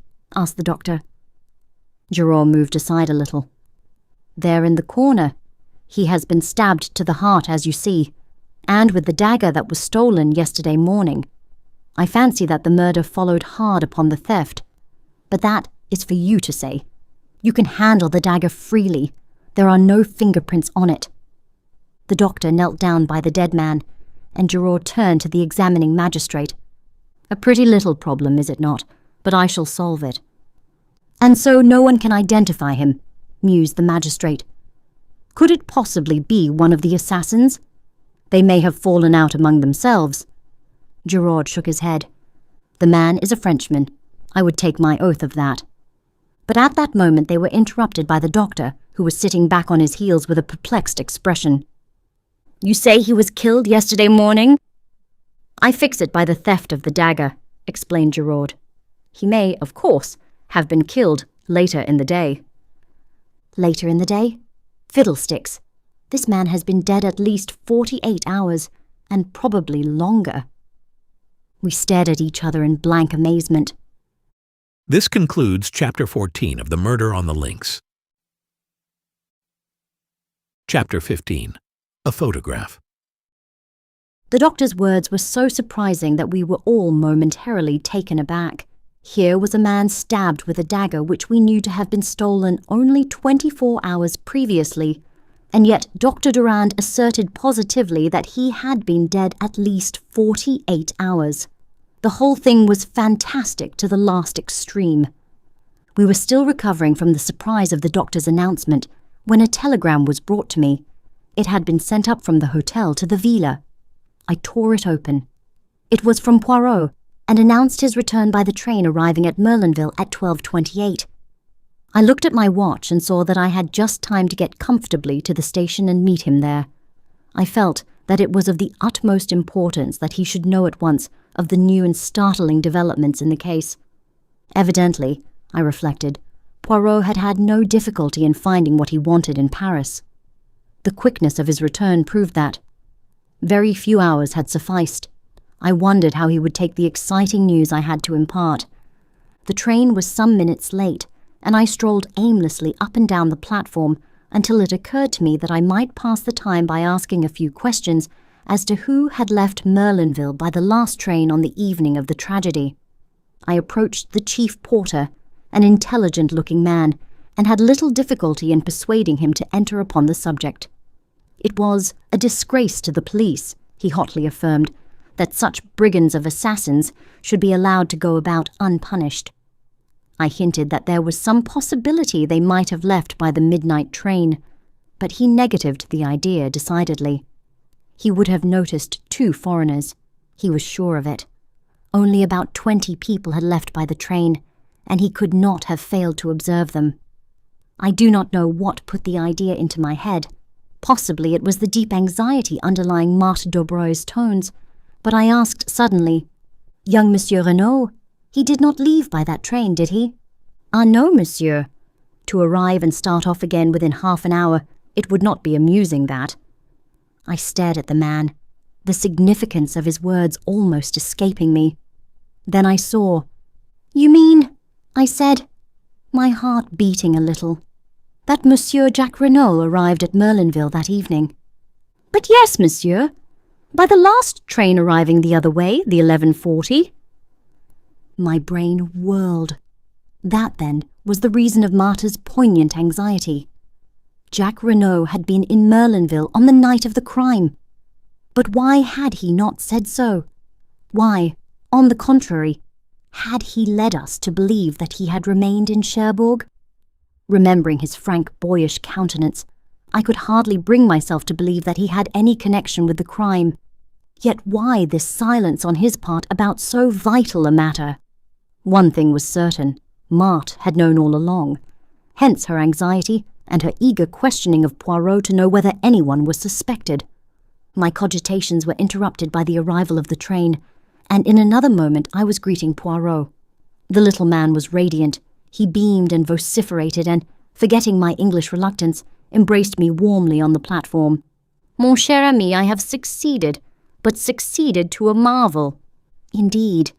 I'm delighted to hear it. Have you heard the latest here?" "How would you that I should hear anything? There have been some developments, eh? The brave Giraud, he has made an arrest? Or even arrests, perhaps? Ah, but I will make him look foolish, that one. But where are you taking me, my friend?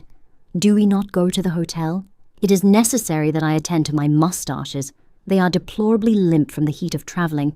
Also, without doubt, there is dust on my coat and my tie that I must rearrange." I cut short his remonstrances. "My dear Poirot, never mind all that. We must go to the villa at once. There has been another murder." I have frequently been disappointed when fancying that I was giving news of importance to my friend. Either he has known it already, or he has dismissed it as irrelevant to the main issue, and in the latter case, events have usually proved him justified. But this time, I could not complain of missing my effect. Never have I seen a man so flabbergasted. His jaw dropped. All the jauntiness went out of his bearing. He stared at me open-mouthed. "What is that you say? Another murder? Ah, then, I am all wrong. I have failed. Giraud may mock himself at me. He will have reason." "You did not expect it, then?" Not the least in the world. It demolishes my theory. It ruins everything. Ah, no!" He stopped dead, thumping himself on the chest. "It is impossible. I cannot be wrong. The facts, taken methodically and in their proper order, admit of only one explanation. I must be right. I am right." "But then," he interrupted me. "Wait, my friend. I must be right. Therefore, this new murder is impossible unless... Oh, wait, I implore you. Say no word.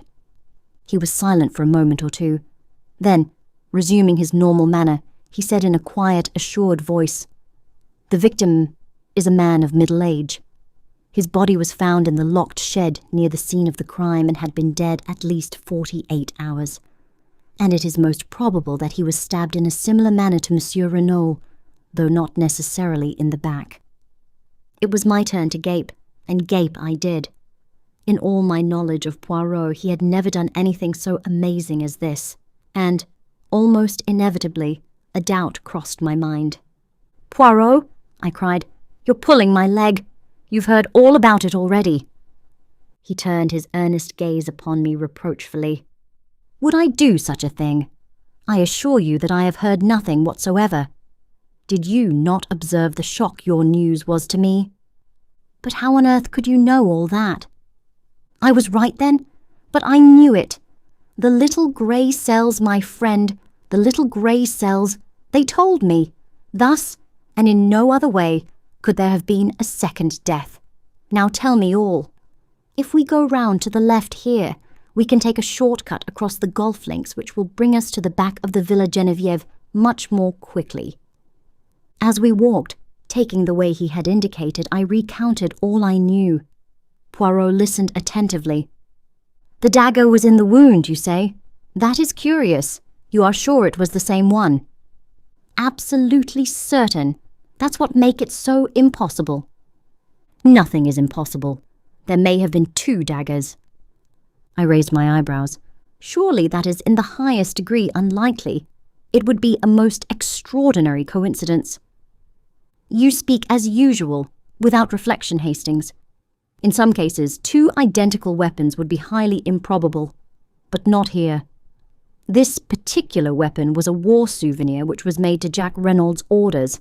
It is really highly unlikely, when you come to think of it, that he should have had only one made. Very probably, he would have another for his own use." "But nobody has mentioned such a thing," I objected. A hint of the lecturer crept into Poirot's tone. "My friend, in working upon a case, one does not take into account only the things that are mentioned. There is no reason to mention many things which may be important. Equally, there is often an excellent reason for not mentioning them. You can take your choice of the 2 motives." I was silent, impressed in spite of myself. Another few minutes brought us to the famous shed. We found all our friends there, and, after an interchange of polite amenities, Poirot began his task. Having watched Giraud at work, I was keenly interested. Poirot bestowed but a cursory glance on the surroundings. The only thing he examined was the ragged coat and trousers by the door. A disdainful smile rose to Giraud's lips, and, as though noting it, Poirot flung the bundle down again. "Old clothes of the gardeners?" he queried. "Exactly," said Giraud. Poirot knelt down by the body. His fingers were rapid but methodical. He examined the texture of the clothes and satisfied himself that there were no marks on them. The boots he subjected to special care, also the dirty and broken fingernails. Whilst examining the latter, he threw a quick question at Giraud. "You saw these?" "Yes, I saw them," replied the other. His face remained inscrutable. Suddenly Poirot stiffened. "Dr. Durand!" "Yes?" The doctor came forward. "There is foam on the lips. You observed it?" "I didn't notice it, I must admit. But you observe it now." "Oh, certainly." Poirot again shot a question at Giraud. "You noticed it without doubt?" The other did not reply. Poirot proceeded. The dagger had been withdrawn from the wound. It reposed in a glass jar by the side of the body. Poirot examined it. Then he studied the wound closely. When he looked up, his eyes were excited and shone with the green light I knew so well. "It is a strange wound, this. It has not bled. There is no stain on the clothes. The blade of the dagger is slightly discoloured. That is all. What do you think, Monsieur le Docteur?" "I can only say that it is most abnormal." "It is not abnormal at all. It is most simple. The man was stabbed after he was dead." And stilling the clamour of voices that arose with a wave of his hand, Poirot turned to Giraud and added, "Monsieur Giraud agrees with me, do you not, monsieur?" Whatever Giraud's real belief, he accepted the position without moving a muscle. Calmly and almost scornfully he replied, "Certainly I agree." The murmur of surprise and interest broke out again. "But what an idea!" cried Monsieur Otet. "To stab a man after he is dead. Barbaric. Unheard of. Some unappeasable hate, perhaps." "No, Monsieur le Juge," said Poirot. "I should fancy it was done quite cold-bloodedly, to create an impression." "What impression?" "The impression it nearly did create," returned Poirot oracularly.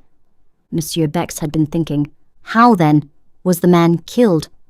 He was not killed. He died. He died, Monsieur le Juge, if I am not much mistaken, of an epileptic fit. This statement of Poirot's again aroused considerable excitement. Dr. Durand knelt down again and made a searching examination. At last he rose to his feet. "Well, Monsieur le Docteur?" "Monsieur Poirot, I am inclined to believe that you are correct in your assertion. I was misled to begin with. The incontrovertible fact that the man had been stabbed distracted my attention from any other indications." Poirot was the hero of the hour. The examining magistrate was profuse in compliments. Poirot responded gracefully, and then excused himself on the pretext that neither he nor I had yet lunched, and that he wished to repair the ravages of the journey. As we were about to leave the shed, Giraud approached us. "One more thing, Monsieur Poirot," he said, in his suave, mocking voice. "We found this coiled round the handle of the dagger. A woman's hair." "Ah!" said Poirot. "A woman's hair? What woman's, I wonder?" "I wonder also," said Giraud. Then, with a bow, he left us. "He was insistent, the good Giraud," said Poirot thoughtfully, as we walked towards the hotel. "I wonder in what direction he hopes to mislead me. A woman's hair. We lunched heartily, but I found Poirot somewhat distrait and inattentive. Afterwards we went up to our sitting room, and there I begged him to tell me something of his mysterious journey to Paris. "Willingly, my friend. I went to Paris to find this." He took from his pocket a small faded newspaper cutting. It was the reproduction of a woman's photograph. He handed it to me. I uttered an exclamation. "You recognize it, my friend?" I nodded. Although the photo obviously dated from very many years back, and the hair was dressed in a different style, the likeness was unmistakable. "Madame Daubreuil," I exclaimed. Poirot shook his head with a smile. "Not quite correct, my friend. She did not call herself by that name in those days. That is a picture of the notorious Madame Beroldy." Madame Beroldy. In a flash the whole thing came back to me. The murder trial that had evoked such worldwide interest. The Beroldy case. This concludes Chapter 15 of The Murder on the Links. Please like this video and subscribe to our channel. Your support is appreciated. Chapter 16. The Beroldy Case.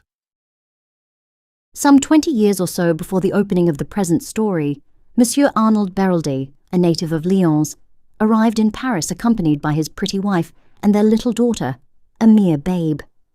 Monsieur Beroldy was a junior partner in a firm of wine merchants, a stout middle-aged man, fond of the good things of life, devoted to his charming wife, and altogether unremarkable in every way. The firm in which Monsieur Beroldy was a partner was a small one, and although doing well, it did not yield a large income to the junior partner. The Beroldys had a small apartment, and lived in a very modest fashion to begin with. But unremarkable though Monsieur Beroldy might be, his wife was plentifully gilded with the brush of romance. Young and good-looking, and gifted withal with a singular charm of manner, Madame Beroldy at once created a stir in the quarter, especially when it began to be whispered that some interesting mystery surrounded her birth. It was rumoured that she was the illegitimate daughter of a Russian Grand Duke. Others asserted that it was an Austrian Archduke, and that the union was legal, though morganatic. But all stories agreed upon one point, that Jeanne Beroldy was the centre of an interesting mystery. Questioned by the curious, Madame Beroldy did not deny these rumours. On the other hand, she let it be clearly understood that, Though her lips were sealed, all these stories had a foundation in fact. To intimate friends, she unburdened herself further, spoke of political intrigues, of papers, of obscure dangers that threatened her. There was also much talk of crown jewels that were to be sold secretly, with herself acting as the go-between. Amongst the friends and acquaintances of the Beroldys was a young lawyer, Georges Renauld. It was soon evident that the fascinating Jeanne had completely enslaved his heart. Madame Beroldy encouraged the young man in a discreet fashion, but being always careful to affirm her complete devotion to her middle-aged husband. Nevertheless, many spiteful persons did not hesitate to declare that young Renauld was her lover, and not the only one. When the Beroldys had been in Paris about 3 months, another personage came upon the scene. This was Mr. Hiram P. Trapp, a native of the United States and extremely wealthy. Introduced to the charming and mysterious Madame Beroldy, he fell a prompt victim to her fascinations. His admiration was obvious, though strictly respectful. About this time, Madame Beroldy became more outspoken in her confidences. To several friends, she declared herself greatly worried on her husband's behalf. She explained that he had been drawn into several schemes of a political nature, and also referred to some important papers that had been entrusted to him for safekeeping, and which concerned a secret of far-reaching European importance. They had been entrusted to his custody to throw pursuers off the track. But Madame Beroldy was nervous, having recognized several important members of the revolutionary circle in Paris. On the 28th day of November, the blow fell. The woman who came daily to clean and cook for the Beroldys was surprised to find the door of the apartment standing wide open. Hearing faint moans issuing from the bedroom, she went in. A terrible sight met her eyes. Madame Beroldy lay on the floor, bound hand and foot, uttering feeble moans, having managed to free her mouth from a gag. On the bed was Monsieur Beroldy, lying in a pool of blood, with a knife driven through his heart. Madame Beroldy's story was clear enough. Suddenly awakened from sleep, she had discerned 2 masked men bending over her. Stifling her cries, they had bound and gagged her. They had then demanded of Monsieur Beroldy the famous secret. But the intrepid wine merchant refused point-blank to accede to their request. Angered by his refusal, one of the men incontinently stabbed him through the heart. With the dead man's keys, they had opened the safe in the corner and had carried away with them a mass of papers. Both men were heavily bearded and had worn masks, but Madame Beroldy declared positively that they were Russians. The affair created an immense sensation. It was referred to variously as the Nihilist atrocity, revolutionaries in Paris, and the Russian mystery. Time went on and the mysterious bearded men were never traced. And then, just as public interest was beginning to die down, a startling development occurred. Madame Beroldy was arrested and charged with the murder of her husband. The trial, when it came on, aroused widespread interest. The youth and beauty of the accused and her mysterious history were sufficient to make of it a cause célèbre. People ranged themselves wildly for or against the prisoner, but her partisans received several severe checks to their enthusiasm. The romantic past of Madame Beroldy, her royal blood, and the mysterious intrigues in which she had her being were shown to be mere fantasies of the imagination. It was proved beyond doubt that Jeanne Beroldy's parents were a highly respectable and prosaic couple, fruit merchants, who lived on the outskirts of Lyons. The Russian Grand Duke, the court intrigues, and the political schemes, all the stories current were traced back to the lady herself. From her brain had emanated these ingenious myths, and she was proved to have raised a considerable sum of money from various credulous persons by her fiction of the crown jewels, the jewels in question being found to be mere paste imitations. Remorselessly, the whole story of her life was laid bare. The motive for the murder was found in Mr. Hiram P. Trapp. Mr. Trapp did his best, but relentlessly and agilely cross-questioned, he was forced to admit that he loved the lady, and that, had she been free, he would have asked her to be his wife. The fact that the relations between them were admittedly platonic strengthened the case against the accused. Debarred from becoming his mistress by the simple, honourable nature of the man, Jeanne Beroldy had conceived the monstrous project of ridding herself of her elderly, undistinguished husband and becoming the wife of the rich American. Throughout, Madame Beroldy confronted her accusers with complete sang-froid and self-possession. Her story never varied. She continued to declare strenuously that she was of royal birth and that she had been substituted for the daughter of the fruit seller at an early age. Absurd and completely unsubstantiated as these statements were, a great number of people believed implicitly in their truth. But the prosecution was implacable.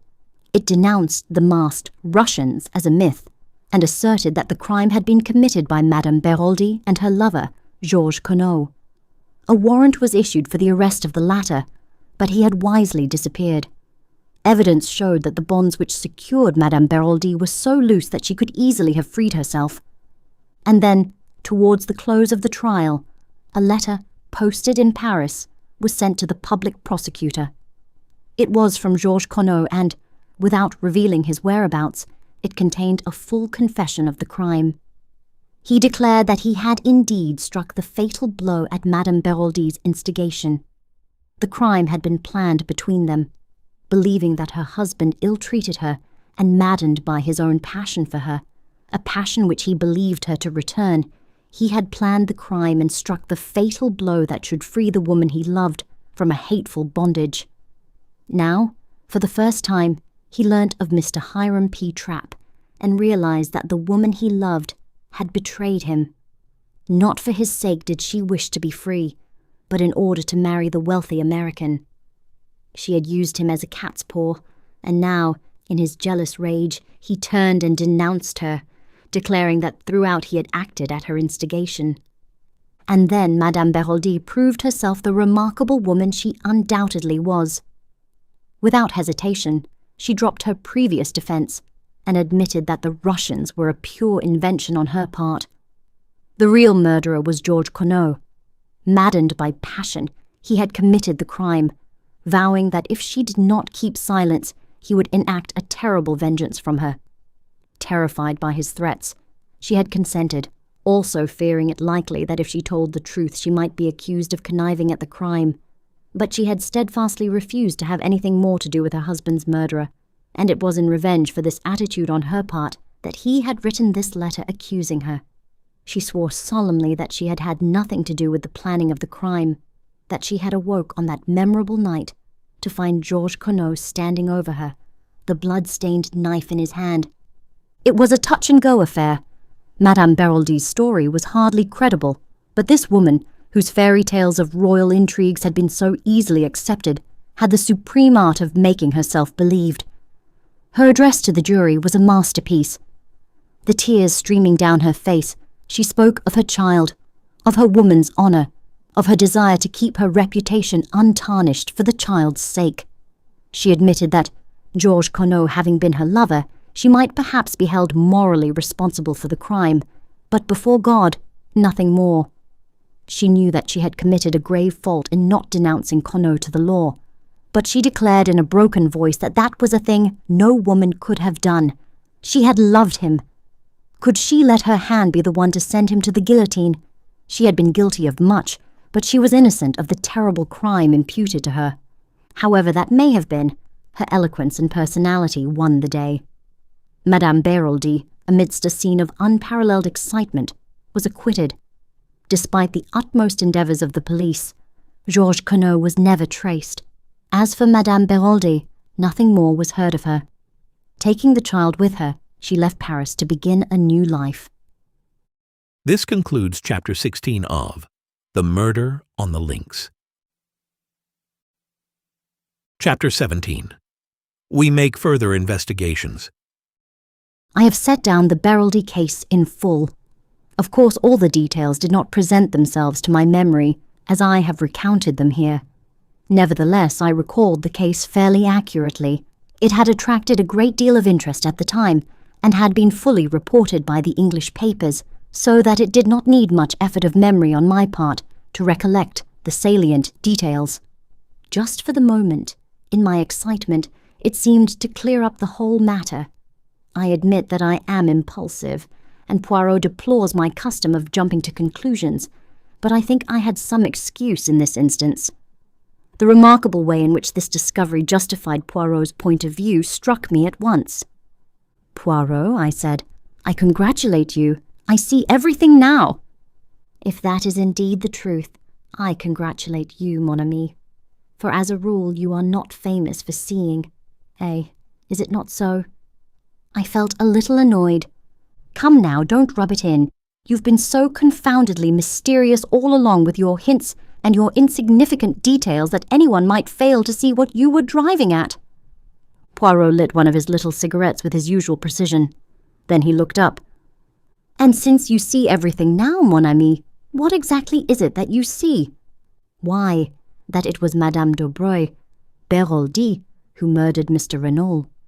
The similarity of the two cases proves that beyond a doubt." "Then you consider that Madame Beroldy was wrongly acquitted, that in actual fact she was guilty of connivance in her husband's murder?" I opened my eyes wide. "But of course! Don't you?"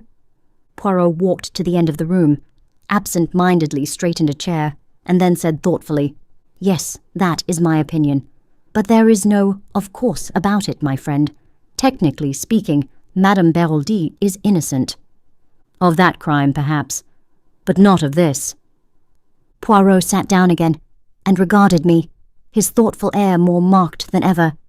"So, it is definitely your opinion, Hastings, that Madame Daubreuil murdered Monsieur Renauld? Yes? Why?" He shot the question at me with such suddenness that I was taken aback. "Why?" I stammered. "Why?" "Oh, because—" I came to a stop. Poirot nodded his head at me. "You see, you come to a stumbling block at once. But why should Madame Daubreuil, I shall call her that for clearness' sake, murder Monsieur Renauld?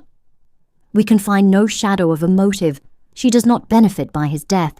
Considered as either mistress or blackmailer, she stands to lose. You cannot have a murder without a motive. The first crime was different. There we had a rich lover waiting to step into her husband's shoes." "Money is not the only motive for murder," I objected. "True," agreed Poirot placidly. "There are two others. The crime passionnel is one, and there is the third rare motive, murder for an idea which implies some form of mental derangement on the part of the murderer. Homicidal mania and religious fanaticism belong to that class. We can rule it out here." "But what about the crime passionnel? Can you rule that out? If Madame Daubreuil was Renauld's mistress, if she found that his affection was cooling, or if her jealousy was aroused in any way, might she not have struck him down in a moment of anger?" Poirot shook his head. "If, I say if, you note, Madame Daubreuil was Renauld's mistress, he had not had time to tire of her, and in any case you mistake her character. She is a woman who can simulate great emotional stress. She is a magnificent actress, but, looked at dispassionately, her life disproves her appearance. Throughout, if we examine it, she had been cold-blooded and calculating in her motives and actions. It was not to link her life with that of her young lover that she connived at her husband's murder. The rich American, for whom she probably did not care a button, was her objective. If she committed a crime, she would always do so for gain. Here there was no gain. Besides, how do you account for the digging of the grave? That was a man's work." "She might have had an accomplice," I suggested, unwilling to relinquish my belief. I passed to another objection. "You have spoken of the similarity between the two crimes. Wherein does that lie, my friend?" I stared at him in astonishment. "Why, Poirot, it was you who remarked on that. The story of the masked men, the secret, the papers." Poirot smiled a little. "Do not be so indignant, I beg of you. I repudiate nothing. The similarity of the two stories links the two cases together inevitably. But reflect now on something very curious. It is not Madame Daubreuil who tells us this tale. If it were all would indeed be plain sailing. It is Madame Renauld. Is she then in league with the other?" "I can't believe that," I said slowly. "If it is so, she must be the most consummate actress the world has ever known." "Ta, ta, ta," said Poirot impatiently. "Again, you have the sentiment, and not the logic. If it is necessary for a criminal to be a consummate actress, then by all means assume her to be one. But is it necessary? I do not believe Madame Renauld to be in league with Madame Daubreuil for several reasons, some of which I have already enumerated to you. The others are self-evident. Therefore, that possibility eliminated, we draw very near to the truth, which is, as always, very curious and interesting. Poirot, I cried, what more do you know? Mon ami, you must make your own deductions. You have access to the facts. Concentrate your grey cells. Reason, not like Giraud, but like Hercule Poirot. But are you sure? My friend, in many ways I have been an imbecile. But at last I see clearly. You know everything? I have discovered what Monsieur Renauld sent for me to discover. And you know the murderer? I know one murderer. What do you mean? We talk a little at cross purposes.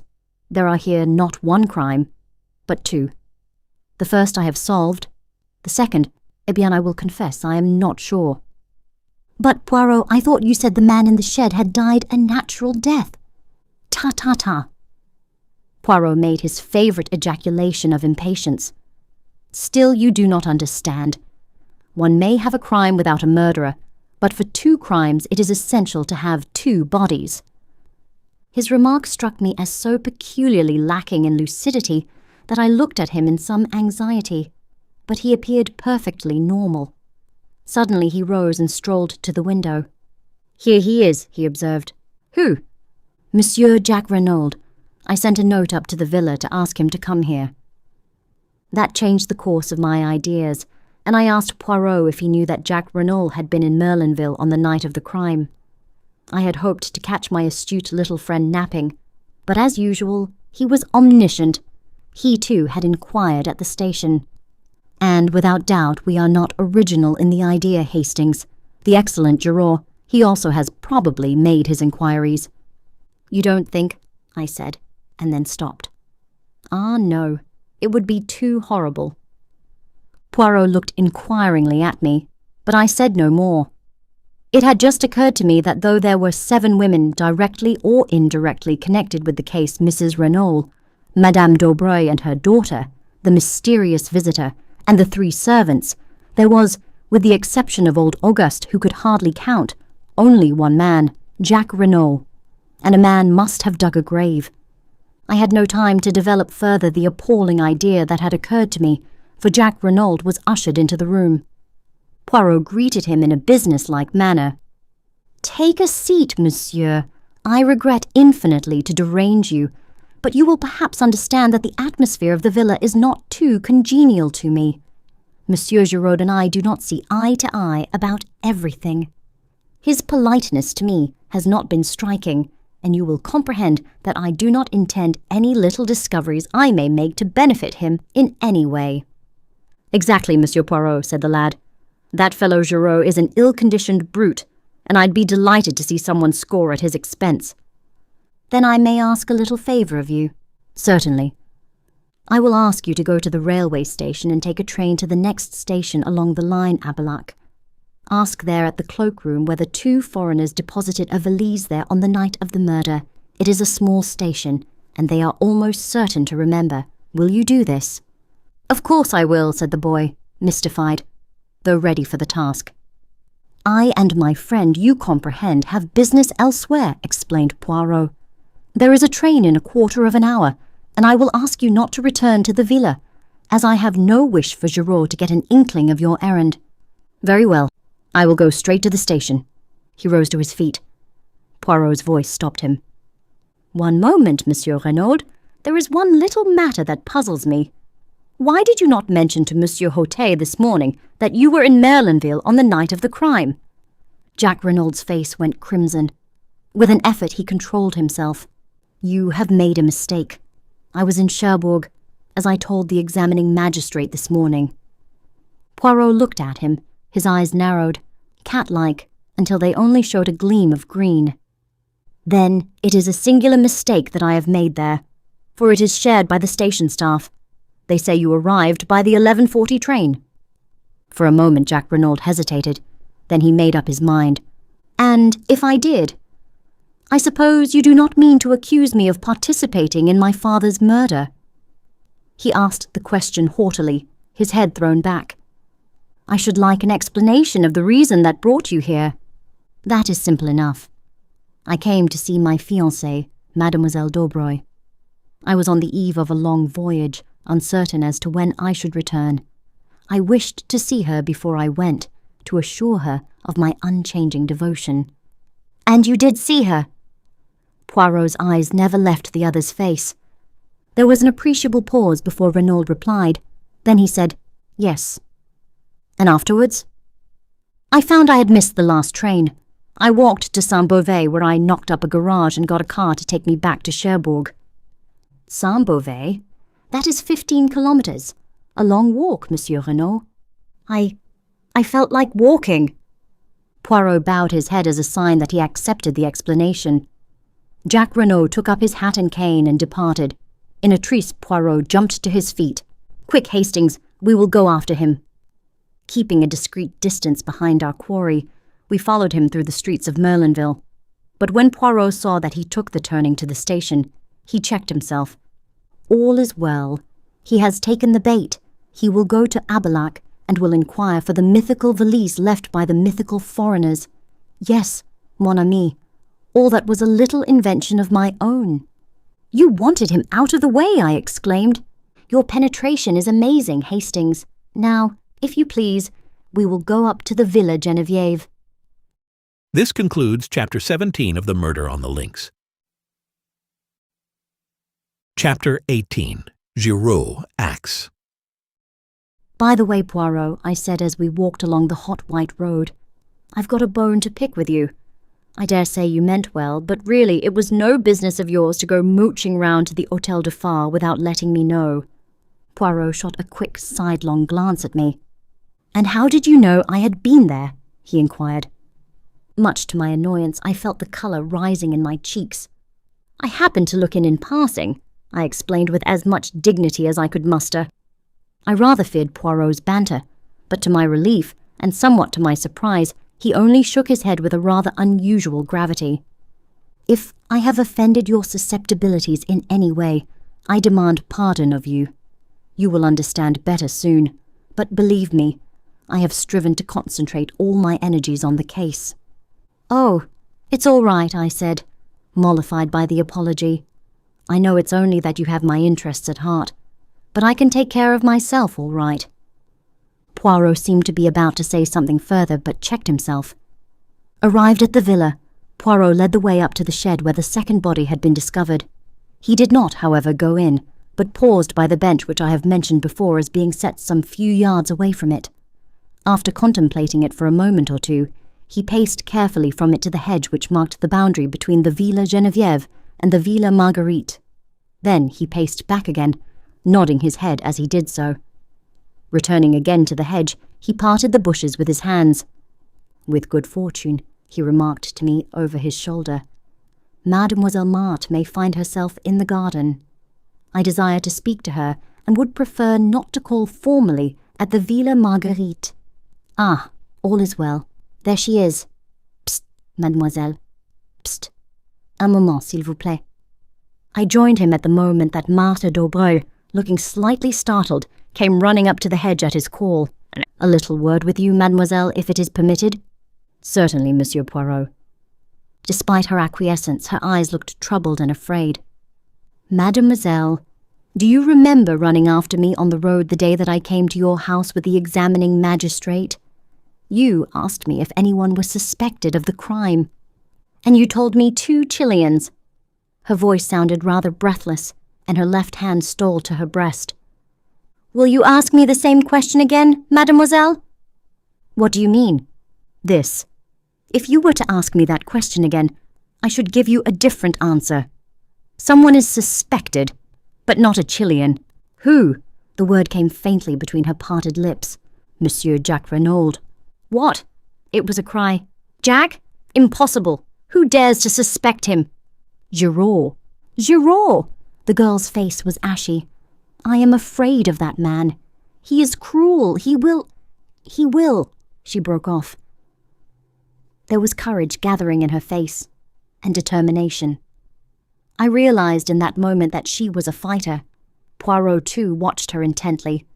You know, of course, that he was here on the night of the murder, he asked. Yes, she replied mechanically. He told me.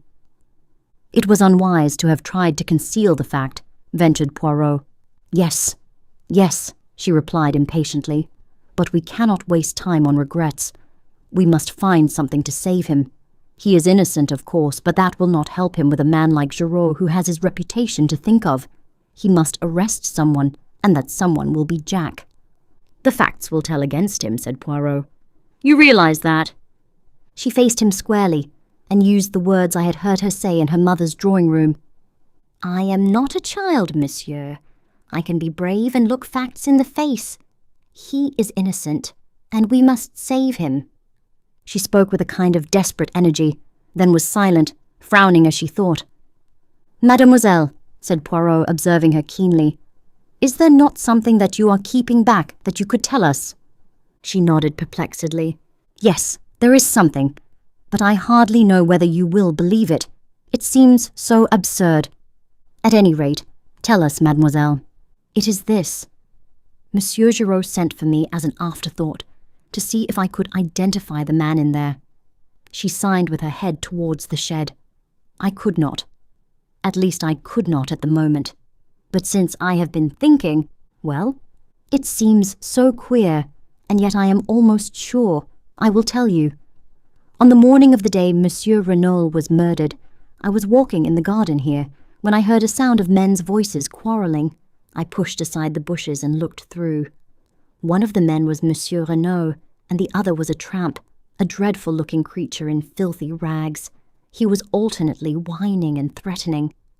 I gathered he was asking for money, but at that moment Maman called me from the house, and I had to go. That is all, only I am almost sure that the tramp and the dead man in the shed are one and the same. Poirot uttered an exclamation. But why did you not say so at the time, mademoiselle?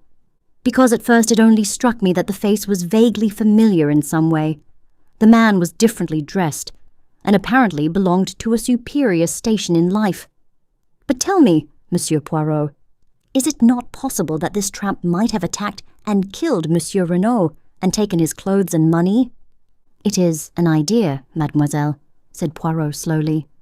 It leaves a lot unexplained, but it is certainly an idea. I will think of it. A voice called from the house. Maman, whispered Marthe, I must go. And she slipped away through the trees. Come, said Poirot, and taking my arm, turned in the direction of the villa. What do you really think? I asked, in some curiosity. Was that story true, or did the girl make it up in order to divert suspicion from her lover? It is a curious tale, said Poirot, but I believe it to be the absolute truth. Unwittingly, Mademoiselle Marthe told us the truth on another point, and incidentally gave Jack Renauld the lie. Did you notice his hesitation when I asked him if he saw Marthe Daubreuil on the night of the crime? He paused, and then said, yes. I suspected that he was lying. It was necessary for me to see Mademoiselle Marthe before he could put her on her guard. 3 little words gave me the information I wanted.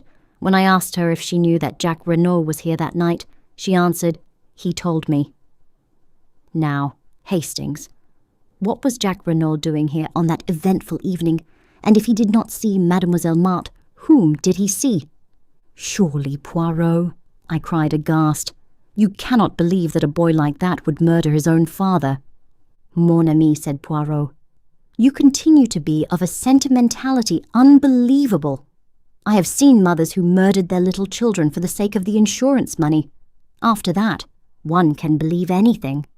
And the motive? Money, of course. Remember that Jack Renauld thought that he would come into half his father's fortune at the latter's death. But the tramp, where does he come in? Poirot shrugged his shoulders. Giraud would say that he was an accomplice, an Apache who helped young Renauld to commit the crime, and who was conveniently put out of the way afterwards. But the hair round the dagger, the woman's hair? Ah, said Poirot, smiling broadly, that is the cream of Giraud's little jest. According to him, it is not a woman's hair at all, Remember that the youths of today wear their hair brushed straight back from the forehead with pomade or hair wash to make it lie flat. Consequently, some of the hairs are of considerable length. And you believe that too? No, said Poirot with a curious smile, for I know it to be the hair of a woman, and more. Which woman? Madame Daubreuil, I announced positively. Perhaps, said Poirot, regarding me quizzically, but I refused to allow myself to get annoyed. What are we going to do now? I asked, as we entered the hall of the Villa Geneviève. I wish to make a search amongst the effects of Monsieur Jacques Renauld. That is why I had to get him out of the way for a few hours. But will not Giraud have searched already, I asked doubtfully. Of course. He builds a case, as a beaver builds a dam, with a fatiguing industry. But he will not have looked for the things that I am seeking. In all probability, he would not have seen their importance if they stared him in the face. Let us begin. Neatly and methodically, Poirot opened each drawer in turn, examined the contents, and returned them exactly to their places. It was a singularly dull and uninteresting proceeding. Poirot waded on through collars, pyjamas, and socks. A purring noise outside drew me to the window. Instantly, I became galvanized into life. "Poirot!" I cried. "A car has just driven up. Giraud is in it, and Jacques Renauld, and 2 gendarmes." "Sacré tonnerre!" growled Poirot. "That animal of a Giraud, could he not wait? I shall not be able to replace the things in this last drawer with the proper method. Let us be quick." Unceremoniously, he tumbled out the things on the floor, mostly ties and handkerchiefs. Suddenly, with a cry of triumph, Poirot pounced on something, a small square cardboard, evidently a photograph. Thrusting it into his pocket, he returned the things pell-mell to the drawer, and seizing me by the arm, dragged me out of the room and down the stairs. In the hall stood Giraud, contemplating his prisoner. "Good afternoon, Monsieur Giraud," said Poirot. "What have we here?" Giraud nodded his head towards Jack. He was trying to make a getaway, but I was too sharp for him. He is under arrest for the murder of his father, Monsieur Paul Renauld. Poirot wheeled to confront the boy who leaned limply against the door, his face ashy pale. "What do you say to that, jeune homme?" Jacques Renauld stared at him stonily. "Nothing," he said. This concludes Chapter 18 of The Murder on the Links. Chapter 19. I Use My Grey Cells. I was dumbfounded. Up to the last, I had not been able to bring myself to believe Jacques Renauld guilty. I had expected a ringing proclamation of his innocence when Poirot challenged him. But now, watching him as he stood, white and limp against the wall, and hearing the damning admission fall from his lips, I doubted no longer. But Poirot had turned to Giraud. "What are your grounds for arresting him?" "Do you expect me to give them to you?" "As a matter of courtesy, yes." Giraud looked at him doubtfully. He was torn between a desire to refuse rudely and the pleasure of triumphing over his adversary. "You think I have made a mistake, I suppose?" he sneered. "It would not surprise me," replied Poirot, with a soupçon of malice. Giraud's face took on a deeper tinge of red. "Eh bien, come in here. You shall judge for yourself." He flung open the door of the salon, and we passed in, leaving Jacques Renauld in the care of the 2 other men. "Now, Monsieur Poirot," said Giraud, laying his hat on the table and speaking with the utmost sarcasm, "I will treat you to a little lecture on detective work. I will show you how we moderns work." "Bien," said Poirot, composing himself to listen. "I will show you how admirably the old guard can listen." And he leaned back and closed his eyes, opening them for a moment to remark, "Do not fear that I shall sleep. I will attend most carefully." "Of course," began Giraud, "I soon saw through all that Chilean tomfoolery. 2 men were in it, but they were not mysterious foreigners. All that was a blind." "Very creditable so far, my dear Giraud," murmured Poirot, "especially after that clever trick of theirs with the match and cigarette end." Giraud glared, but continued. "A man must have been connected with the case, in order to dig the grave. There is no man who actually benefits by the crime, but there was a man who thought he would benefit. I heard of Jack Reynolds' quarrel with his father, and of the threats that he had used. The motive was established. Now as to means. Jack Renauld was in Merlinville that night. He concealed the fact, which turned suspicion into certainty. Then we found a second victim, stabbed with the same dagger. We know when that dagger was stolen. Captain Hastings here can fix the time. Jack Renauld, arriving from Cherbourg, was the only person who could have taken it. I have accounted for all the other members of the household. Poirot interrupted. You are wrong. There is one other person who could have taken the dagger. You refer to Monsieur Stonor? He arrived at the front door in an automobile which had brought him straight from Calais. Ah, believe me, I have looked into everything. Monsieur Jack Renauld arrived by train. An hour elapsed between his arrival and the moment he presented himself at the house. Without doubt, he saw Captain Hastings and his companion leave the shed, slipped in himself and took the dagger, stabbed his accomplice in the shed. Who was already dead? Giraud shrugged his shoulders. Possibly he did not observe that. He may have judged him to be sleeping. Without doubt they had a rendezvous. In any case, he knew this apparent second murder would greatly complicate the case. It did. But it could not deceive Monsieur Giraud, murmured Poirot. You mock yourself at me, but I will give you one last irrefutable proof. Madame Renaud's story was false, a fabrication from beginning to end. We believed Madame Renauld to have loved her husband, yet she lied to shield his murderer.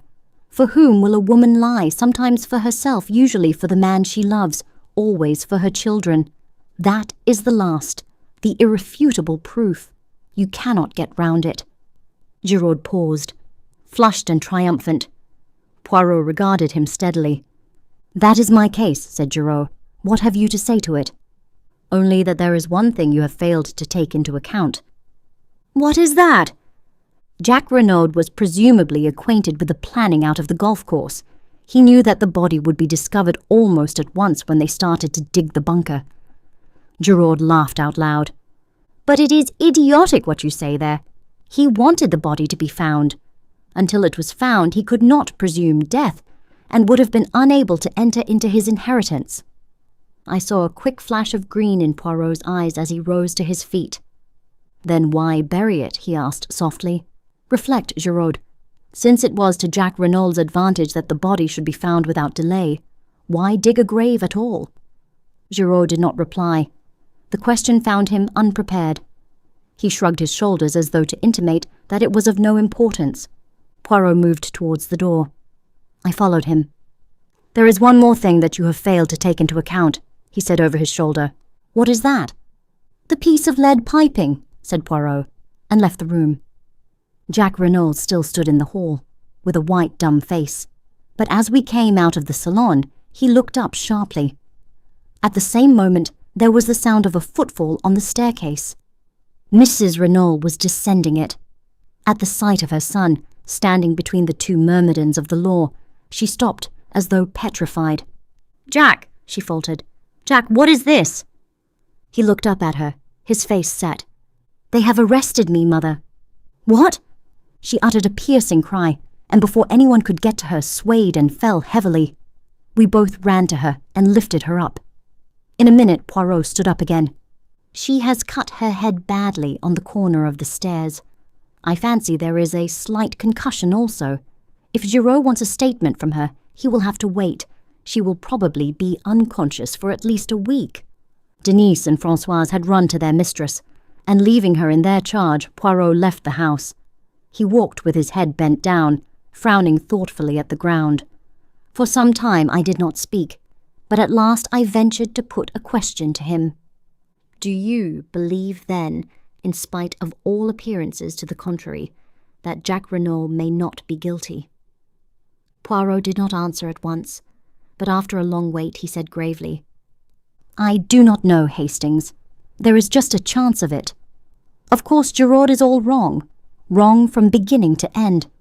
If Jack Renauld is guilty, it is in spite of Giraud's arguments, not because of them. And the gravest indictment against him is known only to me. What is that? I asked, impressed. If you would use your grey cells and see the whole case clearly as I do, you too would perceive it, my friend." This was what I called one of Poirot's irritating answers. He went on, without waiting for me to speak. "Let us walk this way to the sea. We will sit on that little mound there, overlooking the beach, and review the case. You shall know all that I know, but I would prefer that you should come at the truth by your own efforts, not by my leading you by the hand." We established ourselves on the grassy knoll as Poirot had suggested, looking out to sea. From farther along the sand, the cries of the bathers reached us faintly.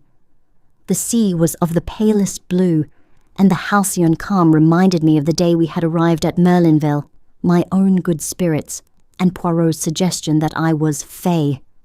What a long time seemed to have elapsed since then. And in reality, it was only 3 days. "Think, my friend," said Poirot's voice encouragingly. "Arrange your ideas. Be methodical. Be orderly. There is the secret of success." I endeavoured to obey him, casting my mind back over all the details of the case, and reluctantly it seemed to me that the only clear and possible solution was that of Giraud, which Poirot despised. I reflected anew. If there was daylight anywhere, it was in the direction of Madame Daubreuil. Giraud was ignorant of her connection with the Beroldy case. Poirot had declared the Beroldy case to be all-important. It was there I must seek. I was on the right track now. And suddenly I started as an idea of bewildering luminosity shot into my brain. Trembling, I built up my hypothesis. "You have a little idea, I see, mon ami. Capital. We progress." I sat up and lit a pipe. "Poirot," I said, "it seems to me we have been strangely remiss. I say we, although I dare say I would be nearer the mark, but you must pay the penalty of your determined secrecy. So I say again, we have been strangely remiss. There is someone we have forgotten." "And who is that?" inquired Poirot with twinkling eyes. "Georges Conneau." This concludes Chapter 19 of The Murder on the Links. Chapter 20. An Amazing Statement. The next moment Poirot embraced me warmly. "Enfin, you have arrived, and all by yourself. It is superb. Continue your reasoning. You are right. Decidedly, we have done wrong to forget Georges Conneau."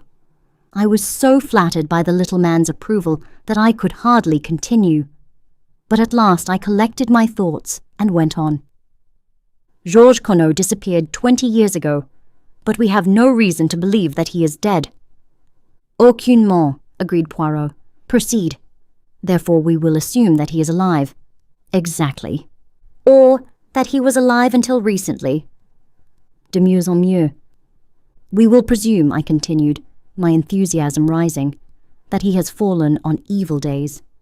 He has become a criminal, an Apache, a tramp, a what you will. He chances to come to Merlinville. There he finds the woman he has never ceased to love." "Eh. The sentimentality," warned Poirot.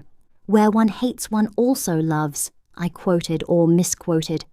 "At any rate, he finds her there, living under an assumed name. But she has a new lover, the Englishman, Renauld. Georges Conneau, the memory of old wrongs rising in him, quarrels with this Renauld. He lies in wait for him as he comes to visit his mistress and stabs him in the back. Then, terrified at what he has done, he starts to dig a grave.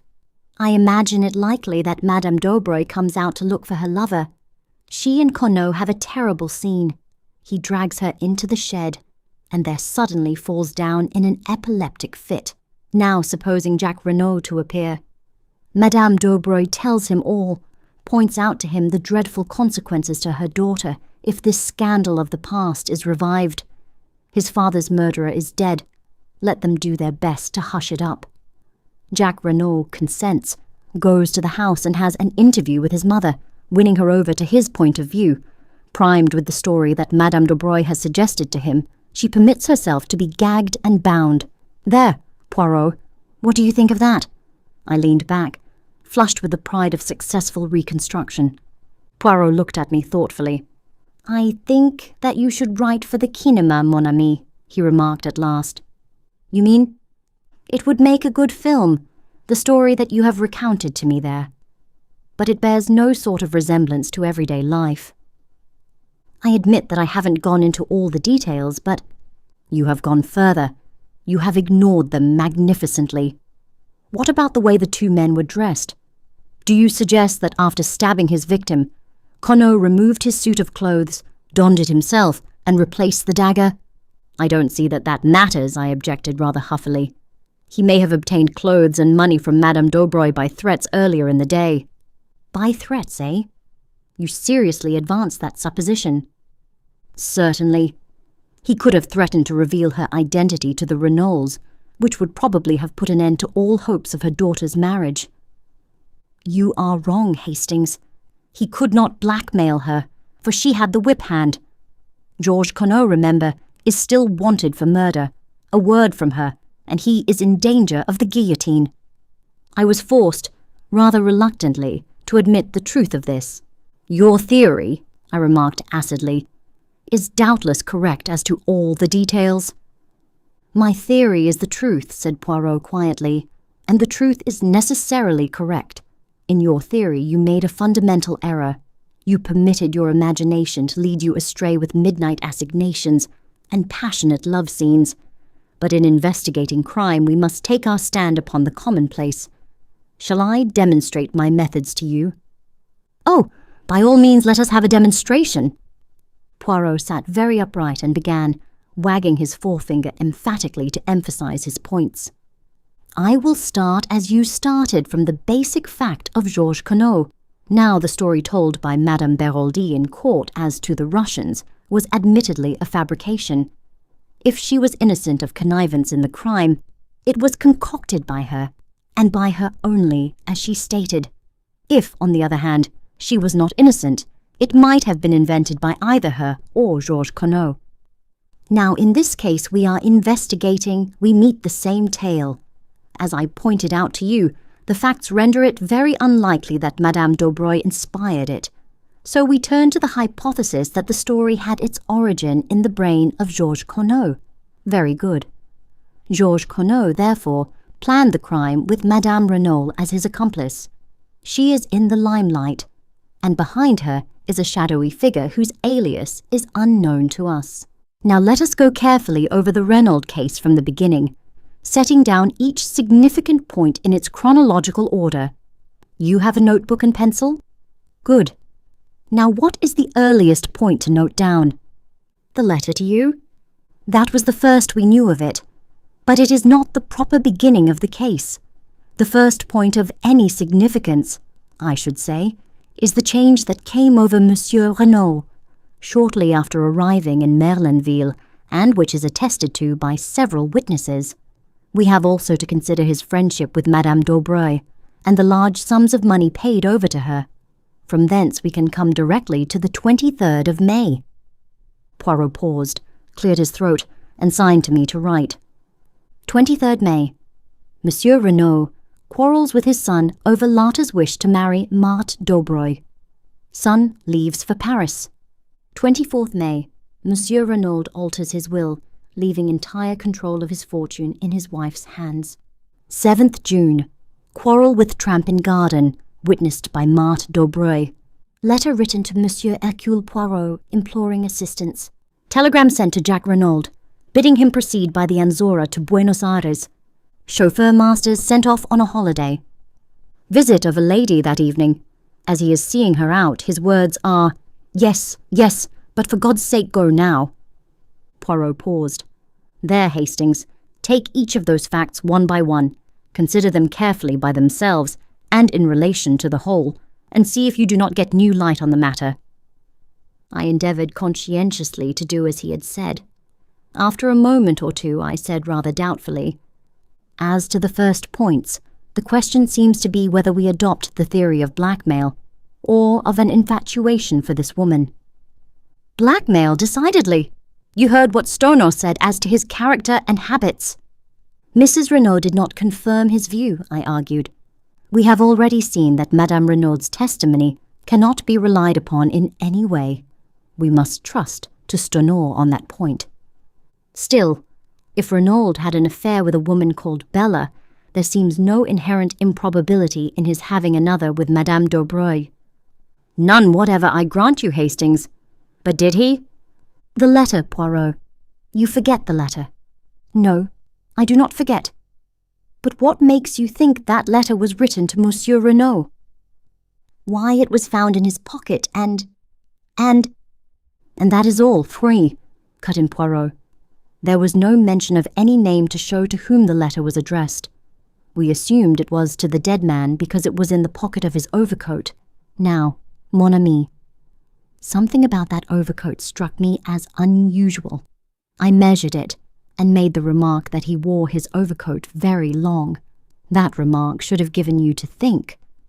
I thought you were just saying it for the sake of saying something, I confessed. Ah, quelle idée! Later you observed me measuring the overcoat of Monsieur Jacques Renauld. Eh bien, Monsieur Jacques Renauld wears his overcoat very short. Put those two facts together with a third, namely that Monsieur Jacques Renauld flung out of the house in a hurry on his departure for Paris, and tell me what you make of it. I see, I said slowly, as the meaning of Poirot's remarks bore in upon me. That letter was written to Jacques Renauld, not to his father. He caught up the wrong overcoat in his haste and agitation. Poirot nodded. Précisément. We can return to this point later. For the moment, let us content ourselves with accepting the letter as having nothing to do with Monsieur Renauld père, and pass to the next chronological event. May 23rd, I read. Monsieur Renauld quarrels with his son over Larte's wish to marry Marthe Daubreuil. Son leaves for Paris. I don't see anything much to remark upon there, and the altering of the will the following day seems straightforward enough. It was the direct result of the quarrel. We agree, mon ami, at least as to the cause. But what exact motive underlay this procedure of Monsieur Renauld's? I opened my eyes in surprise. Anger against his son, of course. Yet he wrote him affectionate letters to Paris. So Jacques Renauld says, but he cannot produce them. Well, let us pass from that. Now we come to the day of the tragedy. You have placed the events of the morning in a certain order. Have you any justification for that? I have ascertained that the letter to me was posted at the same time as the telegram was dispatched. Masters was informed he could take a holiday shortly afterwards. In my opinion, the quarrel with the tramp took place anterior to these happenings. I do not see that you can fix that definitely, unless you question Mademoiselle Daubreuil again. There is no need. I am sure of it. And if you do not see that, you see nothing, Hastings. I looked at him for a moment. Of course. I am an idiot. If the tramp was Georges Conneau, it was after the stormy interview with him that Mr. Renauld apprehended danger. He sent away the chauffeur, Masters, whom he suspected of being in the other's pay. He wired to his son and sent for you. A faint smile crossed Poirot's lips. You do not think it strange that he should use exactly the same expressions in his letter as Madame Renauld used later in her story? If the mention of Santiago was a blind, why should Renauld speak of it, and what is more, send his son there? It is puzzling, I admit, but perhaps we shall find some explanation later. We come now to the evening and the visit of the mysterious lady. I confess that fairly baffles me, unless it was Madame Daubreuil, as Françoise all along maintained. Poirot shook his head. My friend, where are your wits wandering? Remember the fragment of cheque, and the fact that the name Bella Duveen was faintly familiar to Stonor, and I think we may take it for granted that Bella Duveen is the full name of Jack's unknown correspondent, and that it was she who came to the Villa Geneviève that night. Whether she intended to see Jack, or whether she meant all along to appeal to his father, we cannot be certain, but I think we may assume that this is what occurred. She produced her claim upon Jack, probably showed letters that he had written her, and the older man tried to buy her off by writing a cheque. This she indignantly tore up. The terms of her letter are those of a woman genuinely in love, and she would probably deeply resent being offered money. In the end he got rid of her, and here the words that he used are significant. Yes, but for God's sake go now, I repeated. They seem to me a little vehement, perhaps. That is all. That is enough. He was desperately anxious for the girl to go. Why? Not only because the interview was unpleasant. No, it was the time that was slipping by, and for some reason time was precious. Why should it be, I asked, bewildered. That is what we ask ourselves. Why should it be? But later we have the incident of the wristwatch, which again shows us that time plays a very important part in the crime. We are now fast approaching the actual drama. It is 10:30 when Bella Devane leaves, and by the evidence of the wristwatch we know that the crime was committed, or at any rate, that it was staged, before 12 o'clock. We have reviewed all the events anterior to the murder. There remains only one unplaced. By the doctor's evidence, the tramp, when found, had been dead at least 48 hours, with a possible margin of 24 hours more. Now, with no other facts to help me than those we have discussed, I place the death as having occurred on the morning of June 7th. I stared at him, stupefied. But how? Why? How can you possibly know? Because only in that way can the sequence of events be logically explained. Mon ami, I have taken you step by step along the way. Do you not now see what is so glaringly plain? My dear Poirot, I can't see anything glaring about it. I did think I was beginning to see my way before, but I'm now hopelessly fogged. Poirot looked at me sadly and shook his head. Mon Dieu, but it is triste. A good intelligence, and so deplorably lacking in method.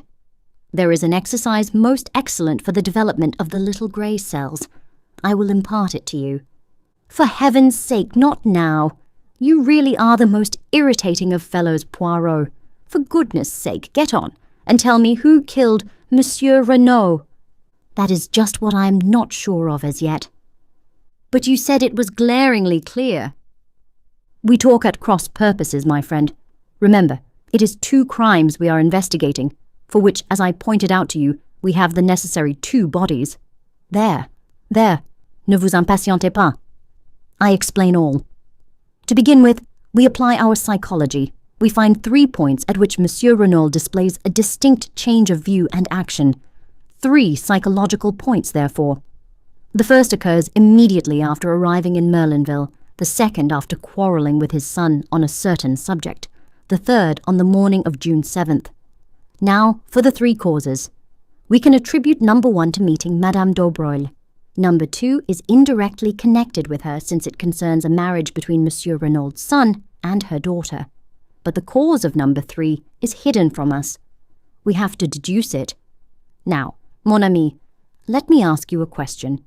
Who do we believe to have planned this crime? Georges Conneau, I said doubtfully, eyeing Poirot warily. Exactly. Now Giraud laid it down as an axiom that a woman lies to save herself, the man she loves, and her child, since we are satisfied that was Georges Conneau who dictated the lie to her. And as Georges Conneau is not Jacques Renaud, follows that the third case is put out of court, and still attributing the crime to Georges Conneau, the first is equally so. So we are forced to the second, that Madame Renauld lied for the sake of the man she loved, or in other words, for the sake of Georges Conneau. You agree to that? Yes, I admitted. It seems logical enough. Bien! Madame Renauld loves Georges Conneau. Who, then, is Georges Conneau? The tramp. Have we any evidence to show that Madame Renauld loved the tramp? No, but very well then. Do not cling to theories where facts no longer support them. Ask yourself instead who Madame Renauld did love. I shook my head, perplexed. Mais oui, you know perfectly. Who did Madame Renauld love so dearly that when she saw his dead body, she fell down in a swoon? I stared dumbfounded. Her husband, I gasped. Poirot nodded. Her husband, or Georges Conneau, whichever you like to call him. I rallied myself. But it's impossible. How impossible? Did we not agree just now that Madame Daubreuil was in a position to blackmail Georges Conneau? Yes, but... And did she not very effectively blackmail Monsieur Renauld? That may be true enough, but... And is it not a fact that we know nothing of Monsieur Renaud's youth and upbringing? that he springs suddenly into existence as a French Canadian exactly 22 years ago. All that is so, I said more firmly, but you seem to me to be overlooking one salient point. What is it, my friend? Why, we have admitted Georges Renauld planned the crime. That brings us to the ridiculous statement that he planned his own murder. Eh bien, mon ami, said Poirot placidly, that is just what he did do. This concludes Chapter 20 of The Murder on the Links. Please like this video and subscribe to our channel. Your support is appreciated. Chapter 21. Hercule Poirot on the case. In a measured voice, Poirot began his exposition. It seems strange to you, mon ami, that a man should plan his own death. So strange that you prefer to reject the truth as fantastic, and to revert to a story that is, in reality, 10 times more impossible. Yes, Monsieur Renauld planned his own death, but there is one detail that perhaps escapes you. He did not intend to die. I shook my head, bewildered. But no, it is all most simple, really, said Poirot kindly.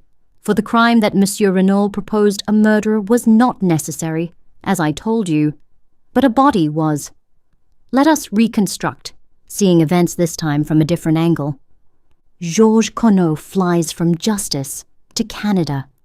There, under an assumed name, he marries, and finally acquires a vast fortune in South America. But there is a nostalgia upon him for his own country. 20 years have elapsed. He is considerably changed in appearance, besides being a man of such eminence that no one is likely to connect him with a fugitive from justice many years ago. He deems it quite safe to return. He takes up his headquarters in England, but intends to spend the summers in France. And ill fortune, that obscure justice which shapes men's ends, and will not allow them to evade the consequences of their acts, takes him to Merlinville. There, in the whole of France, is the one person who is capable of recognizing him.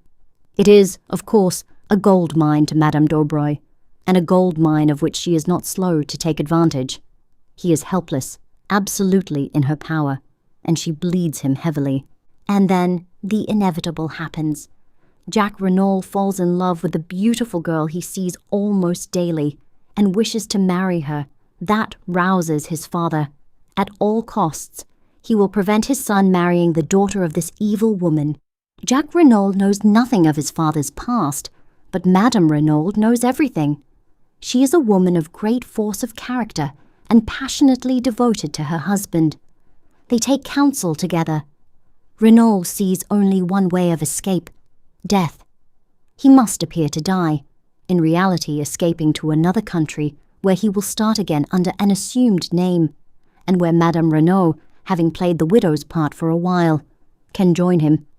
It is essential that she should have control of the money, so he alters his will. How they meant to manage the body business originally, I do not know.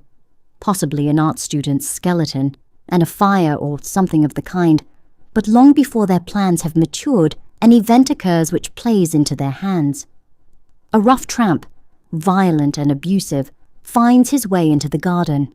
There is a struggle. Monsieur Renauld seeks to eject him, and suddenly the tramp, an epileptic, falls down in a fit. He is dead. Monsieur Renauld calls his wife. Together they drag him into the shed.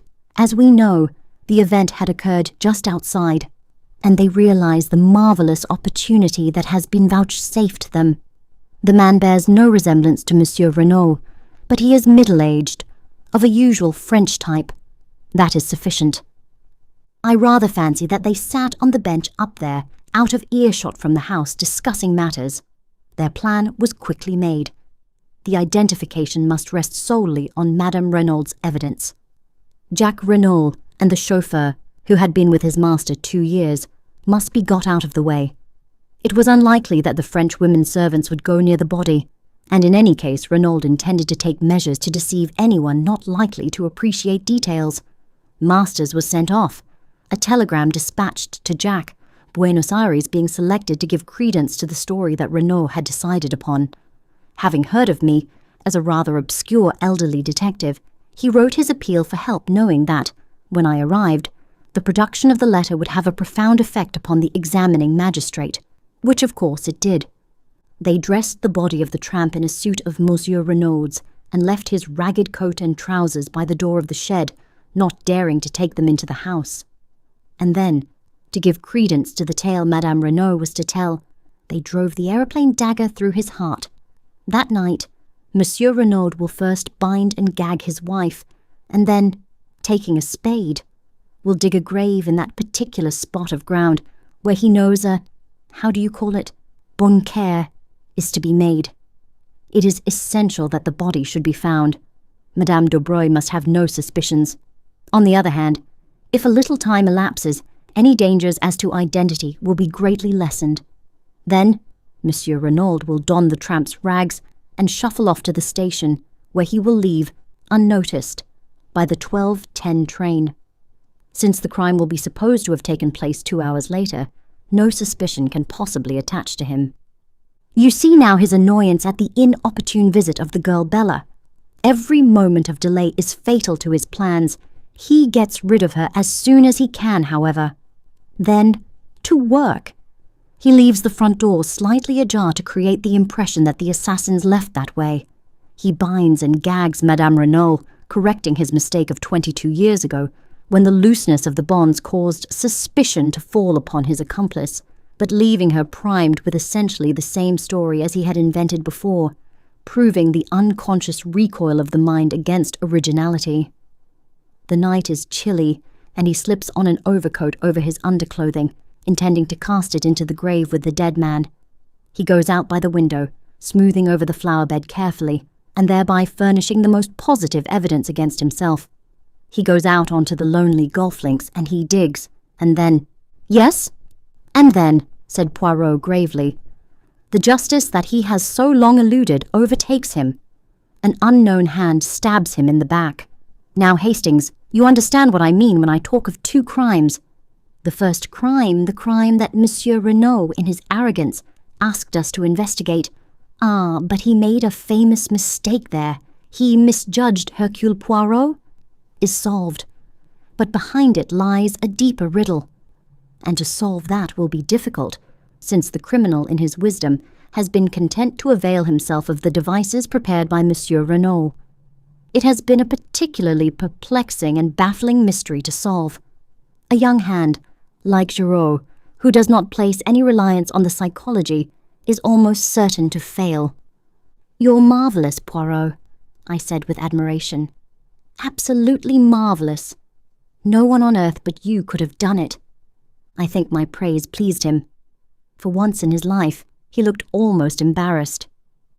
Then you no longer despise poor old Papa Poirot? You shift your allegiance back from the human foxhound? His term for Giraud never failed to make me smile. "Rather, you've scored over him handsomely." "That poor Giraud," said Poirot, trying unsuccessfully to look modest. "Without doubt it is not all stupidity. He has had la mauvaise chance once or twice. That dark hair coiled round the dagger, for instance. To say the least, it was misleading." "To tell you the truth, Poirot," I said slowly, "even now I don't quite see. Whose hair was it?" "Madame Renauld's, of course. That is where la mauvaise chance came in. Her hair, dark originally, is almost completely silvered. It might just as easily have been a grey hair, and then, by no conceivable effort, could Giraud have persuaded himself it came from the head of Jacques Renaud. But it is all of a piece. Always the facts must be twisted to fit the theory. Did not Giraud find the traces of 2 persons, a man and a woman, in the shed? And how does that fit in with his reconstruction of the case? I will tell you. It does not fit in, and so we shall hear no more of them. I ask you, is that a methodical way of working? The great Giraud is nothing but a toy balloon, swollen with its own importance. But I, Hercule Poirot, whom he despises, will be the little pin that pricks the big balloon. Comme ça." And he made an expressive gesture. Then, calming down, he resumed. "Without doubt, when Madame Renauld recovers, she will speak. The possibility of her son being accused of the murder never occurred to her. How should it, when she believed him safely at sea on board the Anzora? Ah, voilà une femme, Hastings. What force, what self-command. She only made one slip, on his unexpected return. It does not matter now. And no one noticed, no one realized the significance of those words. What a terrible part she has had to play, poor woman. Imagine the shock when she goes to identify the body and, instead of what she expects, sees the actual lifeless form of the husband she has believed miles away by now. No wonder she fainted. But since then, despite her grief and her despair, how resolutely she has played her part, and how the anguish of it must wring her. She cannot say a word to set us on the track of the real murderers. For her son's sake, no one must know that Paul Renauld was Georges Conneau the criminal. Final and most bitter blow, she has admitted publicly that Madame Daubreuil was her husband's mistress, for a hint of blackmail might be fatal to her secret. How cleverly she dealt with the examining magistrate when he asked her if there was any mystery in her husband's past life. Nothing so romantic, I am sure, Monsieur le Juge. It was perfect, the indulgent tone, the soupçon of sad mockery. At once, Monsieur Otet felt himself foolish and melodramatic. Yes, she is a great woman. If she loved a criminal, she loved him royally. Poirot lost himself in contemplation. One thing more, Poirot. What about the piece of lead piping? You do not see? To disfigure the victim's face so that it would be unrecognizable. It was that which first set me on the right track, and that imbecile of a Giraud swarming all over it to look for match ends. Did I not tell you that a clue of 2 feet long was quite as good as a clue of 2 inches? Well, Giraud will sing small now, I observed hastily, to lead the conversation away from my own shortcomings. As I said before, will he? If he has arrived at the right person by the wrong method, he will not permit that to worry him. But surely, I paused as I saw the new trend of things. You see, Hastings, we must now start again. Who killed Monsieur Renauld? Someone who was near the villa just before 12 o'clock that night. Someone who would benefit by his death. The description fits Jack Renauld only too well. The crime need not have been premeditated. And then the dagger. I started. I had not realized that point. Of course, I said. The second dagger we found in the tramp was Mrs. Renauld's. There were 2 then. Certainly. And since they were duplicates, it stands to reason that Jack Renauld was the owner. But that would not trouble me so much. In fact, I have a little idea as to that. No, the worst indictment against him is again psychological. Heredity, mon ami, heredity. Like father, like son. Jack Renauld, when all is said or done, is the son of Georges Conneau. His tone was grave and earnest, and I was impressed in spite of myself. What is your little idea that you mentioned just now? I asked. For answer, Poirot consulted his turnip-faced watch and then asked, What time is the afternoon boat from Calais? About 5, I believe. That will do very well. We shall just have time. You are going to England? Yes, my friend. Why? To find a possible witness. Who? With a rather peculiar smile upon his face, Poirot replied, Miss Bella Duvain. But how will you find her? What do you know about her? I know nothing about her, but I can guess a good deal. We may take it for granted that her name is Bella Duvain, and since that name was faintly familiar to Monsieur Stonor, though evidently not in connection with the Renauld family, it is probable that she is on the stage. Jack Renauld was a young man with plenty of money and 20 years of age. The stage is sure to have been the home of his first love. It tallies too with Monsieur Renauld's attempt to placate her with a cheque. I think I shall find her all right, especially with the help of this. And he brought out the photograph I had seen him take from Jack Renauld's drawer. With love from Bella was scrawled across the corner. But it was not that which held my eyes fascinated. The likeness was not first-rate, but for all that it was unmistakable to me. I felt a cold sinking, as though some unutterable calamity had befallen me. It was the face of Cinderella. This concludes Chapter 21 of The Murder on the Links. Chapter 22. I Find Love. For a moment or two I sat as though frozen, the photograph still in my hand. Then, summoning all my courage to appear unmoved, I handed it back. At the same time, I stole a quick glance at Poirot. Had he noticed anything? But to my relief, he did not seem to be observing me.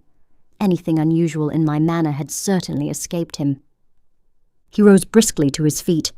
"We have no time to lose. We must make our departure with all dispatch. All is well. The sea, it will be calm." In the bustle of departure, I had no time for thinking.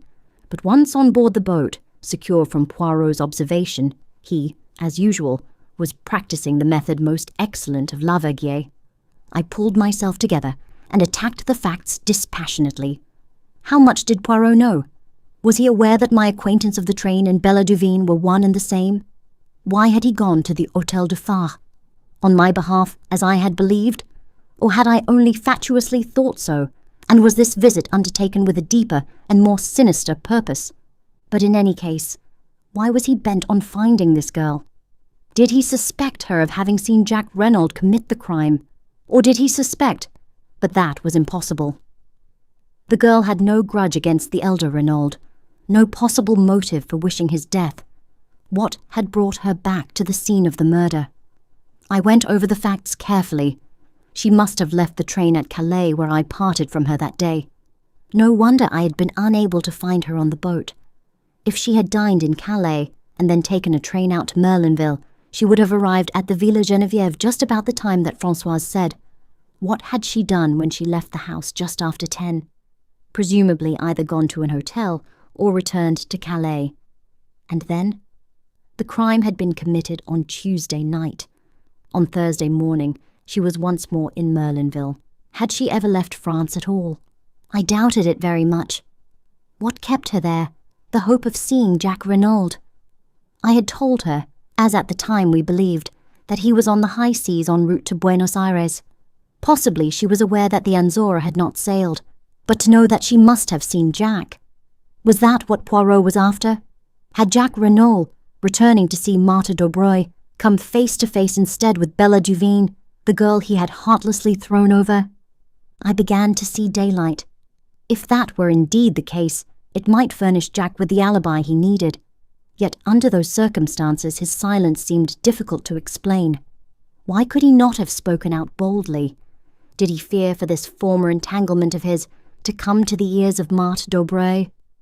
I shook my head, dissatisfied.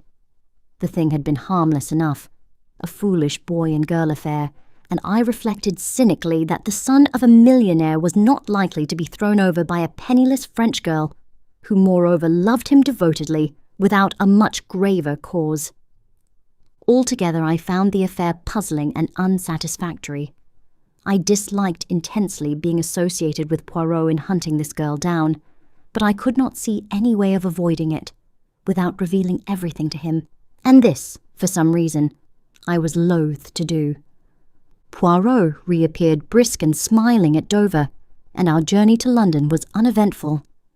It was past 9 o'clock when we arrived, and I supposed that we should return straight away to our rooms and do nothing till the morning.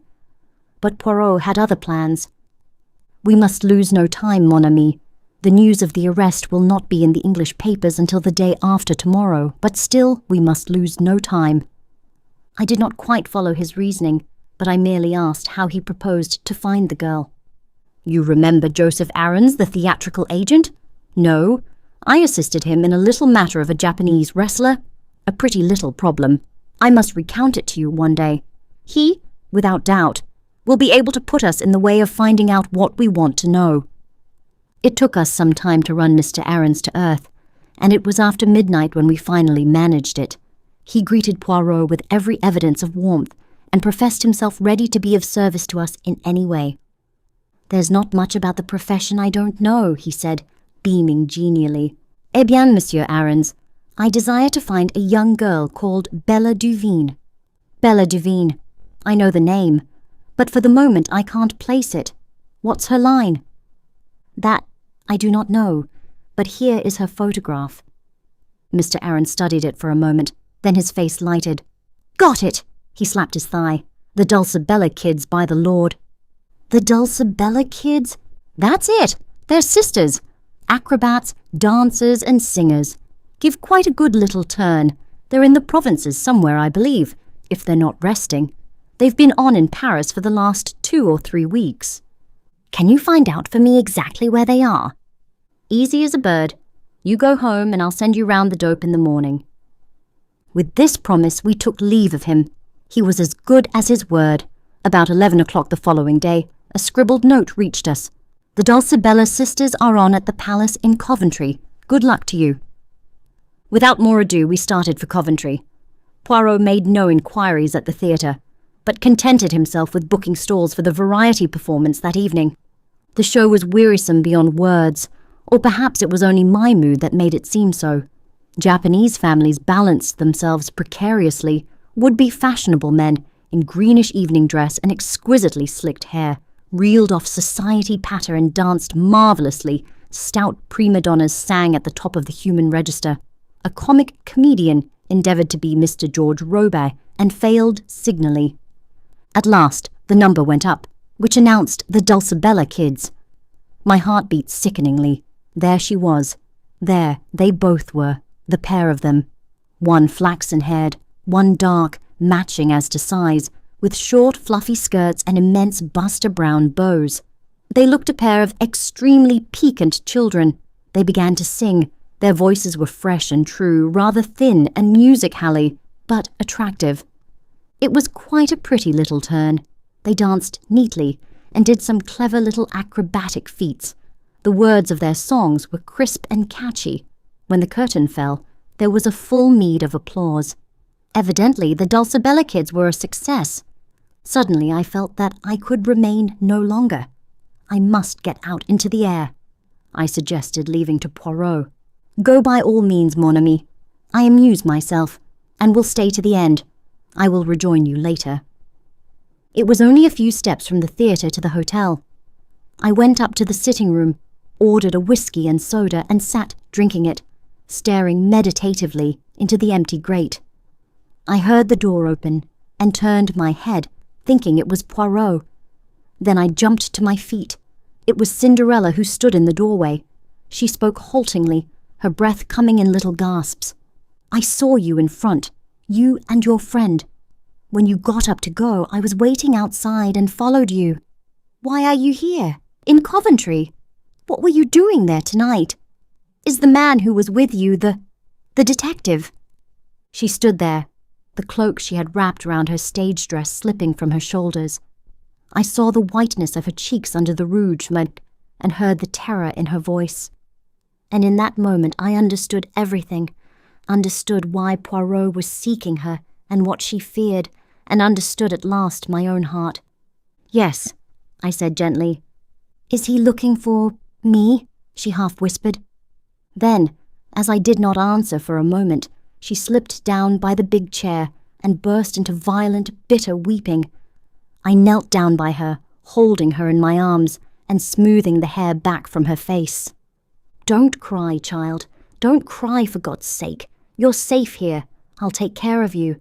Don't cry, darling. Don't cry. I know everything." "Oh, but you don't." "I think I do." And after a moment, as her sobs grew quieter, I asked, "It was you who took the dagger, wasn't it?" "Yes." "That was why you wanted me to show you round? And why you pretended to faint?" Again she nodded. It was a strange thought to come to me at the moment, but it shot into my mind that I was glad her motive was what it had been, rather than the idle and morbid curiosity I had accused her of at the time. How gallantly she had played her part that day, inwardly racked with fear and trepidation as she must have been. Poor little soul, bearing the burden of a moment's impetuous action. "Why did you take the dagger?" I asked presently. She replied as simply as a child. "I was afraid there might be finger marks on it." "But didn't you remember that you had worn gloves?" She shook her head as though bewildered, and then said slowly, "Are you going to give me up to the police?" "Good God, no." Her eyes sought mine long and earnestly, and then she asked in a little quiet voice that sounded afraid of itself, Why not? It seemed a strange place and a strange time for a declaration of love. And God knows, in all my imagining, I had never pictured love coming to me in such a guise. But I answered simply and naturally enough. Because I love you, Cinderella. She bent her head down, as though ashamed, and muttered in a broken voice, You can't, not if you knew. And then, as though rallying herself, she faced me squarely and asked, What do you know then?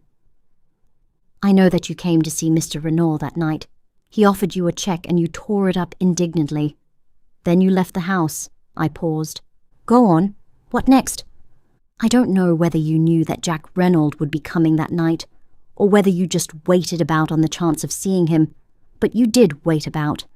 Perhaps you were just miserable and walked aimlessly, but at any rate just before 12 you were still near there and you saw a man on the golf links.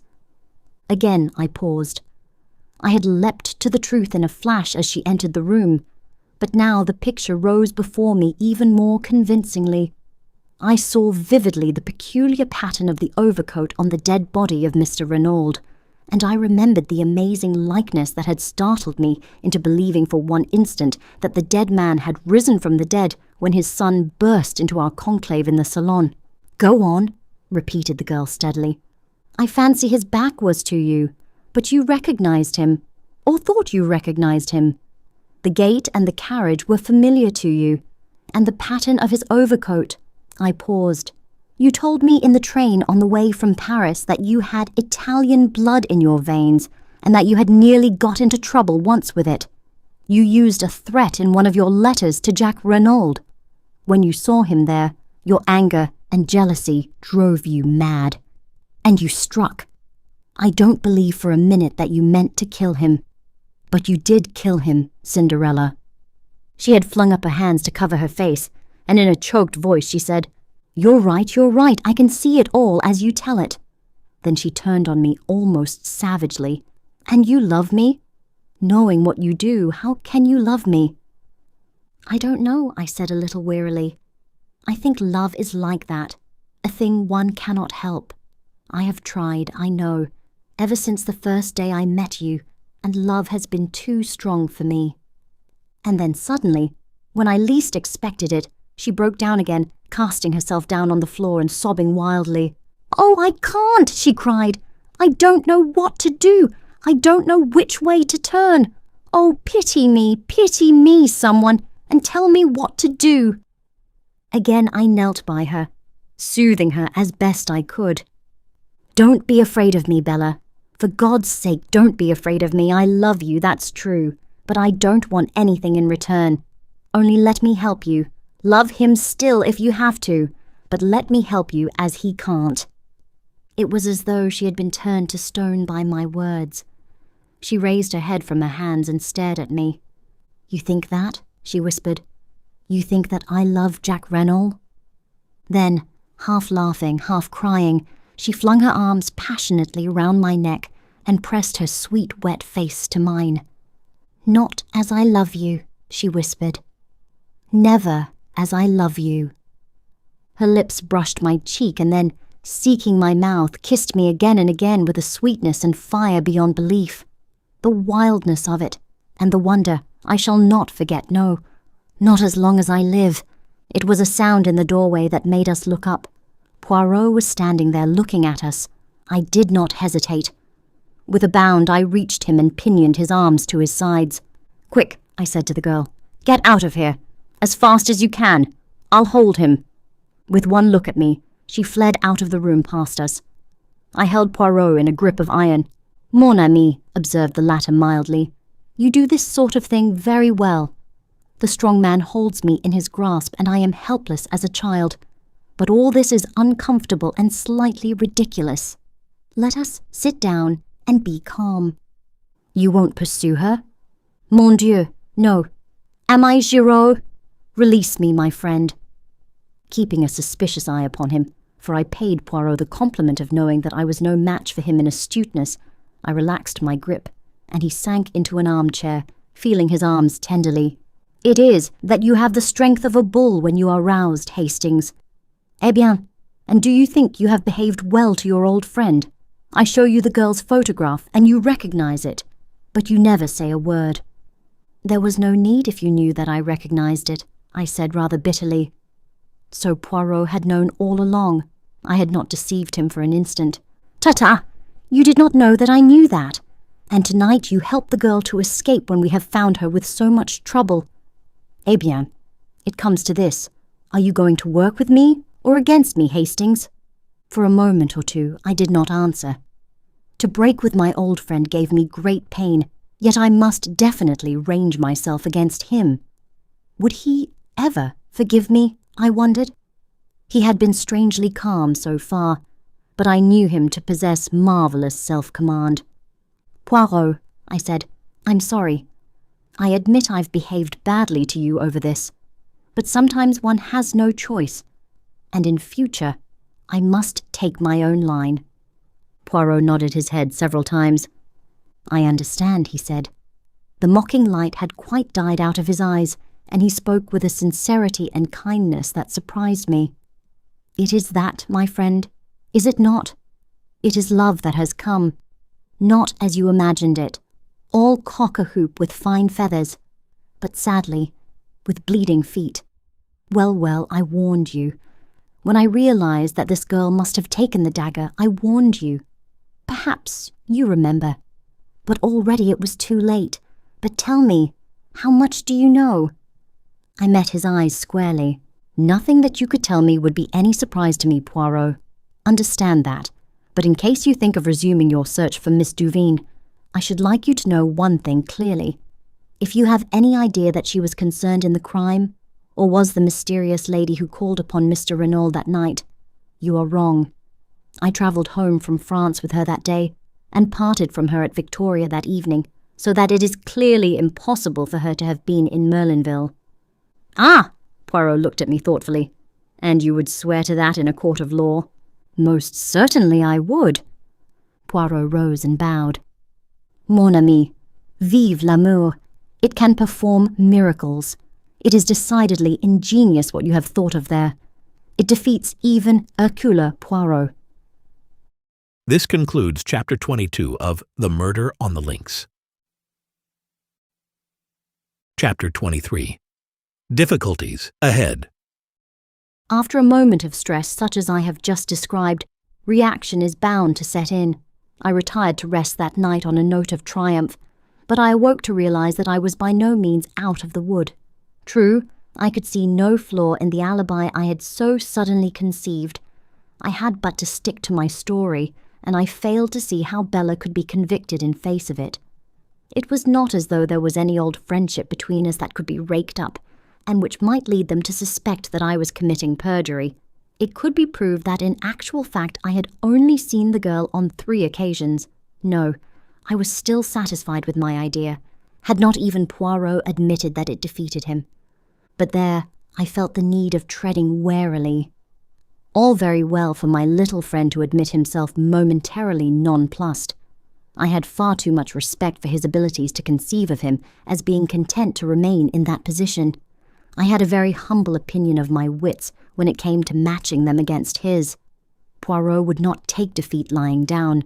Somehow or other, he would endeavour to turn the tables on me, and that in the way, and at the moment, when I least expected it. We met at breakfast the following morning as though nothing had happened. Poirot's good temper was imperturbable, yet I thought I detected a film of reserve in his manner which was new. After breakfast, I announced my intention of going out for a stroll. A malicious gleam shot through Poirot's eyes. If it is information you seek, you need not be at the pains of deranging yourself. I can tell you all you wish to know. The Dulcibella sisters have cancelled their contract and have left Coventry for an unknown destination. Is that really so, Poirot? You can take it from me, Hastings. I made inquiries the first thing this morning. After all, what else did you expect? True enough. Nothing else could be expected under the circumstances. Cinderella had profited by the slight start I had been able to assure her, and would certainly not lose a moment in removing herself from the reach of the pursuer. It was what I had intended and planned.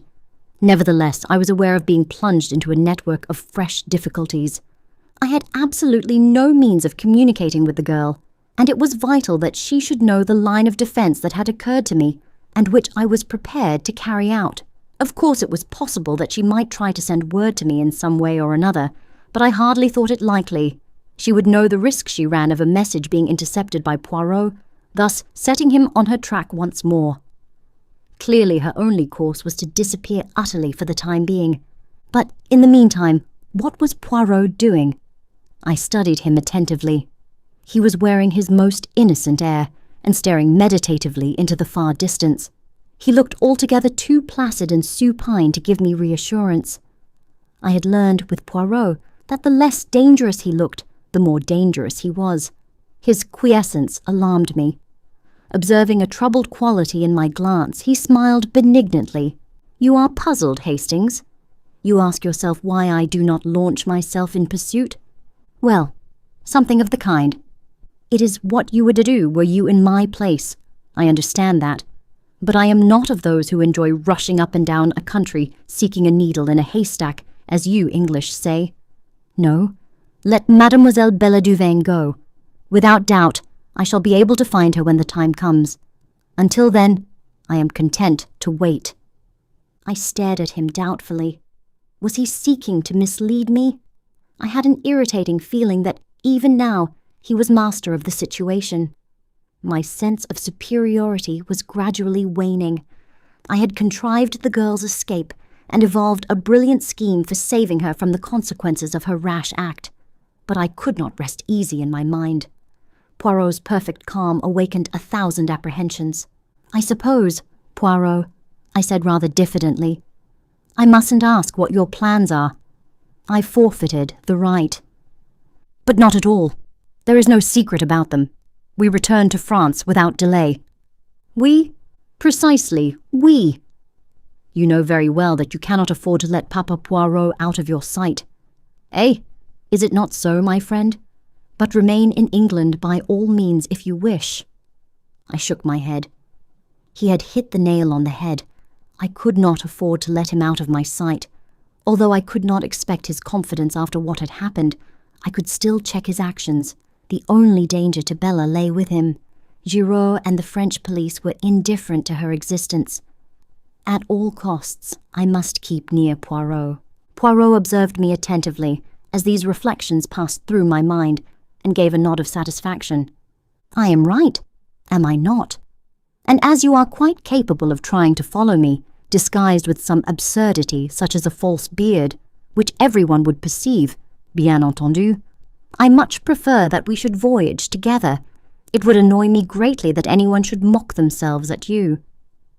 "Very well then, but it's only fair to warn you. I know all. You are my enemy. Be my enemy, then. It does not worry me at all. So long as it's all fair and above board, I don't mind. You have to the full the English passion for fair play. Now your scruples are satisfied. Let us depart immediately. There is no time to be lost. Our stay in England has been short but sufficient. I know what I wanted to know." The tone was light, but I read a veiled menace into the words. "Still," I began, and stopped. "Still, as you say, without doubt you are satisfied with the part you are playing. Me, I preoccupy myself with Jack Renauld." Jack Renauld! The words gave me a start. I had completely forgotten that aspect of the case. Jack Renauld in prison, with the shadow of the guillotine looming over him. I saw the part I was playing in a more sinister light. I could save Bella, yes, but in doing so, I ran the risk of sending an innocent man to his death. I pushed the thought from me with horror. It could not be. He would be acquitted. Certainly he would be acquitted. But the cold fear came back. Suppose he were not. What then? Could I have it on my conscience? Horrible thought. Would it come to that in the end? A decision. Bella or Jack Renauld? The promptings of my heart were to save the girl I loved at any cost to myself. But if the cost were to another, the problem was altered.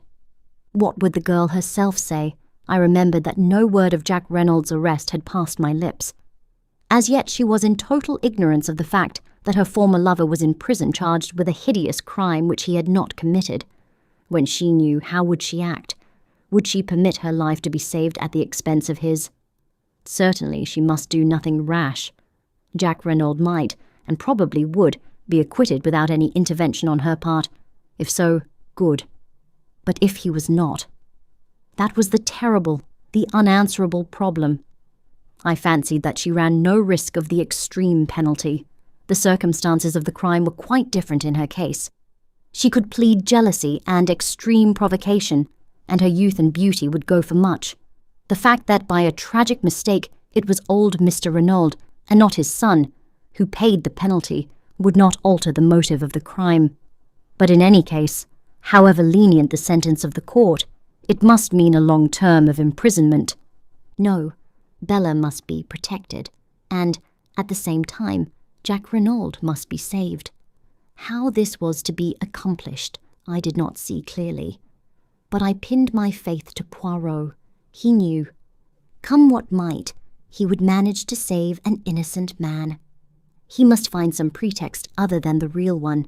It might be difficult, but he would manage it somehow. And with Bella unsuspected and Jack Renauld acquitted, all would end satisfactorily. So I told myself repeatedly, but at the bottom of my heart there still remained a cold fear. This concludes Chapter 23 of The Murder on the Links. Chapter 24. Save him! We crossed from England by the evening boat, and the following morning saw us in Saint-Thomé, whither Jack Renauld had been taken. Poirot lost no time in visiting Monsieur Hôtel. As he did not seem disposed to make any objections to my accompanying him, I bore him company. After various formalities and preliminaries, we were conducted to the examining magistrate's room. He greeted us cordially. "I was told that you had returned to England, Monsieur Poirot. I am glad to find that such is not the case." "It is true that I went there, Monsieur le Juge, but it was only for a flying visit, a side issue, but one that I fancied might repay investigation." "And it did, eh?" Poirot shrugged his shoulders. Monsieur Hôtel nodded, sighing. "We must resign ourselves, I fear. That animal Giraud, his manners are abominable, but he is undoubtedly clever. Not much chance of that one making a mistake." "You think not, Monsieur le Juge?" It was the examining magistrate's turn to shrug his shoulders. "Eh bien, speaking frankly, in confidence, c'est entendu. Can you come to any other conclusion?" "Frankly, Monsieur le Juge, there seem to me to be many points that are obscure." "Such as?" But Poirot was not to be drawn. "I have not yet tabulated them," he remarked. "It was a general reflection that I was making. I liked the young man, and should be sorry to believe him guilty of such a hideous crime. By the way, what has he to say for himself on the matter?" The magistrate frowned. "I cannot understand him. He seems incapable of putting up any sort of defence. It has been most difficult to get him to answer questions. He contents himself with a general denial, and beyond that takes refuge in a most obstinate silence. I am interrogating him again tomorrow. Perhaps you would like to be present?" We accepted the invitation with empressement. "A distressing case, Mont," said the magistrate with a sigh. "My sympathy for Madame Renauld is profound." "How is Madame Renauld?" "She has not yet recovered consciousness. It is merciful in a way, poor woman. She is being spared much. The doctors say that there is no danger, but that when she comes to herself she must be kept as quiet as possible. It was, I understand, quite as much the shock as the fall which caused her present state. It would be terrible if her brain became unhinged, but I should not wonder at all, no, really, not at all." Monsieur Hôtel leaned back, shaking his head, with a sort of mournful enjoyment, as he envisaged the gloomy prospect. He roused himself at length and observed with a start, "That reminds me. I have here a letter for you, Monsieur Poirot. Let me see. Where did I put it?" He proceeded to rummage amongst his papers. At last he found the missive and handed it to Poirot. "It was sent under cover to me, in order that I might forward it to you," he explained. "But as you left no address, I could not do so." Poirot studied the letter curiously. It was addressed in a long, sloping foreign hand, and the writing was decidedly a woman's. Poirot did not open it. Instead, he put it in his pocket and rose to his feet. "A demain, then, Monsieur le Juge. Many thanks for your courtesy and amiability." "But not at all. I am always at your service. These young detectives of the school of Giraud, they are all alike, rude, sneering fellows. They do not realize that an examining magistrate of my, experience is bound to have a certain discernment, a certain flair. In fine, the politeness of the old school is infinitely more to my taste. Therefore, my dear friend, command me in any way you will. We know a thing or two, you and I, eh?" And laughing heartily, enchanted with himself and with us, Monsieur Autet bade us adieu. I am sorry to have to record that Poirot's first remark to me as we traversed the corridor was, "A famous old imbecile, that one. Of a stupidity to make pity." We were just leaving the building when we came face to face with Giraud, looking more dandified than ever, and thoroughly pleased with himself. "Aha, Monsieur Poirot," he cried airily. "You have returned from England, then?" "As you see," said Poirot. "The end of the case is not far off now, I fancy." "I agree with you, Monsieur Giraud." Poirot spoke in a subdued tone. His crestfallen manner seemed to delight the other. "Of all the milk and water criminals! Not an idea of defending himself. It is extraordinary." "So extraordinary that it gives one to think, does it not?" suggested Poirot mildly. But Giraud was not even listening. He twirled his cane amicably. "Well, good day, Monsieur Poirot. I am glad you're satisfied of young Renauld's guilt at last." "Pardon, but I am not in the least satisfied. Jack Renauld is innocent." Giraud stared for a moment, then burst out laughing, tapping his head significantly with the brief remark, "Toqué." Poirot drew himself up. A dangerous light showed in his eyes. "Monsieur Giraud, throughout the case your manner to me has been deliberately insulting. You need teaching a lesson. I am prepared to wager you 500 francs that I find the murderer of Monsieur Renauld before you do. Is it agreed?" Giraud stared helplessly at him, and murmured again, "Toqué." "Come now," urged Poirot. "Is it agreed? I have no wish to take your money from you." "Make your mind easy. You will not." "Oh, well then, I agree. You speak of my manner to you being insulting. Eh bien, once or twice, your manner has annoyed me." "I'm enchanted to hear it," said Poirot. "Good morning, Monsieur Giraud. Come, Hastings." I said no word as we walked along the street. My heart was heavy. Poirot had displayed his intentions only too plainly. I doubted more than ever my powers of saving Bella from the consequences of her act. This unlucky encounter with Giraud had roused Poirot and put him on his mettle. Suddenly I felt a hand laid on my shoulder and turned to face Gabriel Stonor. We stopped and greeted him, and he proposed strolling with us back to our hotel. "And what are you doing here, Monsieur Stonor?" inquired Poirot. "One must stand by one's friends," replied the other dryly, "especially when they are unjustly accused." "Then you do not believe that Jack Renauld committed the crime?" I asked eagerly. "Certainly I don't. I know the lad. I admit that there have been one or two things in this business that have staggered me completely, but nonetheless, in spite of his fool way of taking it, I'll never believe that Jack Renauld is a murderer." My heart warmed to the secretary. His words seemed to lift a secret weight from my heart. "I have no doubt that many people feel as you do," I exclaimed. "There is really absurdly little evidence against him. I should say that there was no doubt of his acquittal, no doubt whatever." But Stonor hardly responded as I could have wished. "I'd give a lot to think as you do," he said gravely. He turned to Poirot. "What's your opinion, monsieur?" "I think that things look very black against him," said Poirot quietly. "You believe him guilty?" said Stonor sharply. "No, but I think he will find it hard to prove his innocence." "He's behaving so damned queerly," muttered Stonor. "Of course I realize that there's a lot more in this affair than meets the eye. Giraud's not wise to that because he's an outsider, but the whole thing has been damned odd.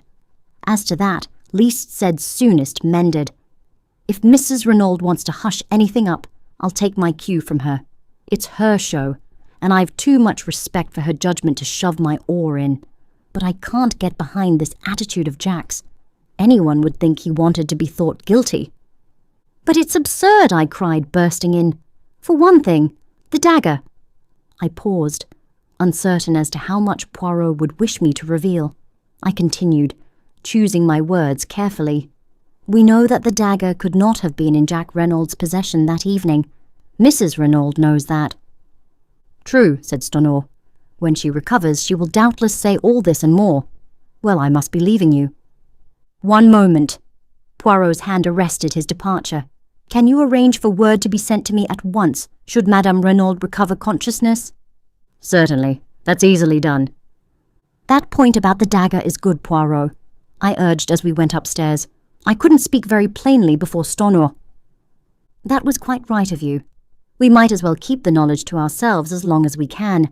As to the dagger, your point hardly helps Jack Renauld.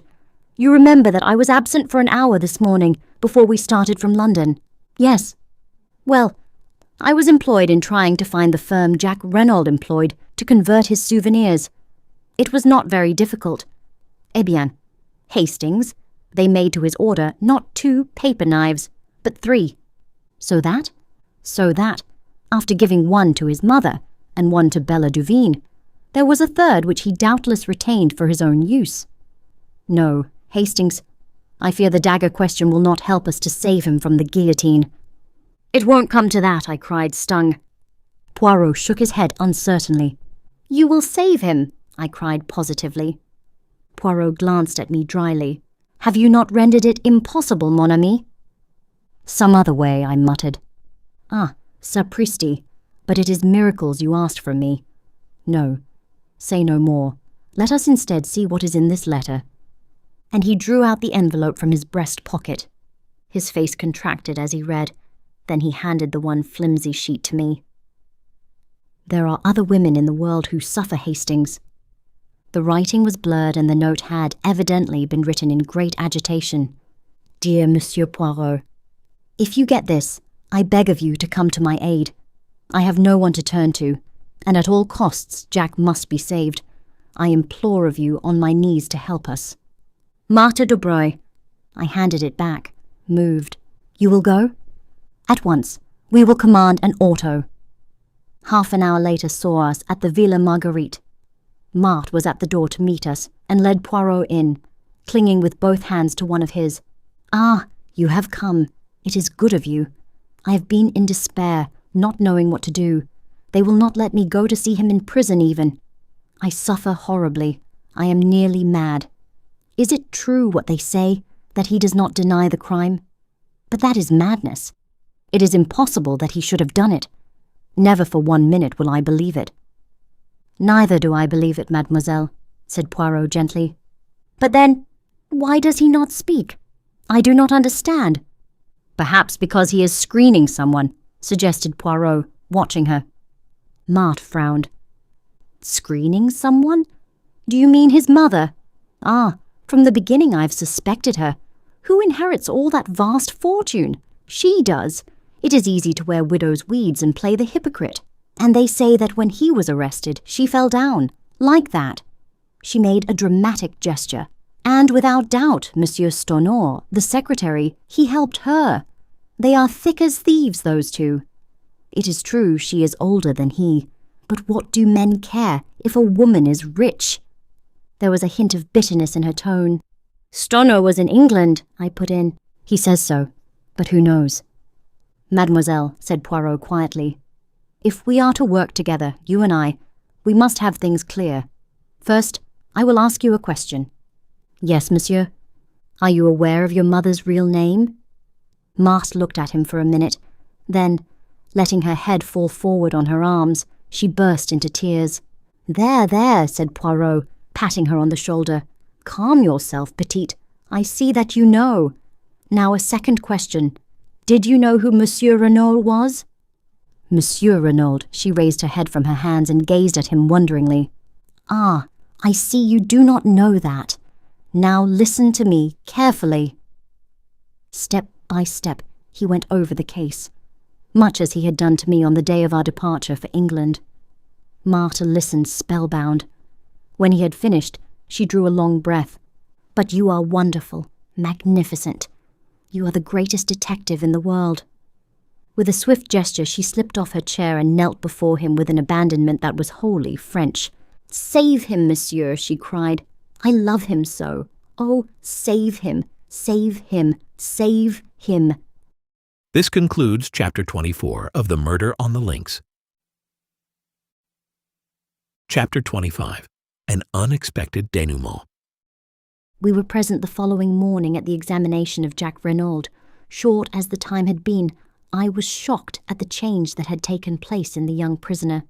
His cheeks had fallen in, there were deep black circles round his eyes, and he looked haggard and distraught, as one who had wooed sleep in vain for several nights. He betrayed no emotion at seeing us. The prisoner and his counsel, Maître Grossier, were accommodated with chairs. A formidable guard with resplendent sabre stood before the door. The patient greffier sat at his desk. The examination began. "Renauld," began the magistrate, "do you deny that you were in Merlinville on the night of the crime?" Jack did not reply at once. Then he said with a hesitancy of manner which was piteous, I told you that I was in Cherbourg." Maître Grossier frowned and sighed. I realized at once that Jack Renauld was obstinately bent on conducting his own case as he wished, to the despair of his legal representative. The magistrate turned sharply. "Send in the station witnesses." In a moment or two, the door opened to admit a man whom I recognized as being a porter at Merlinville Station. "You were on duty on the night of June 7th. "Yes, monsieur." "You witnessed the arrival of the 11:40 train?" "Yes, monsieur." "Look at the prisoner. Do you recognize him as having been one of the passengers to alight?" "Yes, monsieur le juge." "There is no possibility of your being mistaken?" "No, monsieur. I knew Monsieur Jack Renauld well." "Nor of your being mistaken as to the date?" "No, monsieur, because it was the following morning, June 8th, that we heard of the murder." Another railway official was brought in and confirmed the first one's evidence. The magistrate looked at Jack Renauld. "These men have identified you positively. What have you to say?" Jack shrugged his shoulders. "Nothing." Monsieur Hautet exchanged a glance with the greffier as the scratching of the latter's pen recorded the answer. "Renauld," continued the magistrate, "do you recognize this?" He took something from the table by his side and held it out to the prisoner. I shuddered as I recognized the aeroplane dagger. "Pardon!" cried Maître Grossier. "I demand to speak to my client before he answers that question." But Jack Renauld had no consideration for the feelings of the wretched Grossier. He waved him aside and replied quietly, "Certainly I recognize it. It is a present given by me to my mother, as a souvenir of the war." "Is there, as far as you know, any duplicate of that dagger in existence?" Again Maître Grossier burst out, and again Jack overrode him. "Not that I know of. The setting was my own design." Even the magistrate almost gasped at the boldness of the reply. It did, in very truth, seem as though Jack was rushing on his fate. I realized, of course, the vital necessity he was under of concealing, for Bella's sake, the fact that there was a duplicate dagger in the case. So long as there was supposed to be only one weapon, no suspicion was likely to attach to the girl who had had the second paper knife in her possession.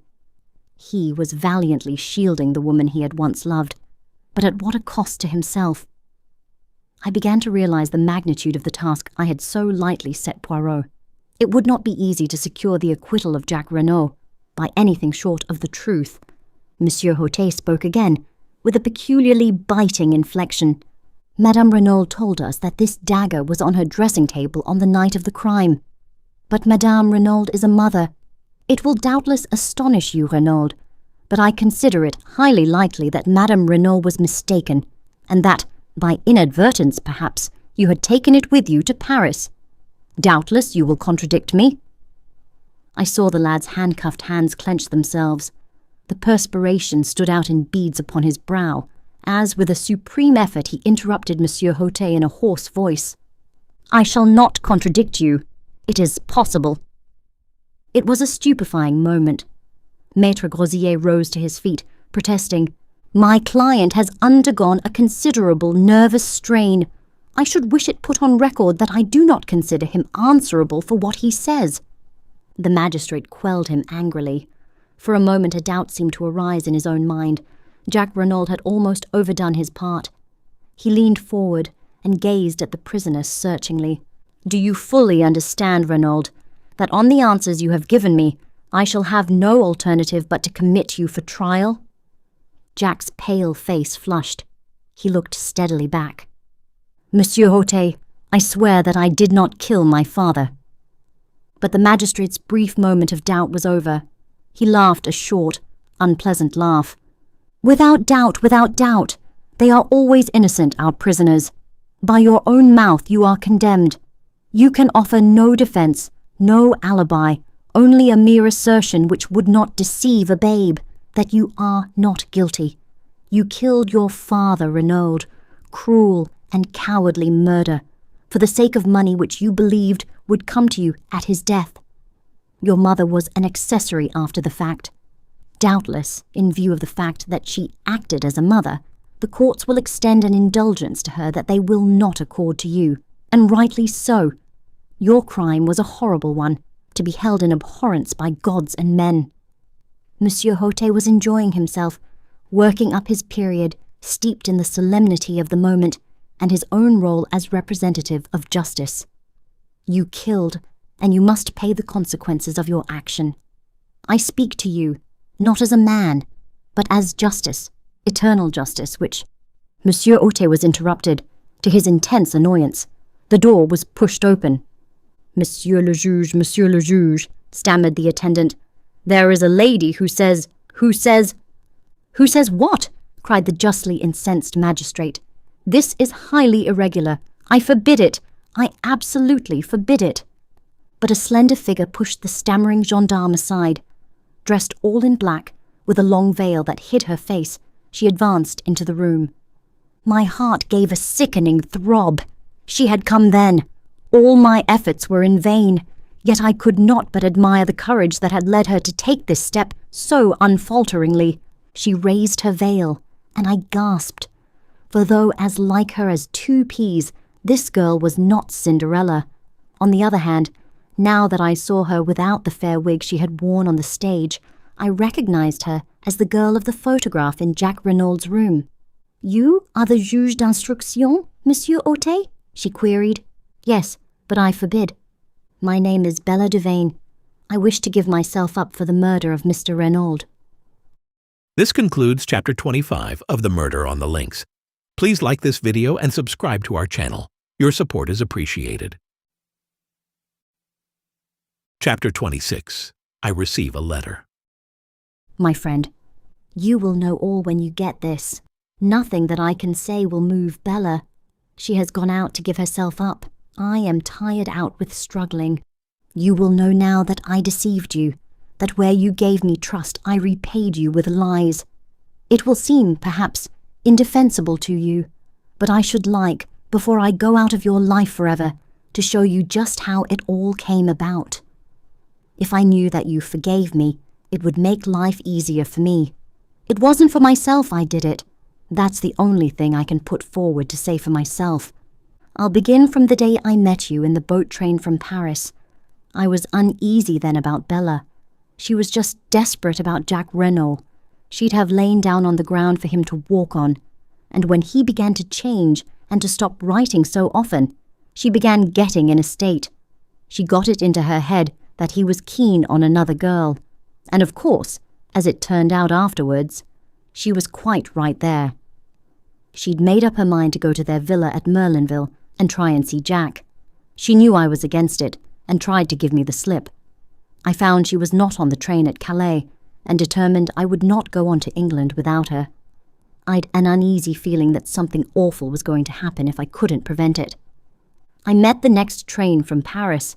She was on it and set upon going out then and there to Merlinville. I argued with her for all I was worth, but it wasn't any good. She was all strung up and set upon having her own way. Well, I washed my hands of it. I'd done all I could. It was getting late. I went to an hotel, and Bella started for Merlinville. I still couldn't shake off my feeling of what the books call impending disaster. The next day came, but no Bella. She'd made a date with me to meet at the hotel, but she didn't keep it. No sign of her all day. I got more and more anxious. Then came an evening paper with the news. It was awful. I couldn't be sure, of course, but I was terribly afraid. I figured it out that Bella had met Papa Renauld and told him about her and Jack, and that he'd insulted her or something like that. We've both got terribly quick tempers. Then all the masked foreigner business came out, and I began to feel more at ease. But it still worried me that Bella hadn't kept her date with me. By the next morning, I was so rattled that I'd just got to go and see what I could. First thing, I ran up against you. You know all that. When I saw the dead man, looking so like Jack, and wearing Jack's fancy overcoat, I knew. And there was the identical paper knife, wicked little thing, that Jack had given Bella. 10 to 1, it had her finger marks on it. I can't hope to explain to you the sort of helpless horror of that moment. I only saw one thing clearly. I must get hold of that dagger and get right away with it before they found out it was gone. I pretended to faint, and whilst you were away getting water, I took the thing and hid it away in my dress. I told you that I was staying at the Hôtel de Phare, but of course, really, I made a beeline back to Calais and then on to England by the first boat. When we were in mid-channel, I dropped that little devil of a dagger into the sea. Then I felt I could breathe again. Bella was at our digs in London. She looked like nothing on God's earth. I told her what I'd done and that she was pretty safe for the time being. She stared at me and then began laughing. It was horrible to hear her. I felt that the best thing to do was to keep busy. She'd go mad if she had time to brood on what she'd done. Luckily, we got an engagement at once. And then I saw you and your friend. Watching us that night, I was frantic. You must suspect, or you wouldn't have tracked us down. I had to know the worst, so I followed you. I was desperate. And then, before I'd had time to say anything, I tumbled to it, that it was me you suspected, not Bella, or at least that you thought I was Bella since I'd stolen the dagger. I wish, honey, that you could see back into my mind at that moment you'd forgive me. Perhaps I was so frightened and muddled and desperate. All I could get clearly was that you would try and save me. I didn't know whether you'd be willing to save her. I thought very likely not. It wasn't the same thing, and I couldn't risk it. Bella's my twin. I'd got to do the best for her. So I went on lying. I felt mean. I feel mean still. That's all. Enough too, you'll say, I expect. I ought to have trusted you, if I had. As soon as the news was in the paper that Jack Renauld had been arrested, it was all up. Bella wouldn't even wait to see how things went.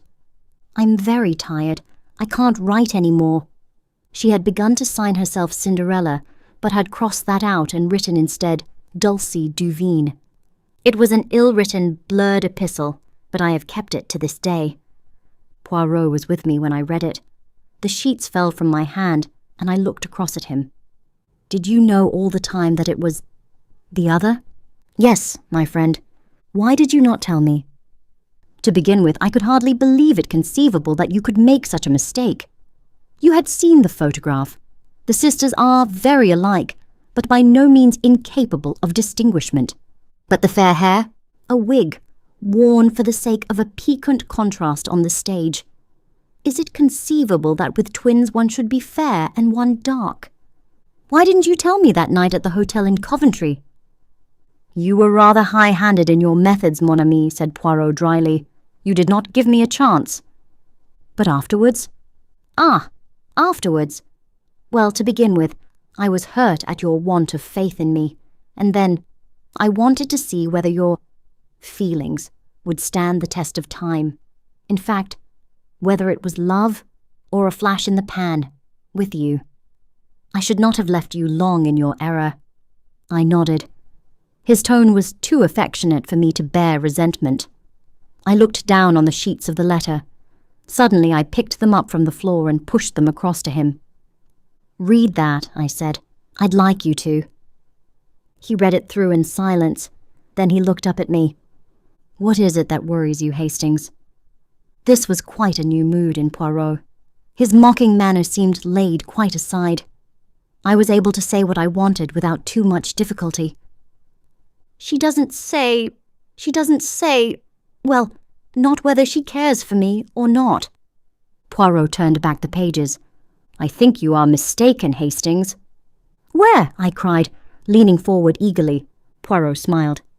"She tells you that in every line of the letter, mon ami. But where am I to find her? There's no address on the letter. There's a French stamp, that's all." "Excite yourself not. Leave it to Papa Poirot. I can find her for you as soon as I have 5 little minutes." This concludes Chapter 26 of The Murder on the Links. Chapter 27. Jack Renould's Story. "Congratulations, Monsieur Jack," said Poirot, wringing the lad warmly by the hand. Young Renauld had come to us as soon as he was liberated, before starting for Merlinville to rejoin Martha and his mother. Stonor accompanied him. His heartiness was in strong contrast to the lad's wan looks. It was plain that the boy was on the verge of a nervous breakdown. Although delivered from the immediate peril that was hanging over him, the circumstances of his release were too painful to let him feel full relief. He smiled mournfully at Poirot and said in a low voice, "I went through it to protect her, and now it's all no use." "You could hardly expect the girl to accept the price of your life," remarked Stonor dryly. "She was bound to come forward when she saw you heading straight for the guillotine." "Eh, ma foi! And you were heading for it too," added Poirot with a slight twinkle. "You would have had Maître Grosier's death from rage on your conscience if you had gone on." "He was a well-meaning ass, I suppose," said Jack. "But he worried me horribly. You see, I couldn't very well take him into my confidence. But my God, what's going to happen about Bella?" "If I were you," said Poirot frankly, "I should not distress myself unduly. The French courts are very lenient to youth and beauty, and the crime passionnel. A clever lawyer will make out a great case of extenuating circumstances. It will not be pleasant for you." "I don't care about that. You see, Monsieur Poirot, in a way I do feel guilty of my father's murder. But for me, and my entanglement with this girl, he would be alive and well today. And then, my cursed carelessness in taking away the wrong overcoat. I can't help feeling responsible for his death. It will haunt me forever." No, I said soothingly. "Of course it's horrible to me to think that Bella killed my father," resumed Jack, "but I'd treated her shamefully. After I met Martha and realized I'd made a mistake, I ought to have written and told her so honestly. But I was so terrified of a row, and of its coming to Martha's ears, and her thinking there was more in it than there ever had been, that, well, I was a coward, and went on hoping the thing would die down of itself. I just drifted, in fact, not realizing that I was driving the poor kid desperate. If she'd really knifed me, as she meant to, I should have got no more than my deserts.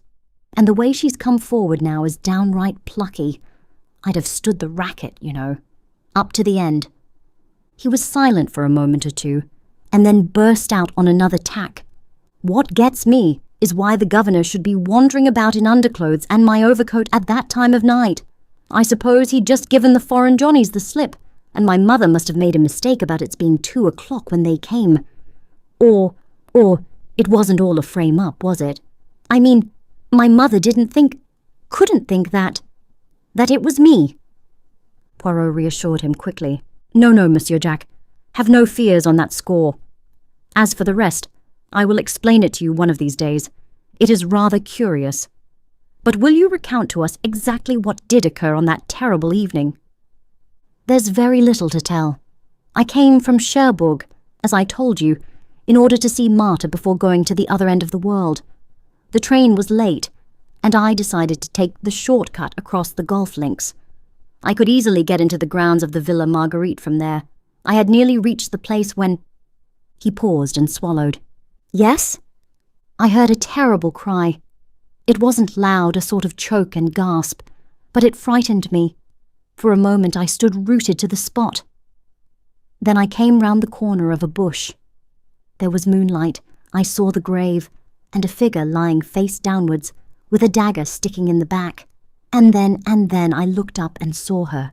She was looking at me as though she saw a ghost. It's what she must have thought me at first. All expression seemed frozen out of her face by horror, and then she gave a cry and turned and ran. He stopped, trying to master his emotion. "And afterwards?" asked Poirot gently. "I really don't know. I stayed there for a time, dazed, and then I realized I'd better get away as fast as I could. It didn't occur to me that they would suspect me, but I was afraid of being called upon to give evidence against her. I walked to Saint-Beauvais as I told you, and got a car from there back to Cherbourg. A knock came at the door, and a page entered with a telegram which he delivered to Stonor. He tore it open. Then he got up from his seat. "Mrs. Renauld has regained consciousness," he said. "Ah!" Poirot sprang to his feet. "Let us all go to Merlinville at once." A hurried departure was made forthwith. Stonor, at Jack's instance, agreed to stay behind and do all that could be done for Bella Duvane. Poirot, Jack Renauld and I set off in the Renauld car. The run took just over 40 minutes. As we approached the doorway of the Villa Marguerite, Jack Renauld shot a questioning glance at Poirot. "How would it be if you went on first, to break the news to my mother that I am free?" "While you break it in person to Mademoiselle Marthe, eh?" finished Poirot with a twinkle. "But yes, by all means. I was about to propose such an arrangement myself." Jack Renauld did not wait for more. Stopping the car, he swung himself out and ran up the path to the front door. We went on in the car to the Villa Geneviève. "Poirot," I said, "do you remember how we arrived here that first day, and were met by the news of Monsieur Renauld's murder?" "Ah, yes, truly. Not so long ago, either.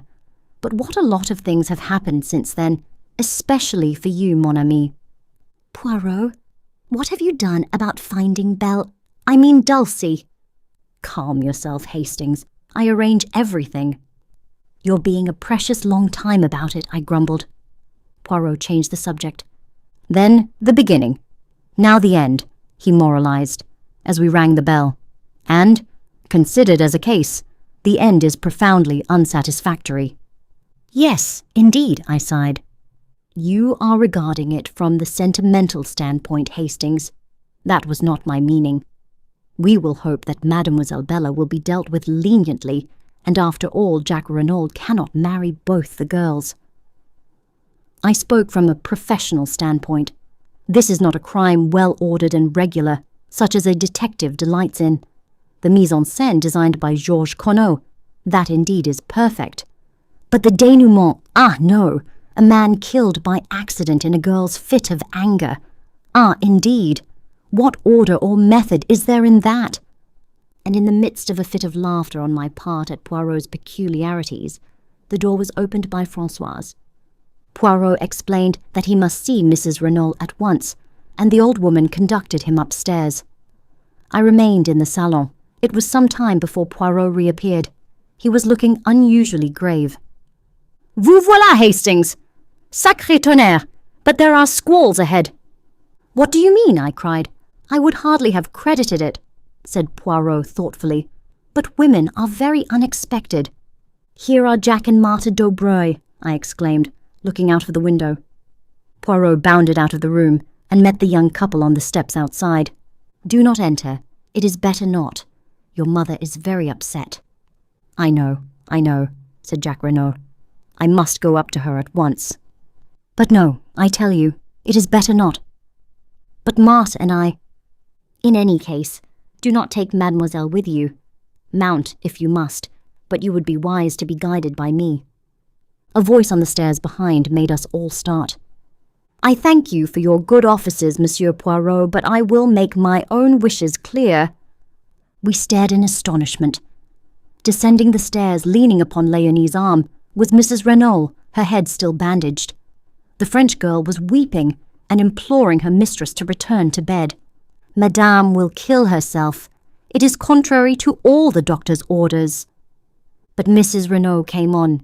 "Mother!" cried Jack, starting forward. But with a gesture she drove him back. "I am no mother of yours. You are no son of mine. From this day and hour I renounce you." "Mother!" cried the lad, stupefied. For a moment she seemed to waver, to falter before the anguish in his voice. Poirot made a mediating gesture, but instantly she regained command of herself. "Your father's blood is on your head. You are morally guilty of his death. You thwarted and defied him over this girl, and by your heartless treatment of another girl, you brought about his death. Go out from my house. Tomorrow I intend to take such steps as shall make it certain that you shall never touch a penny of his money. Make your way in the world as best you can with the help of the girl who is the daughter of your father's bitterest enemy." And slowly, painfully, she retraced her way upstairs. We were all dumbfounded, totally unprepared for such a demonstration. Jack Renauld, worn out with all he had already gone through, swayed and nearly fell. Poirot and I went quickly to his assistance. "He is overdone," murmured Poirot to Marthe. "Where can we take him?" "But home, to the Villa Marguerite. We will nurse him, my mother and I. My poor Jack." We got the lad to the villa, where he dropped limply onto a chair in a semi-dazed condition. Poirot felt his head and hands. "He has fever. The long strain begins to tell. And now this shock on top of it. Get him to bed, and Hastings and I will summon a doctor." A doctor was soon procured. After examining the patient, he gave it as his opinion that it was simply a case of nerve strain. With perfect rest and quiet, the lad might be almost restored by the next day, but if excited, there was a chance of brain fever. It would be advisable for someone to sit up all night with him. Finally, having done all we could, we left him in the charge of Marthe and her mother, and set out for the town. It was past our usual hour of dining, and we were both famished. The first restaurant we came to assuaged the pangs of hunger with an excellent omelette and an equally excellent entrecôte to follow. "And now for quarters for the night," said Poirot, when at length Café Noir had completed the meal. "Shall we try our old friend, the Hôtel des Bains?" We traced our steps there without more ado.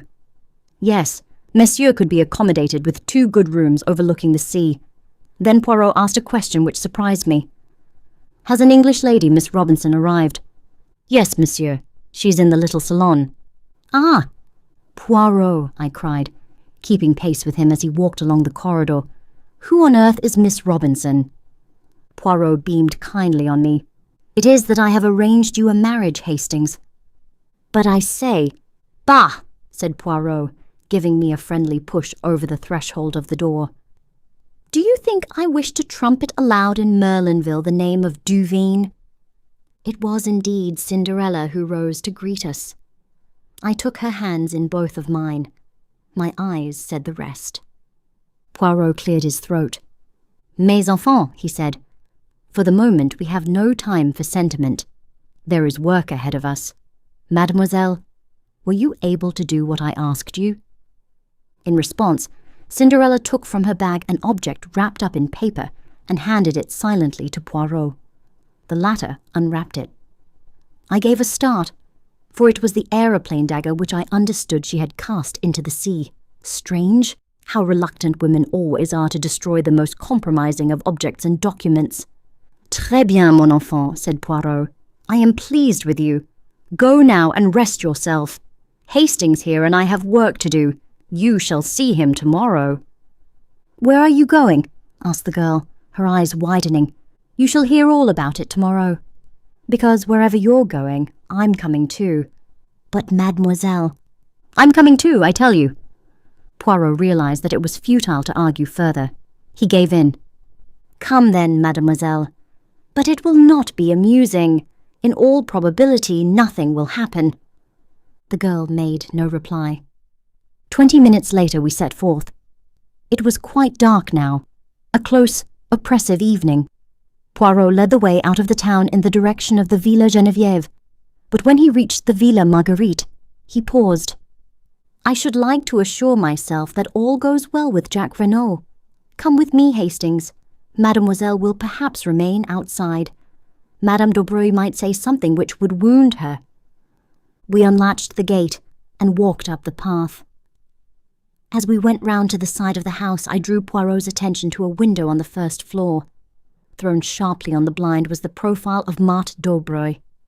"Ah," said Poirot. "I figure to myself that is the room where we shall find Jacques Renauld." Madame Daubreuil opened the door to us. She explained that Jacques was much the same, but perhaps we would like to see for ourselves. She led us upstairs and into the bedroom. Marthe Daubreuil was embroidering by a table with a lamp on it. She put her finger to her lips as we entered.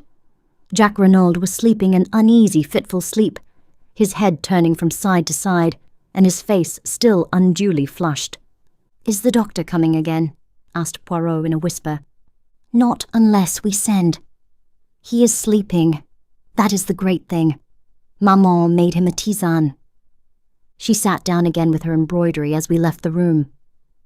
Madame Daubreuil accompanied us down the stairs. Since I had learned of her past history, I viewed this woman with increased interest.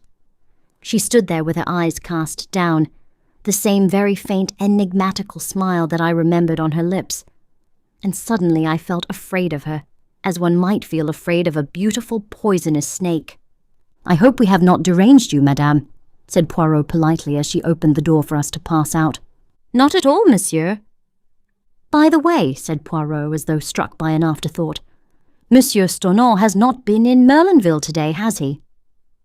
I could not at all fathom the point of this question, which I well knew to be meaningless as far as Poirot was concerned. Madame Daubreuil replied quite composedly, "Not that I know of." "He has not had an interview with Mrs. Renauld." "How should I know that, monsieur?" "True," said Poirot. "I thought you might have seen him coming or going, that is all." "Good night, madame." "Why?" I began. "No whys, Hastings. There will be time for that later." We rejoined Cinderella and made our way rapidly in the direction of the Villa Geneviève. Poirot looked over his shoulder once at the lighted window and the profile of Marthe as she bent over her work. "He is being guarded at all events," he muttered. Arrived at the Villa Geneviève, Poirot took up his stand behind some bushes to the left of the drive, where, whilst enjoying a good view ourselves, we were completely hidden from sight. The villa itself was in total darkness. Everybody was, without doubt, in bed and asleep. We were almost immediately under the window of Mrs. Renauld's bedroom, which window, I noticed, was open. It seemed to me that it was upon this spot that Poirot's eyes were fixed. "What are we going to do?" I whispered. "Watch. But I do not expect anything to happen for at least an hour, probably 2 hours, But his words were interrupted by a long, thin-drawn cry. "Help!" A light flashed up in the second-floor room on the right-hand side of the house. The cry came from there, and even as we watched, there came a shadow on the blind, as of 2 people struggling. "Mille tonnerres!" cried Poirot. "She must have changed her room!" Dashing forward, he battered wildly on the front door. Then, rushing to the tree in the flower bed, he swarmed up it with the agility of a cat. I followed him. As with a bound, he sprang in through the open window. Looking over my shoulder, I saw Dulcie reaching the branch behind me. "Take care," I exclaimed. "Take care of your grandmother," retorted the girl. "This is child's play to me." Poirot had rushed through the empty room and was pounding on the door leading into the corridor. "Locked and bolted on the outside," he growled, "and it will take time to burst it open." The cries for help were getting noticeably fainter. I saw despair in Poirot's eyes. He and I together put our shoulders to the door. Cinderella's voice, calm and dispassionate, came from the window. "You'll be too late. I guess I'm the only one who can do anything." Before I could move a hand to stop her, she appeared to leap upward into space. I rushed and looked out. To my horror, I saw her hanging by her hands from the roof, propelling herself along by jerks in the direction of the lighted window. "Good heavens! She'll be killed!" I cried. "You forget. She's a professional acrobat, Hastings. It was the providence of the good God that made her insist on coming with us tonight. I only pray that she may be in time." Ah! A cry of absolute terror floated out onto the night as the girl disappeared through the right-hand window. Then, in Cinderella's clear tones came the words, "No, you don't. I've got you, and my wrists are just like steel." At the same moment, the door of our prison was opened cautiously by Françoise. Poirot brushed her aside unceremoniously and rushed down the passage to where the other maids were grouped round the further door. "It's locked on the inside, monsieur!" There was the sound of a heavy fall within. After a moment or two, the key turned and the door swung slowly open. Cinderella, very pale, beckoned us in. "She is safe?" demanded Poirot. "Yes, I was just in time. She was exhausted." Mrs. Renauld was half sitting, half lying on the bed. She was gasping for breath. "Nearly strangled me," she murmured painfully. The girl picked up something from the floor and handed it to Poirot. It was a rolled-up ladder of silk rope, very fine but quite strong. "A getaway," said Poirot. "By the window, whilst we were battering at the door. Where is the other?" The girl stood aside a little and pointed. On the ground lay a figure wrapped in some dark material, a fold of which hid the face. "Dead?" she nodded. "I think so. Head must have struck the marble fender." "But who is it?" I cried. "The murderer of Monsieur Renauld, Hastings, and the would-be murderer of Madame Renauld." Puzzled and uncomprehending, I knelt down and, lifting the fold of cloth, looked into the dead, beautiful face of Marthe Daubreuil. This concludes Chapter 27 of The Murder on the Links. Chapter 28, Journey's End. I have confused memories of the further events of that night. Poirot seemed deaf to my repeated questions. He was engaged in overwhelming Françoise with reproaches for not having told him of Mrs. Renauld's change of sleeping quarters. I caught him by the shoulder, determined to attract his attention and make myself heard. "But you must have known," I expostulated. "You were taken up to see her this afternoon." Poirot deigned to attend to me for a brief moment. She had been wheeled on a sofa into the middle room. "Her boudoir," he explained. "But, monsieur," cried Françoise, "Madame changed her room almost immediately after the crime. The associations, they were too distressing." "Then why was I not told?" vociferated Poirot, striking the table and working himself into a first-class passion. "I demand you, why was I not told? You are an old woman completely imbecile, and Léonie and Denise are no better. All of you are triple idiots. Your stupidity has nearly caused the death of your mistress, but for this courageous child—" He broke off and, darting across the room to where the girl was bending over ministering to Mrs. Renauld, he embraced her with Gallic fervour, slightly to my annoyance. I was aroused from my condition of mental fog by a sharp command from Poirot to fetch the doctor immediately on Mrs. Renauld's behalf. After that, I might summon the police. And he added, to complete my dudgeon, "It will hardly be worth your while to return here. I shall be too busy to attend to you, and of mademoiselle here I make a garde-malade." I retired with what dignity I could command. Having done my errands, I returned to the hotel. I understood next to nothing of what had occurred. The events of the night seemed fantastic and impossible. Nobody would answer my questions. Nobody had seemed to hear them.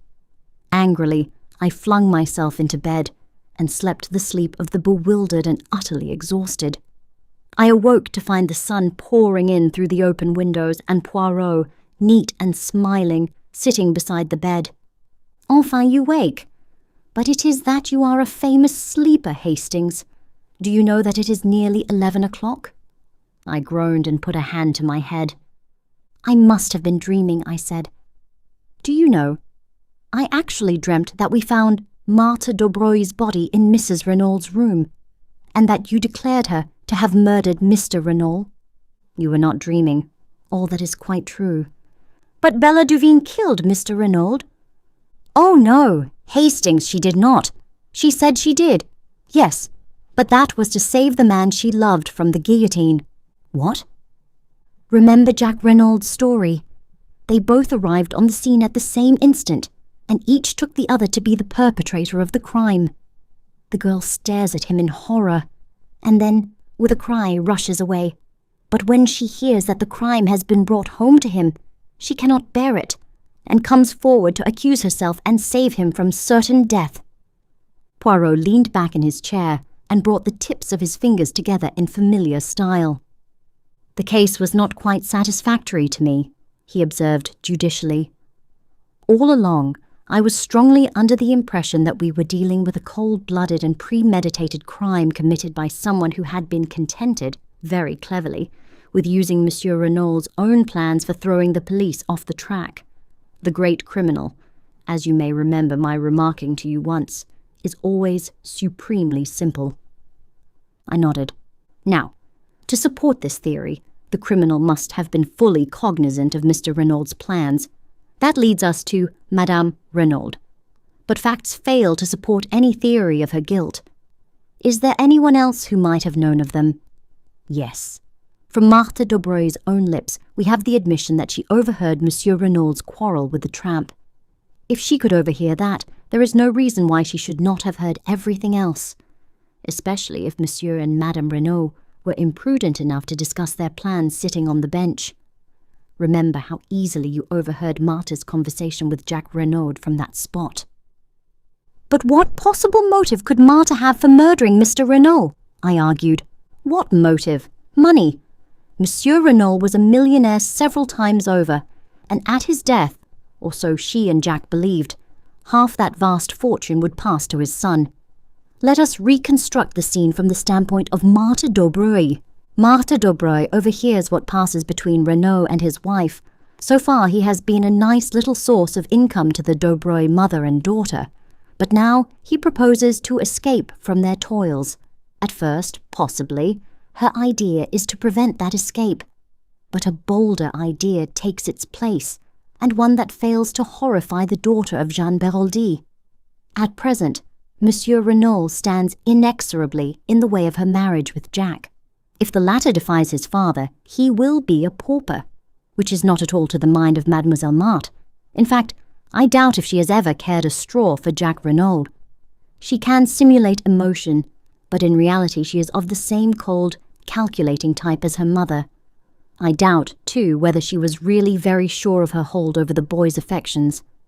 She had dazzled and captivated him, but separated from her, as his father could so easily manage to separate him, she might lose him. But with Monsieur Renauld dead, and Jacques the heir to half his millions, the marriage can take place at once, and at a stroke she will attain wealth, not the beggarly thousands that have been extracted from him so far. And her clever brain takes in the simplicity of the thing. It is all so easy. Monsieur Renauld is planning all the circumstances of his death. She has only to step in at the right moment and turn the farce into a grim reality.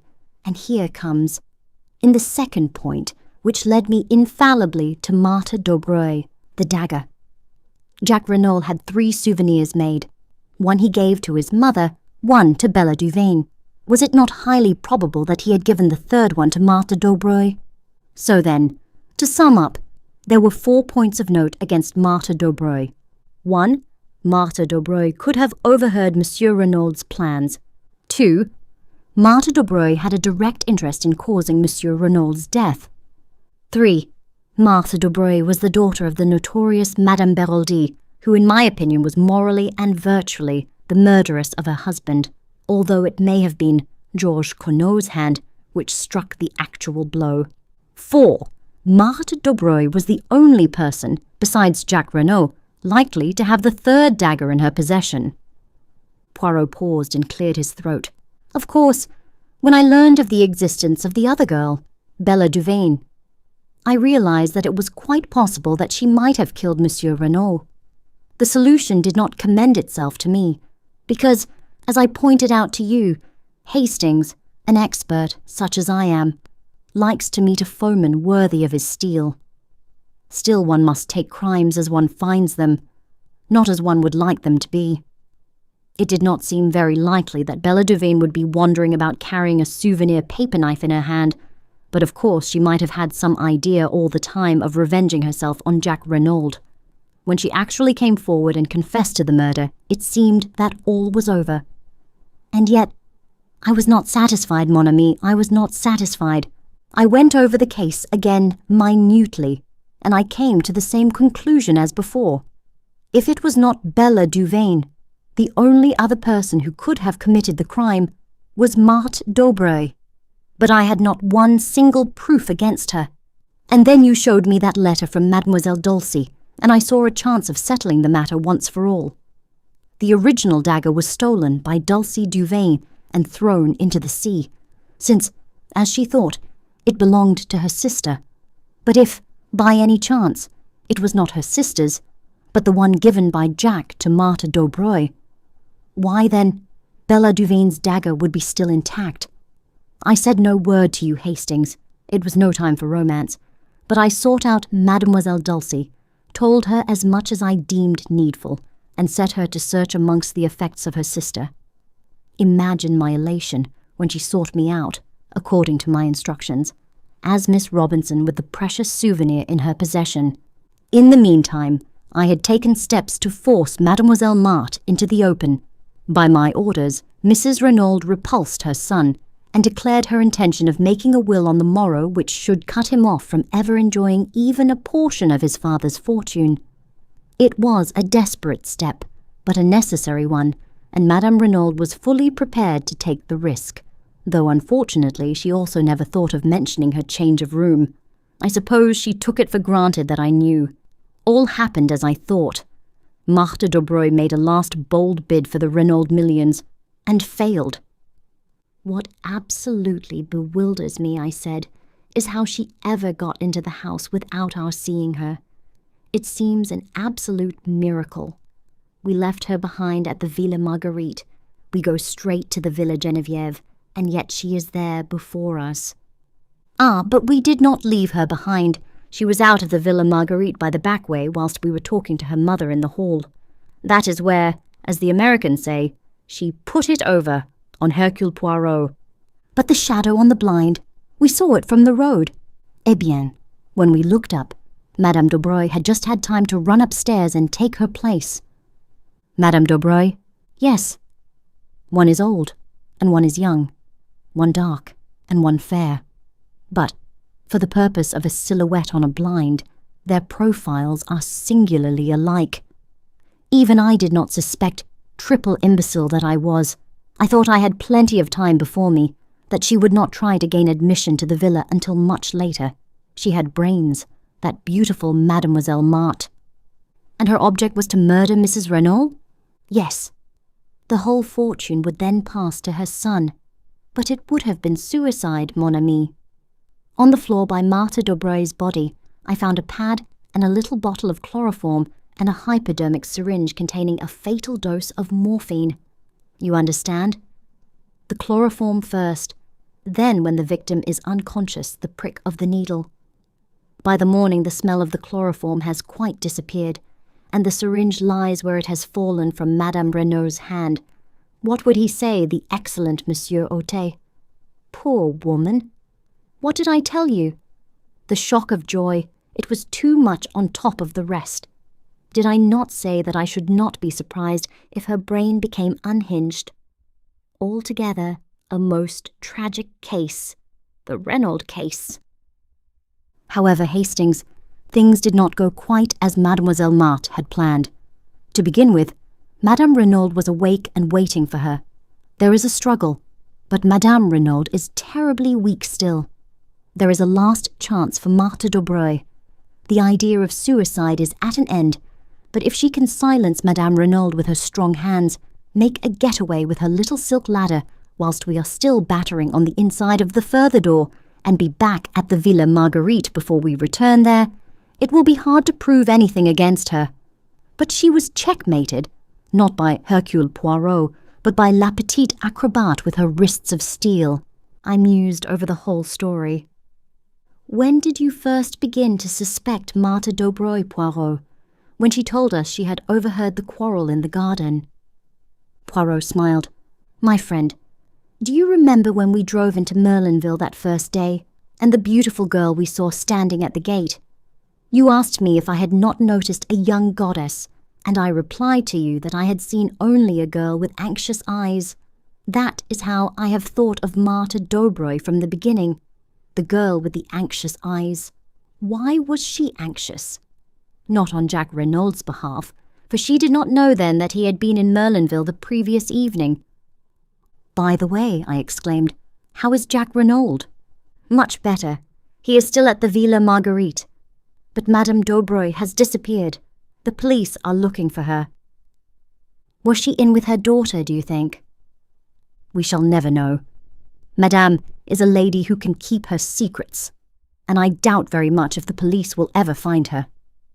"Has Jack Renauld been told?" "Not yet. It will be a terrible shock to him." "Naturally. And yet, do you know, Hastings, I doubt if his heart was ever seriously engaged. So far, we have looked upon Bella Duvain as a siren and Marthe Daubreuil as the girl he really loved. But I think that if we reversed the terms, we should come nearer to the truth. Marthe Daubreuil was very beautiful. She set herself to fascinate Jack, and she succeeded. But remember his curious reluctance to break with the other girl. And see how he was willing to go to the guillotine rather than implicate her. I have a little idea that when he learns the truth he will be horrified, revolted, and his false love will wither away. What about Giraud? He has a crease of the nerves, that one. He has been obliged to return to Paris." We both smiled. Poirot proved a fairly true prophet. When at length the doctor pronounced Jack Renauld strong enough to hear the truth, it was Poirot who broke it to him. The shock was indeed terrific, yet Jack rallied better than I could have supposed possible. His mother's devotion helped him to live through those difficult days. The mother and son were inseparable now. There was a further revelation to come. Poirot had acquainted Mrs. Renauld with the fact that he knew her secret, and had represented to her that Jack should not be left in ignorance of his father's past. "To hide the truth never does it avail, madame. Be brave and tell him everything." With a heavy heart, Mrs. Renauld consented, and her son learned that the father he had loved had been in actual fact a fugitive from justice. A halting question was promptly answered by Poirot. "Reassure yourself, Monsieur Jack. The world knows nothing. As far as I can see, there is no obligation for me to take the police into my confidence. Throughout the case, I have acted, not for them, but for your father. Justice overtook him at last, but no one need ever know that he and Georges Queneau were one and the same." There were, of course, various points in the case that remained puzzling to the police, but Poirot explained things in so plausible a fashion that all query about them was gradually stilled. Shortly after we got back to London, I noticed a magnificent model of a foxhound adorning Poirot's mantelpiece. In answer to my inquiring glance, Poirot nodded. "Mais oui, I got my 500 francs. Is he not a splendid fellow? I call him Giraud." A few days later, Jack Renaud came to see us with a resolute expression on his face. "Monsieur Poirot, I've come to say goodbye. I'm sailing for South America almost immediately. My father had large interests over the continent, and I mean to start a new life out there. You go alone, Monsieur Jack. My mother comes with me, and I shall keep Stonor on as my secretary. He likes out-of-the-way parts of the world." "No one else goes with you?" Jack flushed. "You mean?" "A girl who loves you very dearly, who has been willing to lay down her life for you." "How could I ask her?" muttered the boy. "After all that has happened, could I go to her and... Oh, what sort of a lame story could I tell?" "Les femmes. They have a wonderful genius for manufacturing crutches for stories like that." "Yes, but I've been such a damned fool." "So have all of us, at one time and another," observed Poirot philosophically. But Jack's face had hardened. "There's something else. I'm my father's son. Would anyone marry me, knowing that?" "You are your father's son, you say? Hastings here will tell you that I believe in heredity." "Well then." "Wait. I know a woman of courage and endurance, capable of great love, of supreme self-sacrifice." The boy looked up. His eyes softened. "My mother." "Yes, you are your mother's son as well as your father's. Go then to Mademoiselle Bella, tell her everything, keep nothing back, and see what she will say." Jack looked irresolute. go to her as a boy no longer, but a man bowed by the fate of the past and the fate of today, but looking forward to a new and wonderful life. Ask her to share it with you. You may not realize it, but your love for each other has been tested in the fire and not found wanting. You have both been willing to lay down your lives for each other. And what of Captain Arthur Hastings, humble chronicler of these pages? There is some talk of his joining the Renaulds on a ranch across the seas, but for the end of this story I prefer to go back to a morning in the garden of the Villa Geneviève. "I can't call you Bella," I said, "since it isn't your name, and Dulcie seems so unfamiliar. So it's got to be Cinderella. Cinderella married the prince, you remember. I'm not a prince, but—" She interrupted me. "Cinderella warned him, I'm sure. You see, she couldn't promise to turn into a princess. She was only a little scullion after all." "It's the prince's turn to interrupt," I interpolated. "Do you know what he said?" "No." "Hell," said the prince, and kissed her. And I suited the action to the word. The end. Best audiobooks for free. Hopes that you have enjoyed this production of The Murder on the Links by Agatha Christie. Please like this video and subscribe to our channel on YouTube and Rumble, as your like and subscription are the support we need to create more great free content. Please look to our website at bestaudiobooks for free.com for a complete list of our audiobooks.